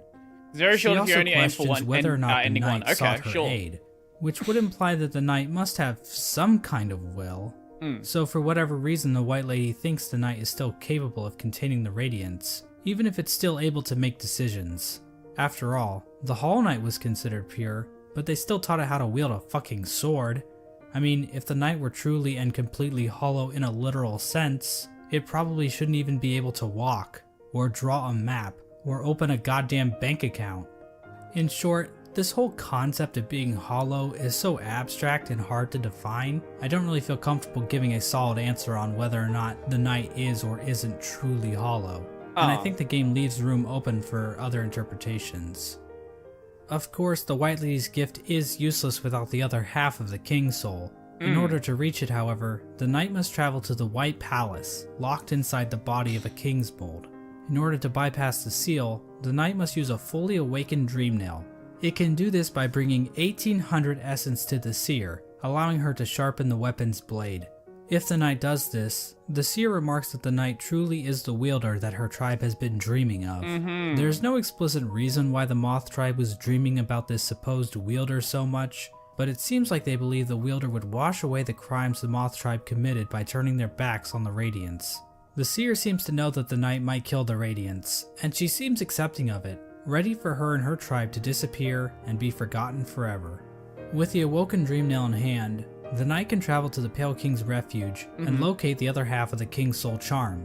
When equipped, the King's Soul provides a never-ending supply of soul, making it almost useful if it weren't for the insanely high cost of the charm, and the painfully slow rate at which it increases, and the fact that the charm will get replaced in about 5 minutes after you get it. The King's Soul charm itself symbolizes the union between two higher beings. To me, this implies that the King's Soul is a representation of a vessel, which also was created by the union of two higher beings. With the King's Soul in their inventory, the knight now gains access to an area in the abyss called the Birthplace. In this massive pile of vessel shells, the knight can find a giant egg. Dream nailing the egg allows the knight to access its own memory when it was cast down into the abyss. From viewing that memory, the King's Soul charm is replaced with the Void Heart charm. The recollection of this event allows the knight to come to terms with the void inside itself. Once the knight has the Void Heart, the shades in the abyss no longer attack it, and that strange creature that gives the knight the Shade Cloak calls it the Lord of Shades. In other words, the knight has now bound the once fragmented void under its own will, allowing it to control the void in a powerful new way. With the union of the Void, the Pale King, and the White Lady, the knight has gained a strength before unseen. It is with this charm that 2 additional endings become unlocked. Hornet will now be standing outside of the Black Egg, offering to help the knight should the opportunity arrive. Midway through the fight with the Hollow Knight, Hornet rushes into battle, subduing the Hollow Knight and piercing its shell. It's at this point that the knight is given the perfect opportunity to enter into the mind of its sibling, fighting the source of the infection head on, and finally putting an end to the Radiance's tyranny. Or it can just stand there and let Hornet get knocked unconscious. If the knight finishes off the Hollow Knight as usual, the sealed sibling ending occurs. Basically, it's the same as the Hollow Knight ending, but now Hornet is in the room too, and her face appears on the door of the Black Egg. It's not clear what exactly this means for Hallownest. This might imply that Hornet is now a dreamer, but she's inside the temple, meaning that no one can actually get in there to kill her should the knight ever start leaking infection. At the same time, Hornet So it mentions just that the fucking binding ruins the entire future of the kingdom. Alright. of the Black Egg would drain her, so she's probably just going to die anyway, right? Yeah. Generally, people consider this to be one of the worst endings, but it's worth pointing out that Team Cherry doesn't support any one ending as being the true ending. Each ending is canonical in its own right, and honestly... Which, again, what does that mean for Silksong, right? Like, if you have a game where you have 5 canon endings, how do you have something after that, right? If you have an ending where Hornet dies, you can't have a sequel to that. Like, that just doesn't make any sense. Silksong has to be a prequel, surely. Or they have to decide... Or they have to decide that one of the endings is the correct ending. Because you can't have Hornet die in one and Hornet not die in another and then have a sequel. Like, that just doesn't make any sense. Unless we're going to say that this isn't... Unless they're going to do something stupid and be like, so you thought you were playing Hornet the entire game? You're not actually playing Hornet. Now, could they do that? They certainly could. They certainly could pull some bullshit where they're like, well, you know, your mask looks like Hornet's, but like, you know, towards the end of the game, maybe a bit chips off and you're actually like you're someone that thinks that she was Hornet. Cloud and Zack moment. Yeah, do something like that. I don't think that's the direction they're going to go. I think it's more likely that Silksong's a prequel. Or either prequel or they choose a canon ending. Those are the 2 options that make sense. This ending isn't the worst. At least the Knight and Hornet will get to spend some quality time together. If the knight does dream nail the Hollow Knight, it will be taken to an arena where it can finally fight the Radiants head on. But the knight isn't alone, as the other shades from the Abyss will appear in order to help corner the Radiants. Eventually the Radiance gets trapped in the tendrils of the Void. The knight bitch slaps her a couple times, and then the Radiance is consumed into the darkness. The black egg then appears to turn to shadows and the Void seeps down into the ground. Hornet awakens to find the knight's broken shell lying on the floor. We get one final shot of the shades in the Abyss going to rest, and the game is over. This ending is called the Dream No More ending. The Radiance is gone, and Hallownest is finally free from her infection. Now I think it's fair to ask a few questions about how the Dream No More ending comes about. When the Hollow Knight was initially chosen to become the pure vessel, the Abyss was sealed up, and the rest of the vessels were left to rot away. But somehow, vessels ended up outside of the Abyss, and then one of those vessels was used to replace the Hollow Knight. Exactly how much of this operation was planned, if at all? The White Lady was waiting for a vessel. Did she have any communication with Hornet? Hornet was guarding the Kingsbrand, the only way for a vessel to enter the Abyss. How did she know it was necessary to guard the Kingsbrand from weaker vessels? Hell, if the vessels did escape the Abyss by themselves, wouldn't it be pointless to guard the Kingsbrand, since the vessels could just creep back into the Abyss the same way? I'm not going to provide any good answers to these questions, because God forbid I answer anything in this entire video. But I do want to point out that no plans to actually produce the Dream No More ending are explicitly stated in-game. So we can only speculate as to whether or not the White Lady or Hornet, or maybe even the Pale King, knew that they could defeat the Radiants by creating a Lord of Shades, like the Knight. Regardless, the next two endings were definitely not planned. In fact, the last two endings that were added in the Godmaster update almost feel out of place. The Godseekers basically hijack everything to the point where you don't even have to enter the Temple of the Black Egg to beat the game. That's like beating Mario Bros. I don't think I did the Godmaster endings then. Is Godmaster, do you have to do... How does this work? I assume he's going to go into it, but I definitely don't remember doing this. Ever seeing Bowser. But on the other hand, the Godmaster endings basically reinforce that Hallownest does not exist in a vacuum. Is Godmaster doing the Gauntlet? Pantheon 5. Okay, yeah. Okay, yeah, that makes sense. Which can help the world of Hollow Knight feel more real. Because what else is reality but just a bunch of random chaotic stuff happening all the time? If the knight finds the Godseeker in the junk pit, it will be able to enter her mind and refight all the bosses in the game. This is part of the Godseeker's ritual. They basically attune to the resonance of gods through ritual combat. This allows them to ascend their minds higher, and eventually, through the use of godly focus, achieve communication with the god sleeping in Hallownest's heart, the Radiance. Now I know what you're thinking. That's a pretty convoluted little religious practice they have going on here. What's next? Are they going to start measuring the knight's Theon levels? It's pretty complicated, but the point is, these Godseekers have some serious capabilities to fuck things up in Hallownest, as we're about to see. As the knight makes it further and further through the four pantheons, the Godseekers get closer and closer to making contact with the Radiance, locked away inside the Hollow Knight. At the end of the fourth pantheon, the Radiance makes herself aware in this strange reunion cutscene between the vessels. But she isn't the only one to make an appearance. The Void itself appears to go on the attack, rising up to meet the Radiance's call. It's at this point that the final challenge, the Pantheon of Hallownest, becomes available. The Godseeker finally acknowledges the knight as being more than just a simple cringer, and they begin to watch the knight more intently.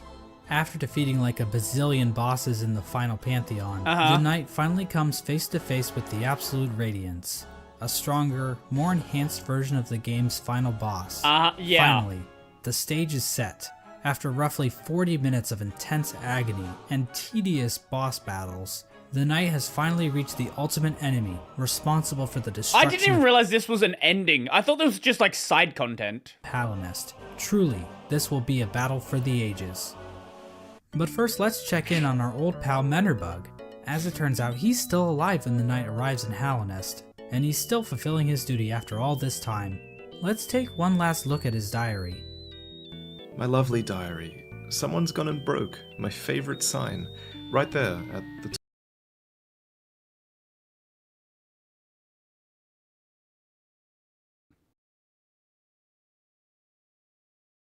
Eh? Wait. After all this time, let's take one last look at his diary. My lovely diary. Someone's gone and broke my favorite sign. Eh? Wait. Wait. Hold up. That's not a voice I was expecting to hear this time.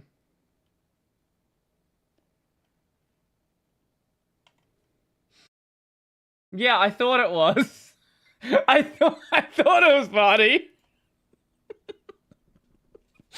Alright, sure.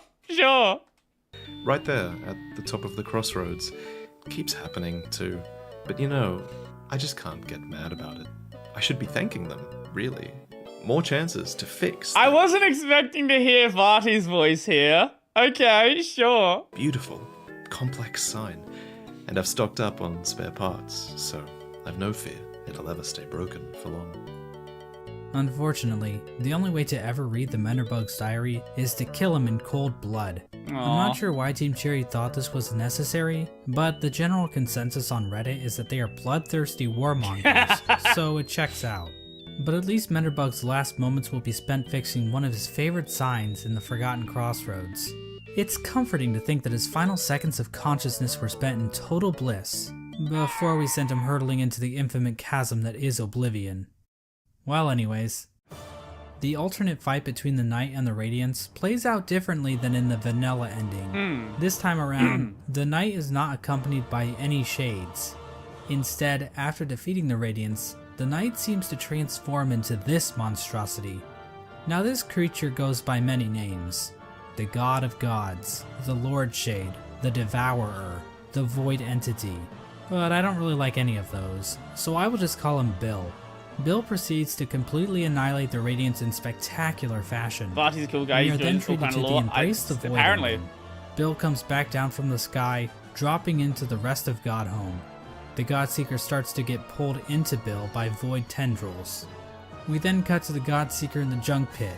Void starts leaking out of her eyes, and it appears as though Bill is making an escape back into the real world, which is probably a bad thing? Finally, we see Hornet standing outside of the Black Egg as the infection begins to disappear from nearby vines.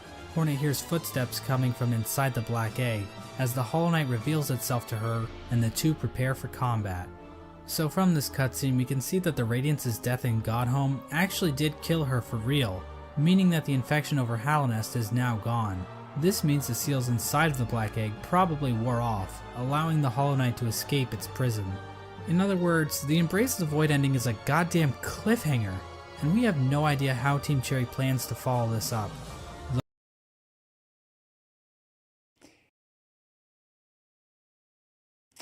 Okay. Are they going to use that as an ending? I guess they could build off of that with Silksong, sure, but again, that has the issue of how do you make that ending canon? Like, what do you do? What is Silksong? What are we doing? What is our goal here? The Hollow Knight is running loose in Hallownest, and the Knight has transformed into a raging void monster that might try to destroy the entire kingdom, or at least what's left of it. What's even more strange about this ending is that the announced sequel, Hollow Knight Silksong, doesn't seem to be related to this ending at all. But that's a whole different shit show. Obviously, the biggest... Maybe they do a DLC for Silksong as well, and then after you do Pantheon 23, then it concludes that ending. Mystery surrounding this ending is the appearance of Bill. Did this creature exist in the void already? Or was it somehow willed into existence by the power of the Godseekers? Did the Knight turn into this thing, or did it just become a part of it? Examining a statue of this creature and other forms of the Knight grant the player a Hunter's Journal entry for an ancient artifact called the Void Idol, which might imply this creature might have been worshipped by the ancient civilization. But again... Because I could imagine, I could certainly imagine them doing a, like, main story, like a mainline, a mainline continuity and then a DLC continuity. And then DLC continuity is a continuation of the Godmaster ending. That wouldn't be out of place. Like, that would make sense as a way to handle it. Or they could just say, fuck it, we just don't want to deal with it. That's pure speculation. We don't know what this worship of Void exactly looked like. Maybe the Void they worship took the form of something more sinister. There is one thing we know The about Wrath this of monster Bill. though. It's weak to flowers. Yes, these What? things. As Those it things? turns out, those delicate flowers that Zamir has stockpiled up her ass are actually useful for something. They contain a strange power that even deters the White Lady from touching one. The Godseeker, however, is dumb enough to accept a flower from the night. If the player does this, instead of Void being released out into the world, this flower pulls a no you, and the Godseeker and Void disappear into thin air. The flower itself is described as giving off a pale light, which appears to connect it to the pale beings. Like I said before, pale beings appear to be some form of top-tier gods. As of right now, we are only aware of two, the Pale King and the White Lady. But the fact that Zamir brought these pale flowers from a faraway land implies that there are definitely more of them out there. Another small hint of the existence of pale beings are the pale ore items that can be found all over Hallownest. Did these come from the Pale King, or possibly some other pale being? And what exactly are they? Are they poop? In general, the Godmaster endings appear to be doing a lot of setup for future Hollow Knight content.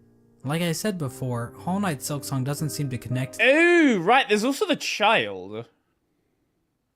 The, what's her face? The fucking... I don't know what this character's called. All I remember is Mossbag calling her the child. What's her name?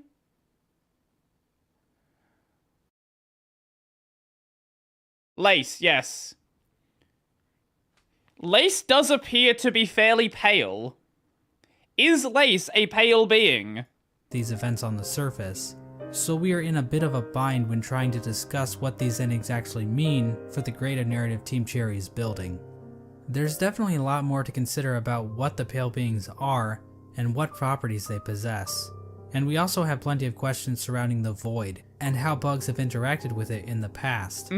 It almost feels like we're looking through a keyhole, trying to grasp onto the totality of Team Cherry's creation. Good luck with that. How powerful are creatures like Bill and the worms? Where did things like the Void even come from to begin with? How much bigger is the world beyond Hallownest? Is Bardoon into butt stuff? But of course, that's the appeal of a game like Hollow Knight. Having all of the answers to every question would just ruin the mystery of the world. Plus, if we didn't have questions like this to waste our time on, then what else would we be doing with our lives? Go outside? Imagine that. Is it raining? It was raining before. And so this video comes to an cloudy end. out there. Now I know the average attention span of a YouTube viewer is 9 minutes, so let me That's leave pretty you with a good. few takeaways. That's actually, if you're pulling 9 minutes, that is actually good numbers. 1. Hollow Knight is a game about bugs. That's true. I know this may come as a shock, but it's true. Watch the video again, and this time, pay attention. You'll notice right away, I promise. 2. Murdering your own babies might not be such a good idea after all. I mean, this is obviously just my interpretation of the game's lore.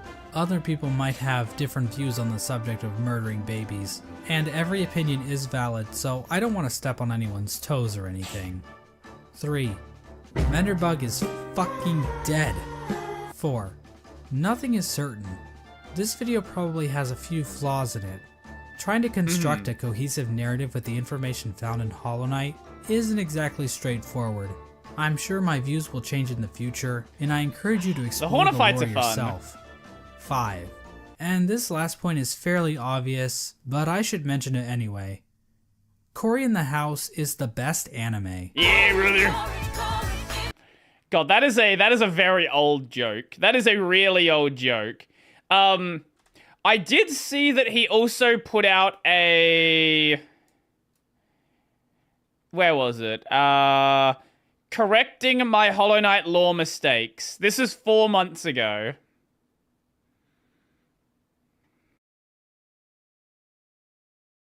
And that's only like 16 minutes long. I feel like we probably should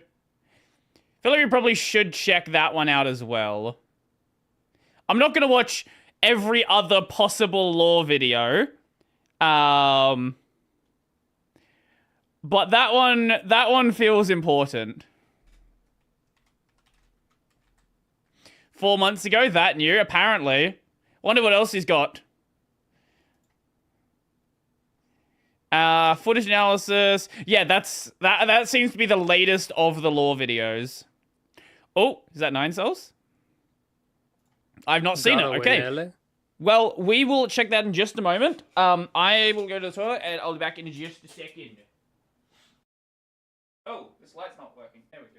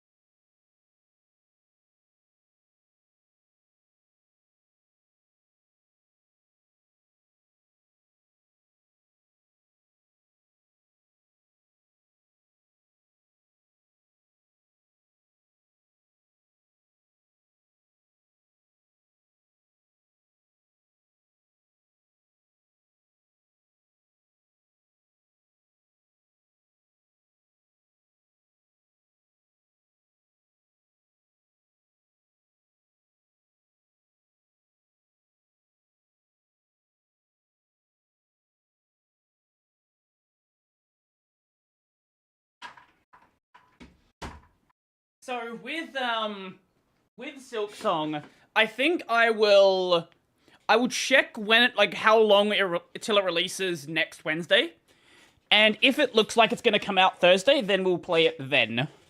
If not, well, you know, we won't play it then. We'll play the day after. Over the past...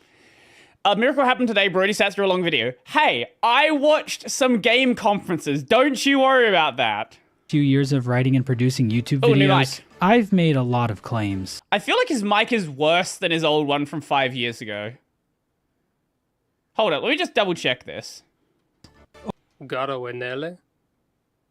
the past few years of... Okay, that's his voice here.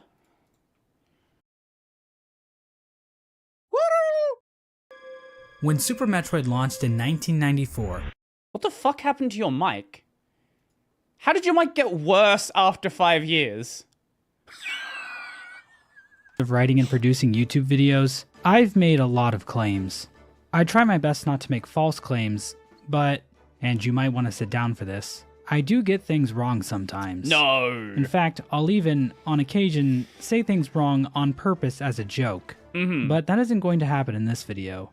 This video is a serious one. In fact, with this video, I plan to right the wrongs of my past. Okay. After all, what better way to celebrate the month of April than by taking a look back at my older videos and pointing out my past mistakes. In this modern age of influencer culture and the rampant spread of misinformation online, it's important that people remember that just because someone said it in a YouTube video, that doesn't mean it's true. Unless I said it. And I'm not talking about the unimportant stuff like news and politics either. I mean Hollow Knight lore. Yeah, if you take most one important thing away from this video, know that a true Hollow Knight lore fan believes in their theories because they evaluated the evidence on their own, not just because they heard me say it in a video. Because, as you'll see, I do get stuff wrong.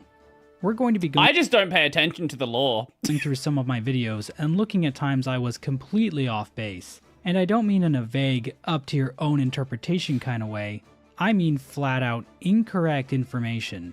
And to help me identify all these mistakes, I even recruited the help of the Moss Bag community. I was blown away by the sheer number of thoughtful, useful, and respectful responses you all sent in. I might just be the luckiest guy in the world to have the support of you all. I am truly blessed. To start things off, I want to look at what is easily my most popular video, the mostly complete lore of Hollow Knight.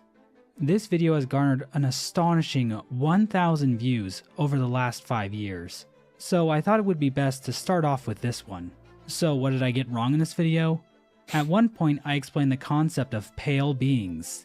You know, the Pale King, the White Lady, Michael. I then say this. What exactly are pale beings? Well, we don't know for sure, but they seem to stand out even amongst higher beings as being even more powerful. The thing is, there's no evidence anywhere in Hollow Knight that the pale beings are more powerful than other higher beings. I said it in the video with such confidence, but it really was just speculation on my part. Honestly, I'm not even sure if the pale beings we see in-game are actually stronger than the other higher beings we see in-game. I'm not a particularly big fan of those who is stronger debates. Like, maybe Mr. Bean is stronger Don't you love than power Goku. scaling For all I know, discussions? the gravity in Goku's universe might be 10 trillion times weaker than it is in Britain. So I tend not to think about that kind of stuff with Hollow Knight characters. I love laughing at power scalers. Every time a series starts getting remotely popular, all of the power scalers show up. Is this person stronger than Goku? Can this person beat Naruto in a fight? I've been noticing it more recently in, like, Kagurabachi discussions. There've been people being like, is Chihiro stronger than this person? Who's the strongest person in Kagurabachi? Shut up. I don't care. I thought those were just shitposts. Oh no. No, there are definitely a lot of them that are absolutely true. Not true. Absolutely serious. Oh, is the White Lady really stronger than the Radiants? We know so little about these gods' powers, it's just so hard to say anything with any sort of certainty. But I'll do it anyway. Here's something else I said that was strictly wrong. So why is the brooding Moloch brooding? Because all its friends are dead. And there you go. That's the lore for the brooding Moloch. Also, it's the only character in the game with a visible asshole. This is just not true. There are, in fact, other characters with visible assholes in Hollow Knight. This video is a There's Divine shitpost. And Elderbug. So yeah, this is an instance where I was completely objectively wrong. This video is a shitpost. This is not real. A massive blunder on my part for sure, and a stain on my reputation for all time. Next up is my Dream Warriors video. In this video I talked about Gorb, and mentioned that he might be an alien due to his hint in the Hall of Gods reading, Dreamborn God of the Beyond. But I think there's a much better explanation for the use of the word beyond here. The Howling Cliffs is on the edge of Hallownest, connected to what one might call the Wilds Beyond, mentioned in the Elegy of Hallownest. I completely forgot about the connection when writing my script, so that's 2 videos released in 2020 with blunders in them. Man, that was not a great year, was it? Next up is my Sly is Hegemon video. Now this video is a fan favorite, and the main part of the video about Sly being Hegemon, one of the 5 great knights, is all airtight. But at some point in the video I did want to tie the theory back to an actual historical event, to help make my point a little clearer. Right. But in that part of the video, I stated that King Otto I's raid of Poland took place in 962. Yeah, obviously it actually started in 963. I really looked like an idiot there. Sorry about that one, guys. Oh no! The Maskmaker video has what I think is my worst mistake to date. I'm so embarrassed this video got 1 million views. I mentioned that there are void particles floating around in the Maskmaker's room, and that's just completely wrong. The particles in Maskmaker's room are just dust particles that appear in tons of other rooms throughout the game. If you want to see real void particles, you have to go to places like the Abyss. These particles grow and shrink, whereas dust particles just sort of fade in and out. My next mistake is from the video titled, Hollow Knight Cut Content. Edit. I know the Hive has a boss now, please shut up. In this video, I said that the Hive doesn't have a boss, when it clearly does. So what's the deal with that? Well, you see, the Hive Knight boss fight wasn't actually in the base game. It was added in March 2018, along with the Lifeblood updates. So the video was only accurate for about a month or so, before Team Cherry sabotaged it. And I'm still mad about it. I love hamburgers. Right. And then there's my video solving the Hollow Knight Silksong ARG. This one is a real fan favorite. Figuring out what the cake really meant, and the truth behind Little Bomi, was so satisfying. It should be on my channel right now, so please go check it out. So what did I get wrong with this video? Well, everything I said about Silksong's release date was correct, so don't worry about that. But in the video, I accidentally said Napoleon wasn't gay. Another mistake I feel awful about is in my Wanderer's Journal video. Basically, the book mentions that the Hive was unmarred by the spread of the Radiance's infection, and I thought the book was saying that the Hive wasn't infected. But unmarred can also just mean that the Hive's operations weren't negatively impacted by the infection. We have a hint that this might be the case from the Whispering Root in the area that has the Dreamnail dialogue, Light Familiar. In other words, the bees might have already been operating in a hive mind-like state before the Radiance's infection, so nothing about how their society works has changed. And then there's my Hollow Knight Dreamcast video. Now this one is a fan favorite, but I really missed the ball when I forgot to cast Chris Pratt in any of the roles. Chris Pratt is an amazing actor in Hollywood, and I really should have given him a role. I got a lot of hate from you guys for this one too. I know how much Was you guys this published like on April 1st? That's what this is, isn't it? That's when this was published. Okay, that's... okay, yeah, okay. Mario movie. I know how much you guys like the new Garfield movie, and I should have thought of that when making my casting. I was surprised by how much of a fan favorite my Undertale lore video was. I didn't even know people cared about Undertale and Deltarune anymore. Anyways, what did I get wrong this time? Well, it turns out that Frisk is actually being controlled by Chara the whole time. Wow. Wow, that's crazy, isn't it? I don't know what any of that I couldn't means. believe it either. But I put it in this corrections video, so it must be true. And now we have the real-life bugs video.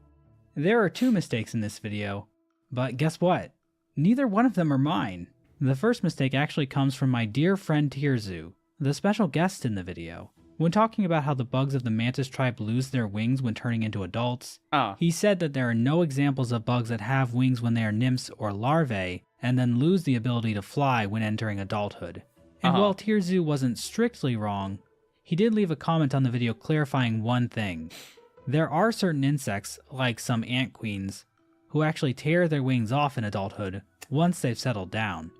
So while some insects do lose the ability to fly, it's from a point earlier in adulthood, not from a point before that. The second mistake is contentious. I've gotten so many comments from people saying that Quirrell is a pill bug. I don't know why so many people say this when boulders are right there, and we also never see Quirrell roll up into a ball. You know, the one thing pill bugs actually do. So I'm just going to say you guys are the ones who are wrong about this one. Shame on you. I'm unsubscribing.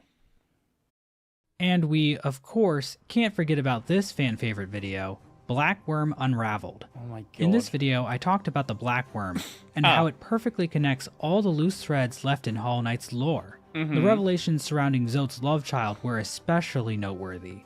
But we've all seen the video, so I won't bore you with the details. So what did I get wrong? Well, at one point I referred to William Pellin, one of the creators of Hollow Knight, but I accidentally pronounced his name as Glauyufilawame PLF, which, yeah, that was a stupid mistake on my part. And now we come to my Cuphead lore video. Probably the video I'm most proud of. 6 this is seconds? a video that really put me on the map and solidified me as the Cuphead lore master I am today. But I did make one small mistake. I'll just play this clip from the video. Okay, so Satan's a fucking moron. Why would you piss someone off that can literally shoot bullets from his goddamn finger? So yeah, the thing is, Cuphead only gains the ability to shoot bullets from his fingers after talking to Uncle Kettle, which only happens after the devil makes his deal with him. So I got my wires crossed a little bit. But otherwise, this video is airtight, and I highly recommend you check it out. Let's move on to the video that started it all. Hollow Knight Lore and Plot Explained. My first mistake occurred almost immediately when I accidentally called a person in this photo Dave Kazi. Oh no. Dave joined Team Cherry shortly after Hollow Knight's Kickstarter ended, but this photo actually features Rowan Fraser. Rowan was an artist on Team Cherry's early Game Jam games, but he didn't end up working full-time with Team Cherry. God, on it's Hollow Knight. Hungry Night. He's sort of like the forgotten fourth Beatle. Ringo. I am so happy that Hungry Night is not the game that we got. And this was an incredibly stupid mistake. I'm lucky I didn't have any subscribers when I posted this video, otherwise I would have lost them all. Another mistake I made was assuming that the Grim Troop DLC was going to reveal a bunch of stuff about Deep Nest. I don't know why I thought that, other than at the time I was a stupid baby. Finally, I maybe sort of said Hornet was void. I don't know if this is even a relevant discussion anymore, but back in the early days of Hollow Knight, there was a bit of confusion floating around about whether or not Hornet was void like the Knight and the other vessels. The confusion, as I understand it, stemmed from this line Hornet says in the Abyss. Though our strength is born of similar source, that part of you, that crucial emptiness, I do not share. Basically, some people thought the emptiness Hornet referred to here wasn't— Hollow Knight has a Hungry Knight mod. What? Wait.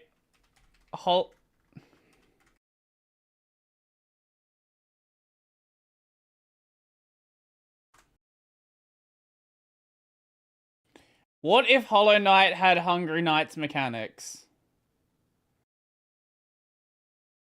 What?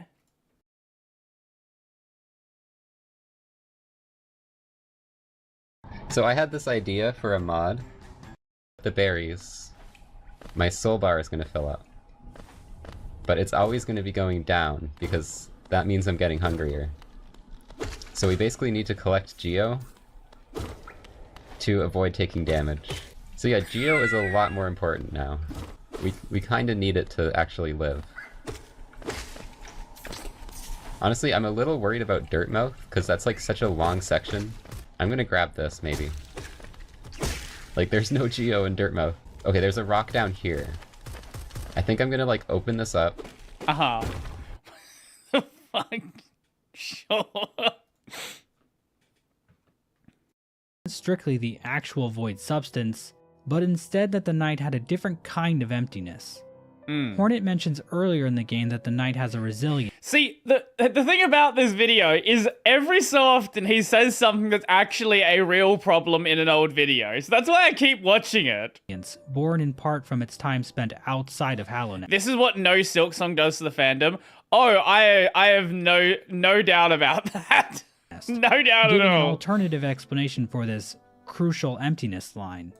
There was also the fact that Hornet has a black body and does look somewhat similar to the vessels, and this theory gained enough traction that I saw it posted a few times while browsing Reddit and Discord, trying to make sense of Hollow Knight's story while still scripting that original video. So I shared that view in my first lore video as a possible interpretation of the lore, and then in my Zope video, I brought up this theory again, stating it as if it were a fact. It is possible for siblings to have personalities and voices, since we know that Hornet is a sibling. So technically, this was a mistake from my Zote video, What's the Deal with Zote the Mighty, a Knight of Great Renown? Applause. My second Zote video, Zote, My Personal Hero, was a fan favorite on the channel. I say it was because, well, there's been a reevaluation of Zote's character in recent years. Sure, he says he's a Knight of Great Renown, and his 57 precepts are genuinely great life advice. Since listening to Zote's lectures, I've cleaned my room, fixed my diet, and cut all ties with my parents. Yeah! But it turns out Zote has a darker side. When talking to him in Dirtmouth, he claims to have earned a trophy in the Coliseum of Fools by defeating a foe to thunderous applause. But then I remembered, I actually saw Zote in the Coliseum of Fools twice. The first time he was in a cage, and the second time he was only fighting me. So when did he defeat this shielded fool? That's when I thought, is Zote lying? No! Did he just take the hound off a corpse someone else had already killed? Taking credit for someone else's work like that is totally unacceptable. Zote would never do that. He's a good boy. I made an entire 4-hour video explaining how wrong that is. So the mistake I made in this video, Zote, My Personal Hero, dear viewer, was even calling Zote a hero in the first place. I fell into the Zote pipeline, and before I knew it, I myself was spreading Zote propaganda, and for that, I am truly sorry. My hidden Easter eggs in Hollow Knight video was a lot of fun to make. My favorite part about it was I got to talk about games other than Hollow Knight for a change. Thank God. But instead of making a false claim, the mistake I made in this video was omitting something so obvious I've been annoyed at myself ever since. Zote propaganda is good propaganda, the I agree. Grubberfly's elegy, the charm that gives you a projectile beam attack while at full health, is obviously a reference to Link's beam sword attack in Zelda. Now, I'm a huge Zelda fan. It's such a good TV show. I hope they make it into a video game someday. And then, of course, there's the video about the hunter's true identity. This one is a fan favorite. Fans were really impressed that I was able to identify the hunter as King Otto I, the very same king who raided Poland in the year 962. But I did make one small mistake in that video. I referred to Otto I's successor as Berengar III, when it was actually Berengar II. Whoops. This one's a fan favorite. The Menderbug sex Every video video's was a fan quite favorite. controversial when it first released back in 2015, but as the community processed the arguments I made over the video's 3-hour runtime, it became clear that I was really onto something. But any video that's over 180 minutes long is bound to have one or two mistakes. And yeah, I did make one small mistake on this. Menderbug never has sex. Finally, I wanted to end with my latest video, correcting my Hollow Knight lore mistakes. This video was a real fan favorite. I normally don't post videos at the very beginning of April, but I think it worked great since this was my first video to get 1 billion views. Wow! But it wasn't perfect. In that video, I mentioned that I like hamburgers, but in reality, I just think they are kind of okay. I'm honestly more of a burrito kind of guy, honestly. And there we have it. All of my videos have been corrected. Now you might be wondering if I will do another correction video 7 years from now. Well, there isn't going to be a need for such a video because, as of today, April 1st, 2025, I will never make another mistake again. Definitely not. What a video. Sure. Okay. I don't know why we sat through that one.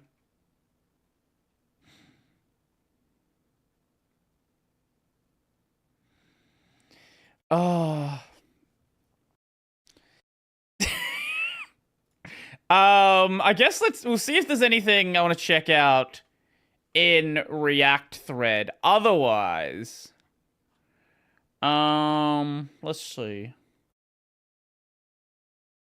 How to escape to Linux. We could check that out.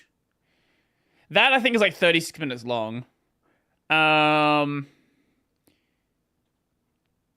I'm pretty sure a ReactOS dev looked at this and was like, it's full of a bunch of mistakes. World's first mousetrap keyboard. How long is this? 13 minutes long. Kylo always posts the the links to his VTuber guides. Like, I'm not going to react to them. They're like an hour long.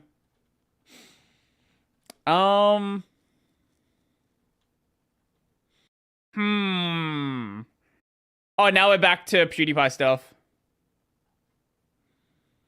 Because someone has to throw an explained in insults video at Brody now. Hello, Phoenix. Welcome. Welcome.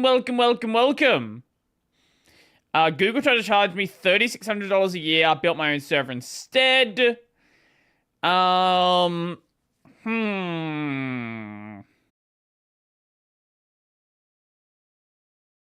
Wait, which video? What are we talking about?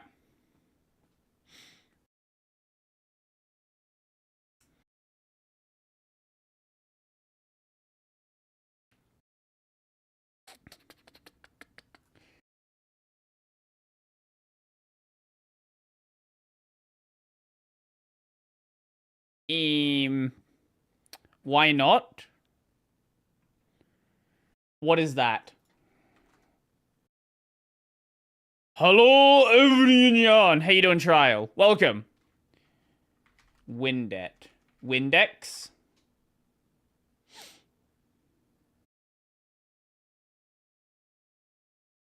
Okay. Oh, the channel that made that, Hey!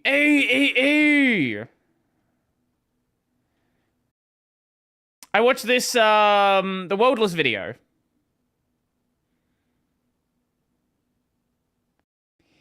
Ew, okay.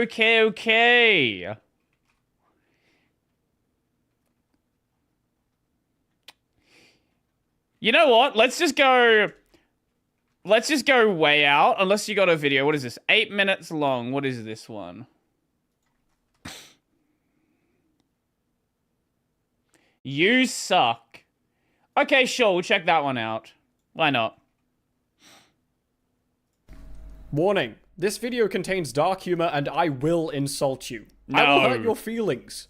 Watch at your own risk. Silksong is on its way, Fireborn is practically Dream now, and you're still here, having bought Hollow Knight and gave up before picking up the first fucking... No, I finished the game.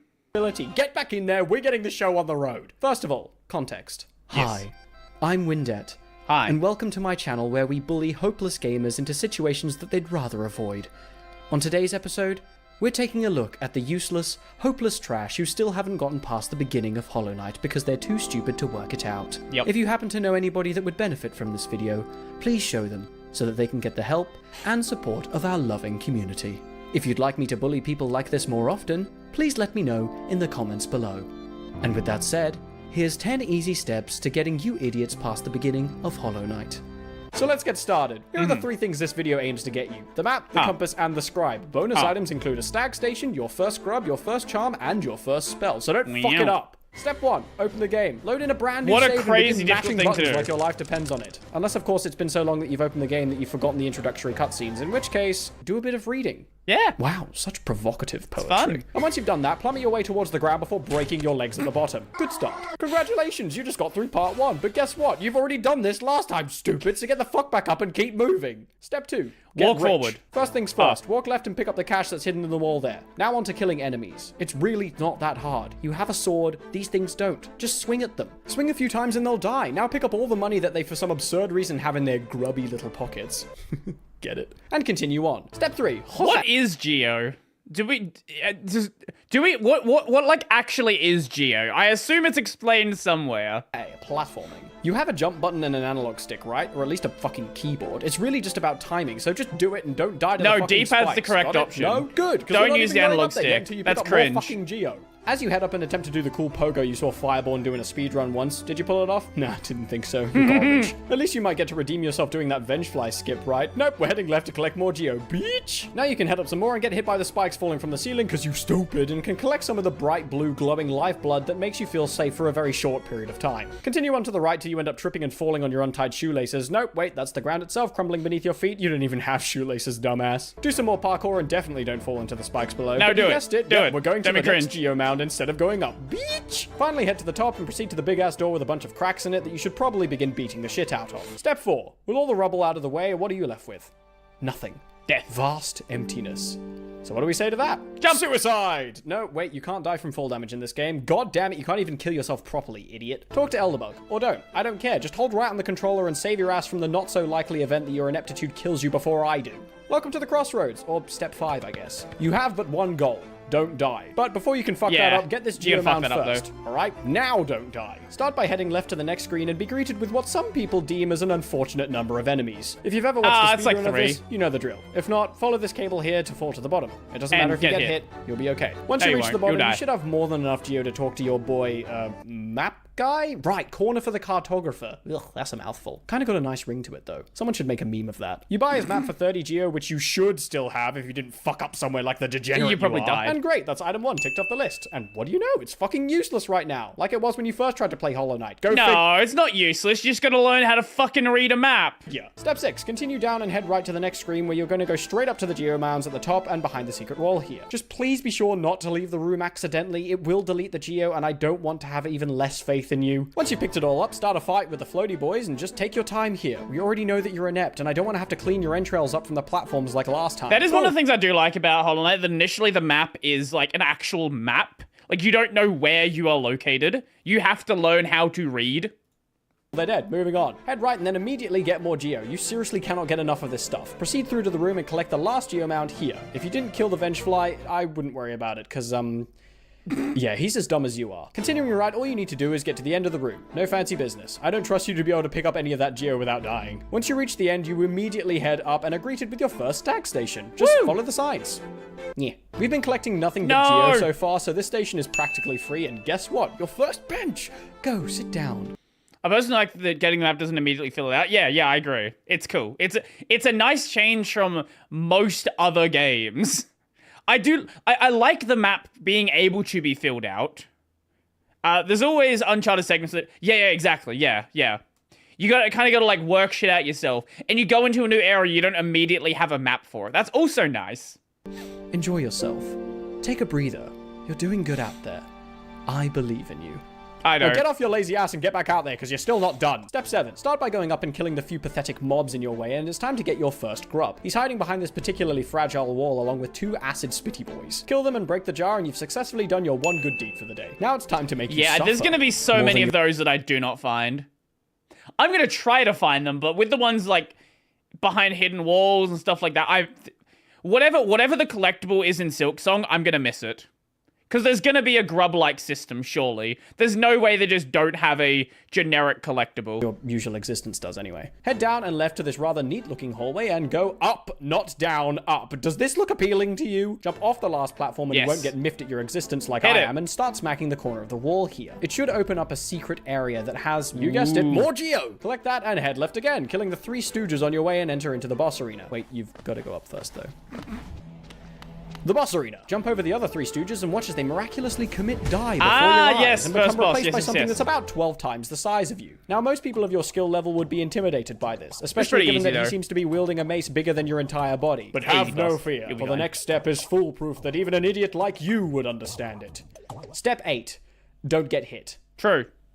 I'm kidding, it's just the number 13. 1, 2, 3, 4, 5, 6, 7, 8, 9, 10, 11, 12, 13, and hey, what do you know? He's fallen over out of complete shock seeing your ability to count. This game really has high hopes for you. 8 more hits and he's back up on his feet and you're running to the corners to probably heal because you're useless and still don't know how to swing a stick around yet. But that's fine, because once he's finished flailing that mace around, you can go back to your ever trustworthy counting. Do this 3 times over? Yes, that's a lot of hits, get over it, and he'll finally jump to the center of the arena and trip on his untied shoelaces. Just kidding, he doesn't even have shoes. Stupid. And even you can't fuck this part up, so hit him while he's trapped and helpless and he'll eventually spit out the city crest. This thing is useless for now, so I didn't even include it in the list of things to cross. Some people are just super inept with direction. They cannot function without immediately being given a map. I've seen a bunch of these players. And then through the ominous purple door, you'll find waiting on the other side a dude who looks like he's doing an Omanite cosplay dunked in tar, who ends up offering you a spell. Take it, overdose on drugs, and fucking die.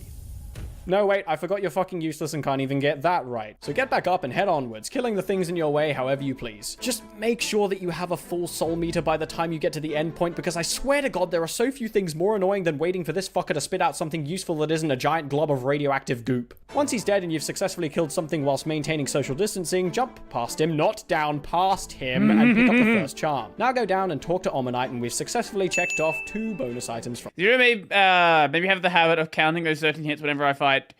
Whenever I watch someone fight False Knight. I didn't know it was 13. I had no idea about that number. On the list. Step 10. This is it, baby! If you've managed to get this far, then that means that you're ever so slightly less inept than I thought you were. Well done. Just but skip you the still have to bench. get back to Dirtmouth, and I guess I have to show your useless ass how to do that. First of all, head left, then down some more, hit the switch, go through the doorway, and hey, look, even Cornifer can off himself. Wow, you're really something, aren't you? Time to backtrack. Start by heading up and then begin dancing through the platforms till you reach the top. Don't worry, I know you'll fall at least twice getting up here, so don't feel bad. Once you finally reach the summit, you're headed to the top till you reach the way back to town and head on through. Now you're here, you'll notice one of the shops has been opened. Head inside and oh god, social interaction with a female. Get me out of here, I'm not ready. Get over your fucking nerves and purchase the first 2 items on her list, the compass and the scribe. Now we can cross them off our list, head back outside to safety, sit on the bench for the first time and equip our charms like the game tells us to. Unless you sat on the bench back with Tarmonite Probably over there should do 'cause you're that. shit. And that's it. Welcome to Hollow Knight, asshole. You've now got an actual functioning map that will tell you where you are, where you've been, and where you've yet to explore, indicated by, I don't know, the fucking void. This should be enough to get you started, and I'll be honest when I say that the beginning of this game is not user-friendly at all. Hopefully this gives you a sense of direction and lets you feel like you know what you're doing. One last thing before I go. Here's where you find the grub room. You get rewards for bringing them back here, so it's worth knowing ahead of time. And that's it. Go play games, you stupid. How Australian does Windex sound? Probably about as Australian as I do.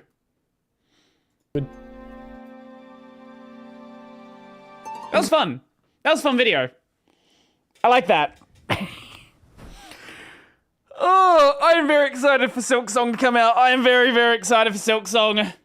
We'll see how quickly we get lost and have no fucking idea what we're doing. And then like, okay, where do I even go? Like, what's even left to do? Oh yeah, that one. Okay, yeah, we'll check that out. Yeah, where it's like, I don't even know what's left in this game. I don't know what the hell we need to do. Just find an area that I can get to. Let's find an area that's not been explored yet. We'll work fucking something out.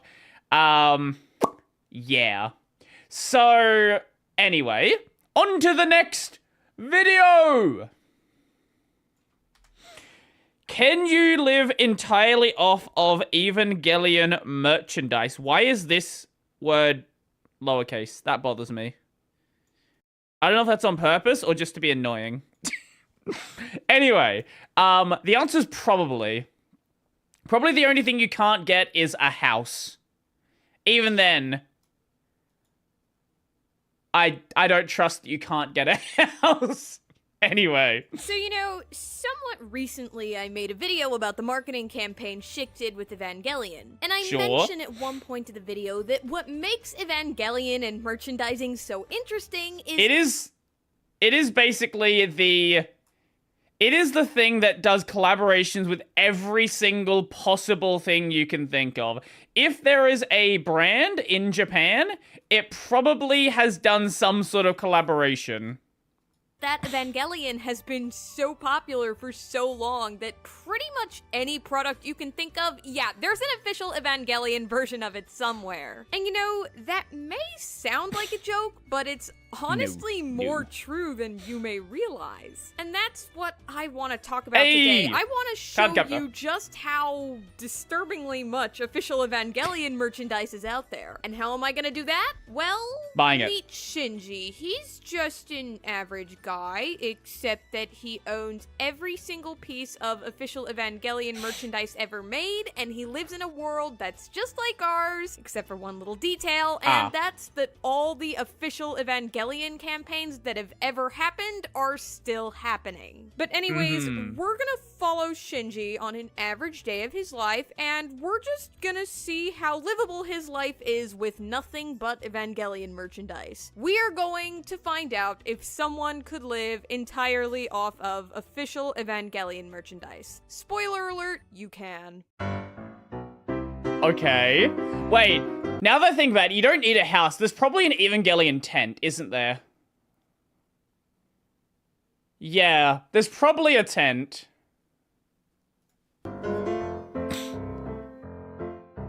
Shinji wakes up in his Evangelion apartment to the sound well, there you go. Okay, there you go. Okay, sure. His Evangelion alarm clock. Of course there's that. So he gets out from under his Evangelion blankets, puts on his Evangelion slippers, and heads on over to the bathroom. Here, he can wash his hair, brush his teeth, and of course shave with his Schick Eva razor. And not to worry, he's got plenty of towels for the whole process. Yeah, towels are one thing that I'm not surprised about. Basically, every series gets towels. Shinji here wants to get some exercise in before a long day of work, so he puts on a new pair of Evangelion underwear, slips into a comfortable Evangelion t-shirt. Yeah, that's a real and official shirt, by the way. Sweatpants, socks, comfortable Evangelion. Neon Genesis Evangelion, you won't die because I'll protect you. Even if I can die, I can be replaced. First, this is no. Stop. This is not a real shirt. Evangelion t-shirt. Yeah, that's a real and official shirt, by the way. Sweatpants, socks, and Evangelion New Balance shoes. Grabs one of his myriad of Evangelion water bottles, and from here he grabs one. What are these water bottles? Okay, that's... I love Japan. I really do. What the fuck is this country? One of his myriad of Evangelion water bottles, and from here he has a couple of options. Maybe he can take a quick jog, maybe he can grab his Eva Vamoof bike and Eva helmet and go on a quick bike ride, or maybe he could grab some of his Eva army dumbbells and do some weightlifting. Well, he eventually picks one of them, and now he's feeling ready for some breakfast. He grabs some Eva coffee, and then grabs some of his Eva canned bread, and, oh, hold on, quick pause, the canned bread. Y'all probably won't believe me if I don't explain this one. Yeah, so believe it or not, canned bread still exists in Japan. From what I've come to understand, it's not necessarily a totally common thing. What the fuck is this? But it's also not so rare that it's unheard of for popular anime to get their own official canned bread. For example, there's Clanad canned bread, Full Metal Alchemist, Macross, and, you know, Evangelion. And Sure. hey, good thing too, because now Shinji has something to put in his Evangelion X Hello Kitty toaster. And with that, once he's done eating, it's time to get ready for work. So... At his Evangelion job? Where should his job be? Tell you what, we'll give him an office job and a physical labor job, and we'll see how he fares. So, starting with the office job, well, today is Casual Friday, so an Evangelion polo shirt, Evangelion sweater vest, you know, maybe an Evangelion tie, a nice pair of Evangelion jeans, his Radio Eva, Toy Eva shoes, and maybe his Evangelion Sony watch, you know, just to give him a little bit of pizzazz. That actually, so watches are a really cool thing. There actually are quite a few big series that get watches. Let me see if I can find the Free Ren watch. It's actually a really cool watch. So here's the Free Ren Seiko watch. Like, it genuinely is a good looking watch. And you probably, like, you wouldn't immediately get noticed that this is some weird weeb watch. Now, the back of it, well, we don't have to talk about the back of it, but it's actually just a cool Seiko watch. Oh, and of course, he can't forget his trusty Eva briefcase of to course. keep his Eva office supplies, his Eva cell phone, Eva calculator, Eva USB, Eva energy drink, and Eva business card holder in. And with that, he's ready for anything. So imagine you actually met this person. Imagine you actually met someone this psychotically obsessed with one series. Andrew Seiko watches. I like Seiko as well because they're not crazy expensive and a person can actually buy one without needing to take out a loan. That's nice. Labor job then. Well, he's dressed considerably more casually this time. You know, he's got an Eva t-shirt, Eva cargo pants, and these Evangelion high tops. What part of this is Evangelion? Is it just the coloring because it's like Asuka's Eva? Is that it? As for the tools of the trade, he keeps them all in his Eva tool bag. He's got everything he could possibly need in there. I'm sorry. No. We did it. He keeps them all in his Eva tool bag. He's got everything.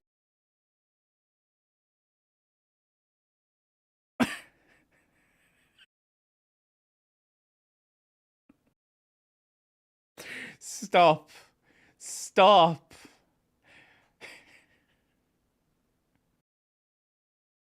What is all of this? Thing he could possibly need in there, courtesy of the AT Field Evangelion work campaign that gave us pretty much any tool you could ever possibly need, but now with Evangelion branding. So, yeah, in summary, he's got everything he could possibly need for this and more. He'll be fine. But regardless of which job he has, he's gonna have to find a way to get to work. So what— Is there an official Itasha? There's not an official Itasha, is there? What's Shinji's commute looking like if he can't walk? It's either going to be an official Itasha or a bus or a train. I know you will often see like themed buses and trains, but I desperately want it to be an official Itasha. He's got two options. For starters, he can hop on the Evangelion bullet train, complete with Evangelion seats. Oh my god, they went all out. What the fuck? Of course. Or he can hop in his Evangelion electric car. Of course, he'll have to make a quick— An official Evangelion Itasha Toyota Prius. Oh my lord. stop at one of these Evangelion electric car charger stations on the way, though. Oh, and by the way, in case you were wondering, yeah, his car is absolutely decked out in Evangelion merchandise, too. He's got an Eva license plate, seat cover, car curtain, car mat, car garbage can, GPS, radio antenna, you name it, he's got it. And speaking of things he's gonna need no matter what job he works, he's gonna need something for lunch. Luckily, he prepared his Eva bento the night before, and he's still got plenty of copies. Why is it another Hello Kitty collab? Why are there so many Evangelion Hello Kitty collabs? So he should be fine. Or maybe if he's feeling extra hungry, maybe he can stop by Loteria or Pizza Hut since they both ran official Eva campaigns at some point. What the fuck? What the fuck is this thing?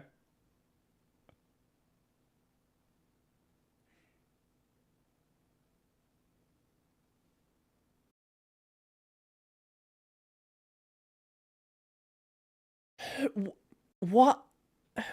Huh? Why do you need 9 burger patties? That's a very American looking burger. I don't even know how you begin. How do you even try to eat that? I don't even know where you begin. Yeah, or Pizza Hut, since they both ran official EVA campaigns at some point. So at this point, let's go ahead and fast forward a couple hours after lunch. Shinji is done with work for the day, and what a day to be done with work. Time to get Eva beer. Like I said earlier, it's Friday. And Yeah. for Shinji, Friday is date night, and he's got a hot date planned with his SO, who we'll call... let's go ahead and call him Kaoru. Why not? But tonight's not any ordinary date night. No, tonight is the night that Shinji finally proposes to Kaoru. Oh my god, he's there's an Eva got wedding his ring. Evangelion rings at the ready. So very at the ready. And he's got an extra special date planned for tonight. So he needs to hurry up and get ready. And while he does that, let me tell you about these rings for just a hot second. So there's plenty of official Evangelion jewelry pieces out there. More for than most plenty, series, honestly, they have these. But these rings, let me tell you about these rings. So these came out in early 2016. They're by a jewelry maker called The Kiss, and you'd buy them in pairs, you know, like one for you and then one for your SO, as demonstrated in the marketing material for these rings, which featured, oh, would you look at that, featuring Shinji and Kaoru. I want to talk to you about something gay. And speak. Oh, your stream died?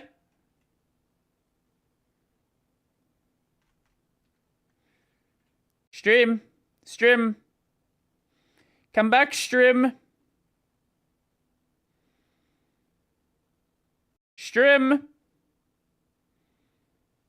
Okay, we're back. Stream back. For your SO, as demonstrated in the marketing material for these rings, which featured, oh, would you look at that, featuring Shinji and Kaoru. I gotta talk to you about something gay. And speaking of Shinji, would you look at that, I finished telling you about the rings just in time for Shinji to get ready. Look at him, he's wearing the Shinji outfit from the line of clothes that was released for the 4th anniversary of the EVA store. A little bit of EVA cologne, and he's good to go. So Kaoru arrives, dressed to impress, of course. You know, he is wearing nothing but official Evangelion clothes from head to toe. And first things what first, the nothing fuck are but those official shoes? Evangelion clothes from head to toe.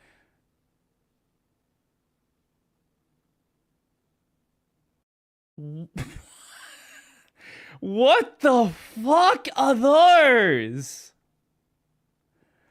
And first things first, it's time to get some dinner. Now, they have 2 options for this. The first one is that Shinji can make something for Kaoru at home with his plethora of Evangelion cooking utensils. Of course. You know, maybe he could even grab some EVA wine glasses and pour some of this $624 sparkling Evangelion wine. Or, if they're not feeling that, perhaps they could go out for dinner instead. After all, a new pop-up Evangelion bar/cafe just opened up. And of course, if they do decide to go there, Shinji will cover the whole meal with his Evangelion Visa card that he keeps in his Evangelion wallet. So, after grabbing dinner, it's time for the main event, and this is a big night for Shinji. You know, if there's ever a time...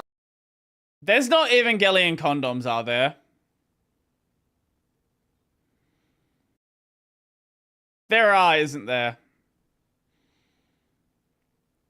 I'm sure there's going to be. Time to bring your A game to the dating game, it's when you're ready to go to the next level. So then, what is Shinji's strategy? How is this gentleman going to woo the target of his affection? Now, I will tell you, but I will also warn you that no amount of bracing yourself will ever make you ready for what I am about to say, and that is bowling. Evangelion bowling. Okay. Officially licensed Evangelion bowling. That is Shinji's strategy. In 2013, a bowling alley in Japan called Round 1 hosted an official campaign featuring Evangelion. So then, what does a Round 1 Evangelion campaign look like? Better yet, I will show you what a Round 1 Evangelion campaign looks like.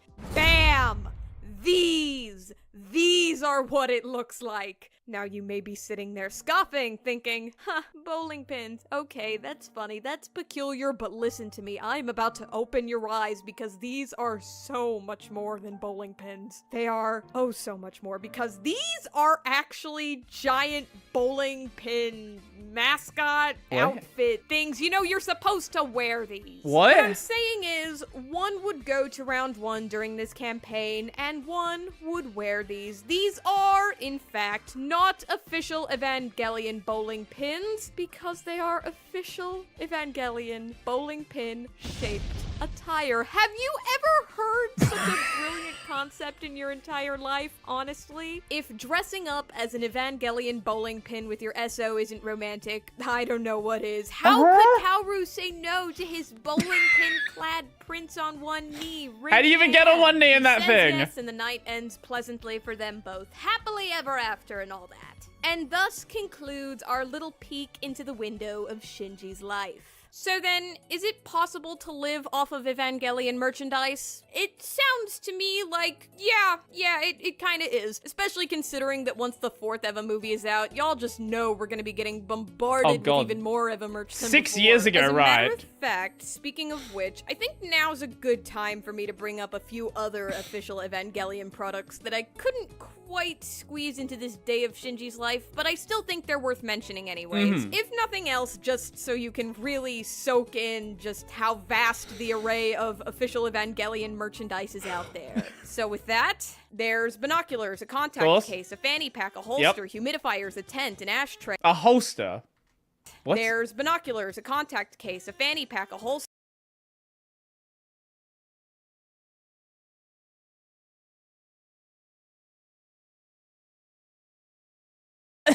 Why is there a gun holster? Humidifiers, a tent, an ashtray, eyelashes, golf equipment, these keep out wet floor looking signs. Not totally sure what these are. Teacups, eye drops, inflatable ponies, an LED lantern, tweezers, bath salts, buckets, life-size stack. Hey, you could have definitely fit in the bath salts. You could have had them have a bath together. Guitar cabinets, guitar picks, this bass amp, this peculiar looking fork, air fresheners, tarot cards, luggage, cameras, cleaner, and, you know, this is the one I find the funniest. Check this out. This is official Ayanami Blue house paint from Turner Colorworks. In fact, let me say that one more time just so you can really sink that in. This is official Ayanami Blue house paint. You know, anyone can wear their love of Evangelion on their sleeve, but have you ever considered wearing it on your house's walls? To be fair, that's a pretty nice blue.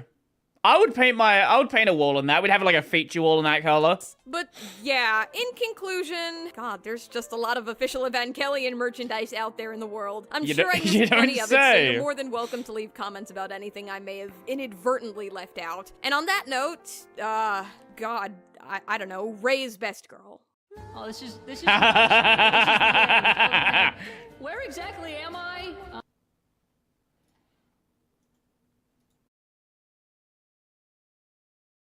There's no way this is real. There's no way that's real.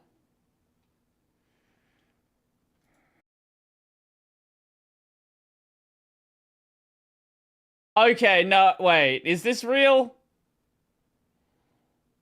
I don't know if this is real. Either way, it is a thing that someone made. Ava AIDS PSA for Texas. What? Okay, we'll have a look at the Ava AIDS. Okay, let's have a look. Oh, it's 10 minutes long. Okay. We're not going to check that one out today. I do want to show you this one, though. Let me see. Load the ad! Load the thing. I want to see the video. Damn it. YouTube! Yeah, we'll save it for tomorrow. The McDonald's one. Yes, I want to play the McDonald's one. The McDonald's one is so good. そうだ、エヴァンゲリオン M 号機だ。マックのエヴァ、総員注文準備。食べ逃しちゃダメだ。食べ逃しちゃ。あんたバーガー？今3つのバーガーが集結する。ザク切りポテト肉厚ビーフガーリックマヨメキシカンチーズチキンチーズダブルテリヤキ。美味しいフィールドを展開。イカリク。綾波。誕生エヴァンゲリオンバーガー奇跡エヴァンゲリオンバーガー食べますタラッタッタッタ Evangelion Burger! Here's the other one. これは汎用マクドナルド型変形ロボットさあ行くわよマクドナルド発進シンクロ率 100% フィールド展開パティを最大限開放してビッグマック初号機マックフライポテト2号機マックシェイク0号機思ったより大きいわねマクドナルド限定奇跡のエヴァンゲリオンアプリで抽選販売だ。迷わず応募してくれ。当たるかなわからない当てるのよタラッタッタッタ Oh, God. Oh. Jesus Christ. I fucking love this so much. It's so stupid. Best Happy Meal ever? Yeah, it's certainly a Happy Meal. It is certainly a Happy Meal. Since we're on the path of fast food places, we'll just watch this one.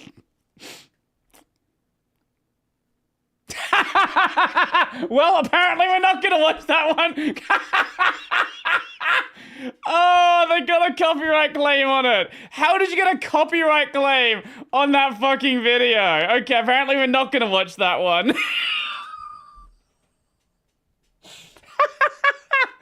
Oh, what was it about? It was about Carl's Jr. in Australia.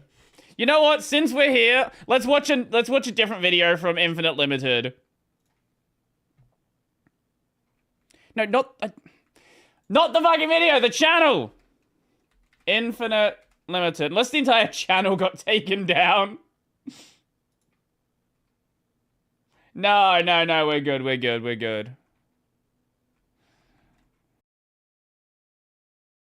What is this one? What do you got here?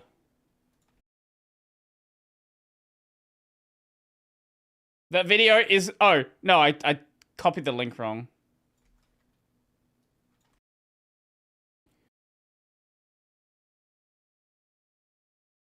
Why do people keep crashing into CVS? Okay, that does sound fun as well. Okay, we might get to that one. Okay, what Australian one should we go with here? I love this channel. It's just nothing but Australian nonsense that nobody fucking cares about. God, there's so much hyper-Australian stuff here that nobody besides me is gonna understand. Oh, Lord. I don't even know what to look at. I might save this for next time. We'll watch the CVS video, and I think that'll be it for today. Pretend for a second that you... So much Aussie stuff to react to? Yes, it definitely is. We'll get to some of those ones. I'll see if there's a fun one in there. That was the channel we watched that had the JB Hi-Fi one. How to talk... Yes, also How to Talk Australians episode 3. Absolutely. You're very, very cool. You're in a helicopter. You're also a professional photographer with a special type of lens. You're in front of a patio or an intersection or perhaps even another helicopter. Sure. You're in the right place at the right time with the right equipment and the right skills. And you've taken a photo that kind of looks like The Sims. There's a set of these images that circulates around the internet every now and then, and they never fail to entertain the masses. They really do look like old isometric video games, but there's one that's in a league of its own. It is a picture of a car crashing into the side of a CVS pharmacy. And the other ones, the illusion is tame. They're clearly photographs, but this... I was convinced for a while that this wasn't real. It actually looks like a screenshot from some sort of contorted 90s CD-ROM mystery game you'd find in your basement. Maybe it's the perfectly smooth gleam on the car, maybe it's the low resolution, or maybe it's just the idea of a car crashing into a CVS at all. At this point in time, I would have confidently said that's not something you see every day. Also, how do you do... Like, are they... In Australia, like, these bits here aren't just markers, they're like concrete blocks. So this person would have had to driven over the block and still carried enough speed to go through a brick wall. They are blocks? Okay, okay. How stupid are you? How do you make this happen? Hey, until one day, I wanted to find this image again. So as you do, I googled CVS car and brick wall image, thinking it'd have to be the first or second result. The first and second results were pictures of cars crashing into CVS that looks even I'd worse. Never seen before.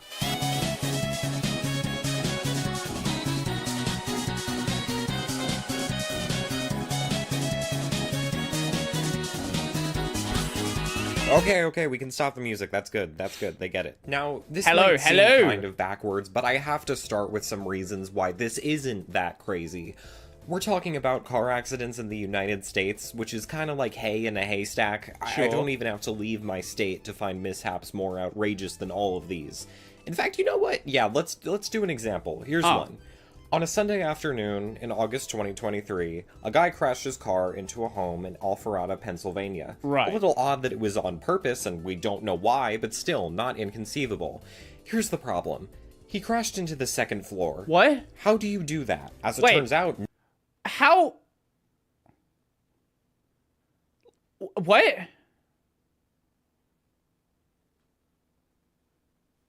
Huh? The second floor's here. There's no ramp. What? Wait, do you come from this side? How? No one knows how you do that, because it doesn't make any sense. The leading theory is that the driver turned onto the grass before the driveway, hit the end of an underground drainage pipe. That's... No way! And then something, skip a few pages, car on roof. But hey, at least the fire department found speed to be a factor in the crash. That's helpful. Yeah, imagine that that. might be involved. Storefront crashes are a commodity in comparison to that. Replace CVS with Walgreens, and wow, it's like a ton of car crashes still. Replace Walgreens with Rite Aid, and again, same thing. Although Rite Aid's kind of winning here. How do you crash into how? How fast are you going in this car park? You can't really have customers crashing into stores if you don't have stores or customers. Like, I get giving it a little bump, but like going through the fucking wall, how do you do this? Played. Anyway, I think you get the idea. The more you look for this stuff, the more you find, and I guess at a certain point, you just have to accept that this happens a lot. So why am I making this video? Well, because I think CVS is different, and somehow I'm not the only one. Okay. CVS stores attract motor vehicles to their perimeters in ways that shouldn't be possible. Yeah, P5 music. We can work with this. It's January 20th, 2013. In Foxborough, Massachusetts and Atlanta, Georgia, the NFL semifinals conclude. In DC, Barack Obama is inaugurated for his second term. It's a deeply American day. But that's not what we care about today. We care about a CVS pharmacy on Long Island in an unincorporated community called Wading River. On January 20th, a 78-year-old man and his wife were parked at the store on the northeast corner of the building. After consulting my compass, I'm pretty sure that's this one. So let's say they're parked here. At this point, you put the car into drive and hit the gas. The first part didn't quite happen. There is now the minor inconvenience of a 5x5 foot hole in the wall. But hey, that's big enough to fit the world's biggest CRT television. You could, you know, slide it on in there and have the world's weirdest drive-in movie night at CVS. But what happens instead is everyone goes home and they fix the wall, right? I mean, I haven't finished reading here, but that just seems logical. Oh. Guys, I missed a word in the headline. It's phrased so casually in the article. A man crashed through Wading River CVS twice Sunday night. Right, Wait, twice Sunday... Wait, the same guy twice on this... How? How do you even crash into CVS twice? What's left to crash into? A different part of the building? Would you just, like, pull out and make a full U-turn? Well, yes. If you're this guy, that's exactly what you'd do. I can't be too harsh on him, really. He certainly had no intention of double dipping. He just got confused while behind the wheel. When most Americans get confused... Then he shouldn't have a fucking license. ...behind the wheel, they just slam on the horn, something I appreciate even less. It's 2.5 years later, on July 17th, 2015. Today, it happened to the CVS on Morris Avenue in Union, New Jersey. Although the interior suffered some damage, it doesn't appear... Wait, is this image... Avenue in Union, New Jersey. Has Google Earth AI upscaled this image? What the fuck is going on here?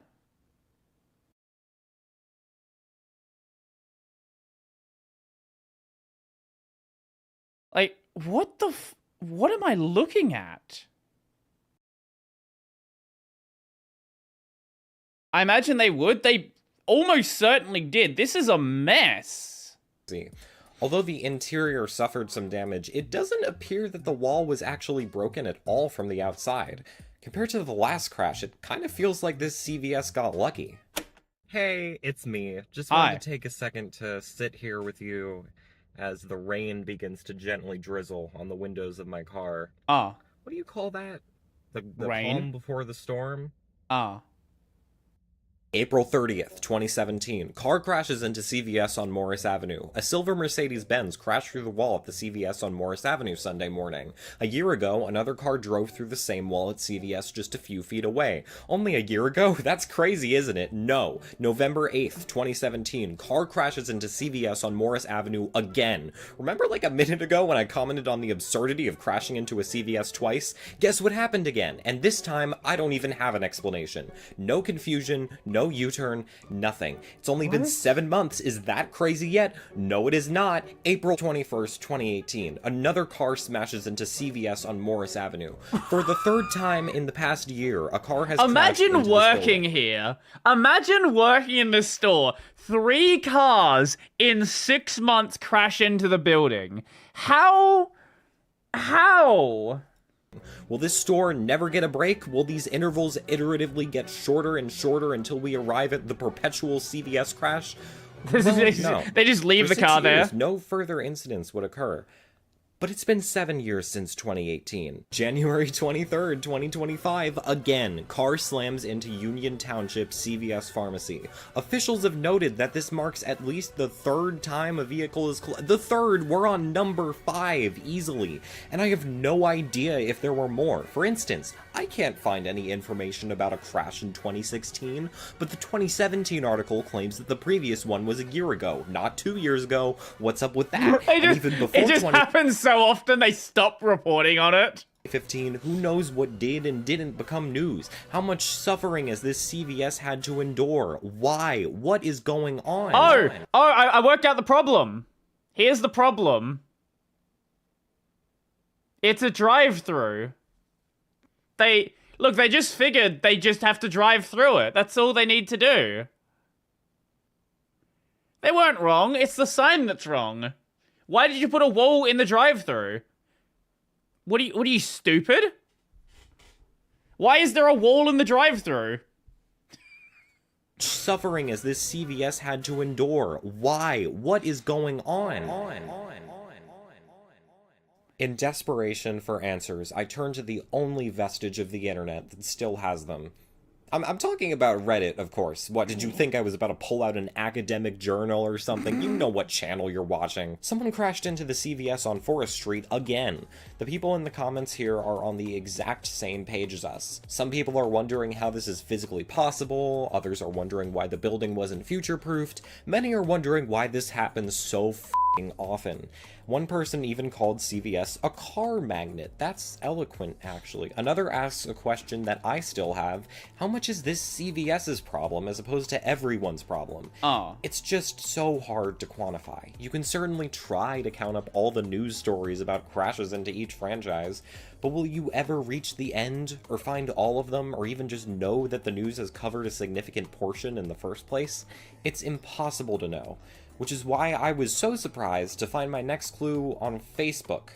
Our boy CJ here says, years ago, I used to work for the CVS internal support line. This is exactly what we need. This is the knowledge that... Jesus Christ, multiple times a day. Okay, we have to do a little better than this. I think we're at that point. There has got to be an actual resource on this topic. Look, I mean, this is the internet. This is the internet. There people have written about every obscure thing under the sun. So what do? Do I look in some obscure Tumblr page? Do I dig through the recesses of Wayback Machine? I think I'm overcomplicating this. Let me just go to storefrontcrashes.com. Oh, it's real. See, of course this it is why I love making videos about the internet. It has everything you can imagine and so many things you can't. When it was created, storefrontcrashes.com was basically the only good resource on this topic, and even today, there's only a few. In 2008... What a random little hobby to have. You just document every storefront crash you can find. I love that that people have this much weaponized autism. Like random little things you can just get hyper fixated on and make your entire personality. Why this one? I don't know. But I'm thankful for this video. The creator of the website was struck by a car inside a 7-Eleven, which I would say is a pretty good reason to look into this topic. Certainly much better than mine. The site links to a more current site called storefrontsafety.org, which claims that over 100 of these incidents happen in the US every day. What? If we are to believe my thumbnail, that'd roughly mean that CVS accounts for 1% of all those incidents, which isn't inconceivable. Finding these preventative resources really made me realize that maybe the best question isn't why do people keep crashing into CVS, but rather how do we stop people from crashing into CVS? Bollards. One answer is bollards, which is a fancy name for poles that you put in front of a building. Sticks. If you're familiar with a convenience store called Wawa, you've seen bollards. All of their locations have bollards around the perimeter to prevent this exact thing from happening. CVS, not so much.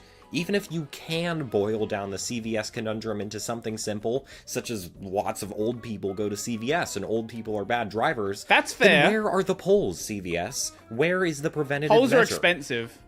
I guess the moral of the story is that we can't not fix an issue just because it's weird. Treating these incidents as actual problems and not as bizarre one-off occurrences could save lives. And also, please, if you ever find yourself at the CVS on Morris Avenue and— What the fuck is going on here?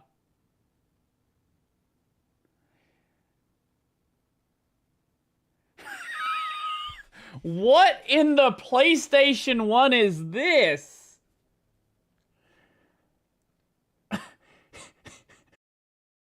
I have not used Google Earth in such a long time. This is a mess. And also, please, if you ever find yourself at the CVS on Morris Avenue in Union, New Jersey, please check your gear shift before leaving.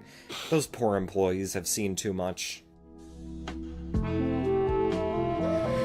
Okay, sure. The dumbest video I've ever made. That's just normal Google Earth? Yeah, apparently. Alright. Sure. Right. I don't know what to say about that, but apparently people like to crash into stores for some reason. No, we're gonna head out for today.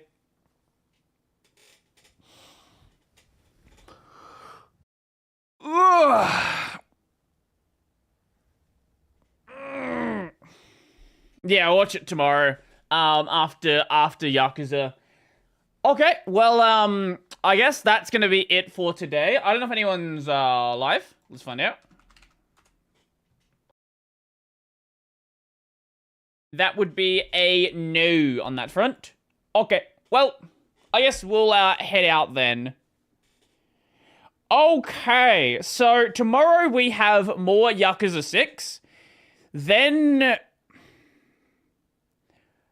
either Thursday or Friday, depending on when the game comes out, we're playing Silksong and then more Yakuza 6 next week as well. Probably I'm going to end up swapping the slots around. So it'll be Yakuza 6 next Thursday and then Silksong on the Friday. You're going to Comic-Con cosplaying as Lane or a Yakuza character. That's another thing I need to watch at some point. I still have not watched Lane. Eventually I'll get around to that.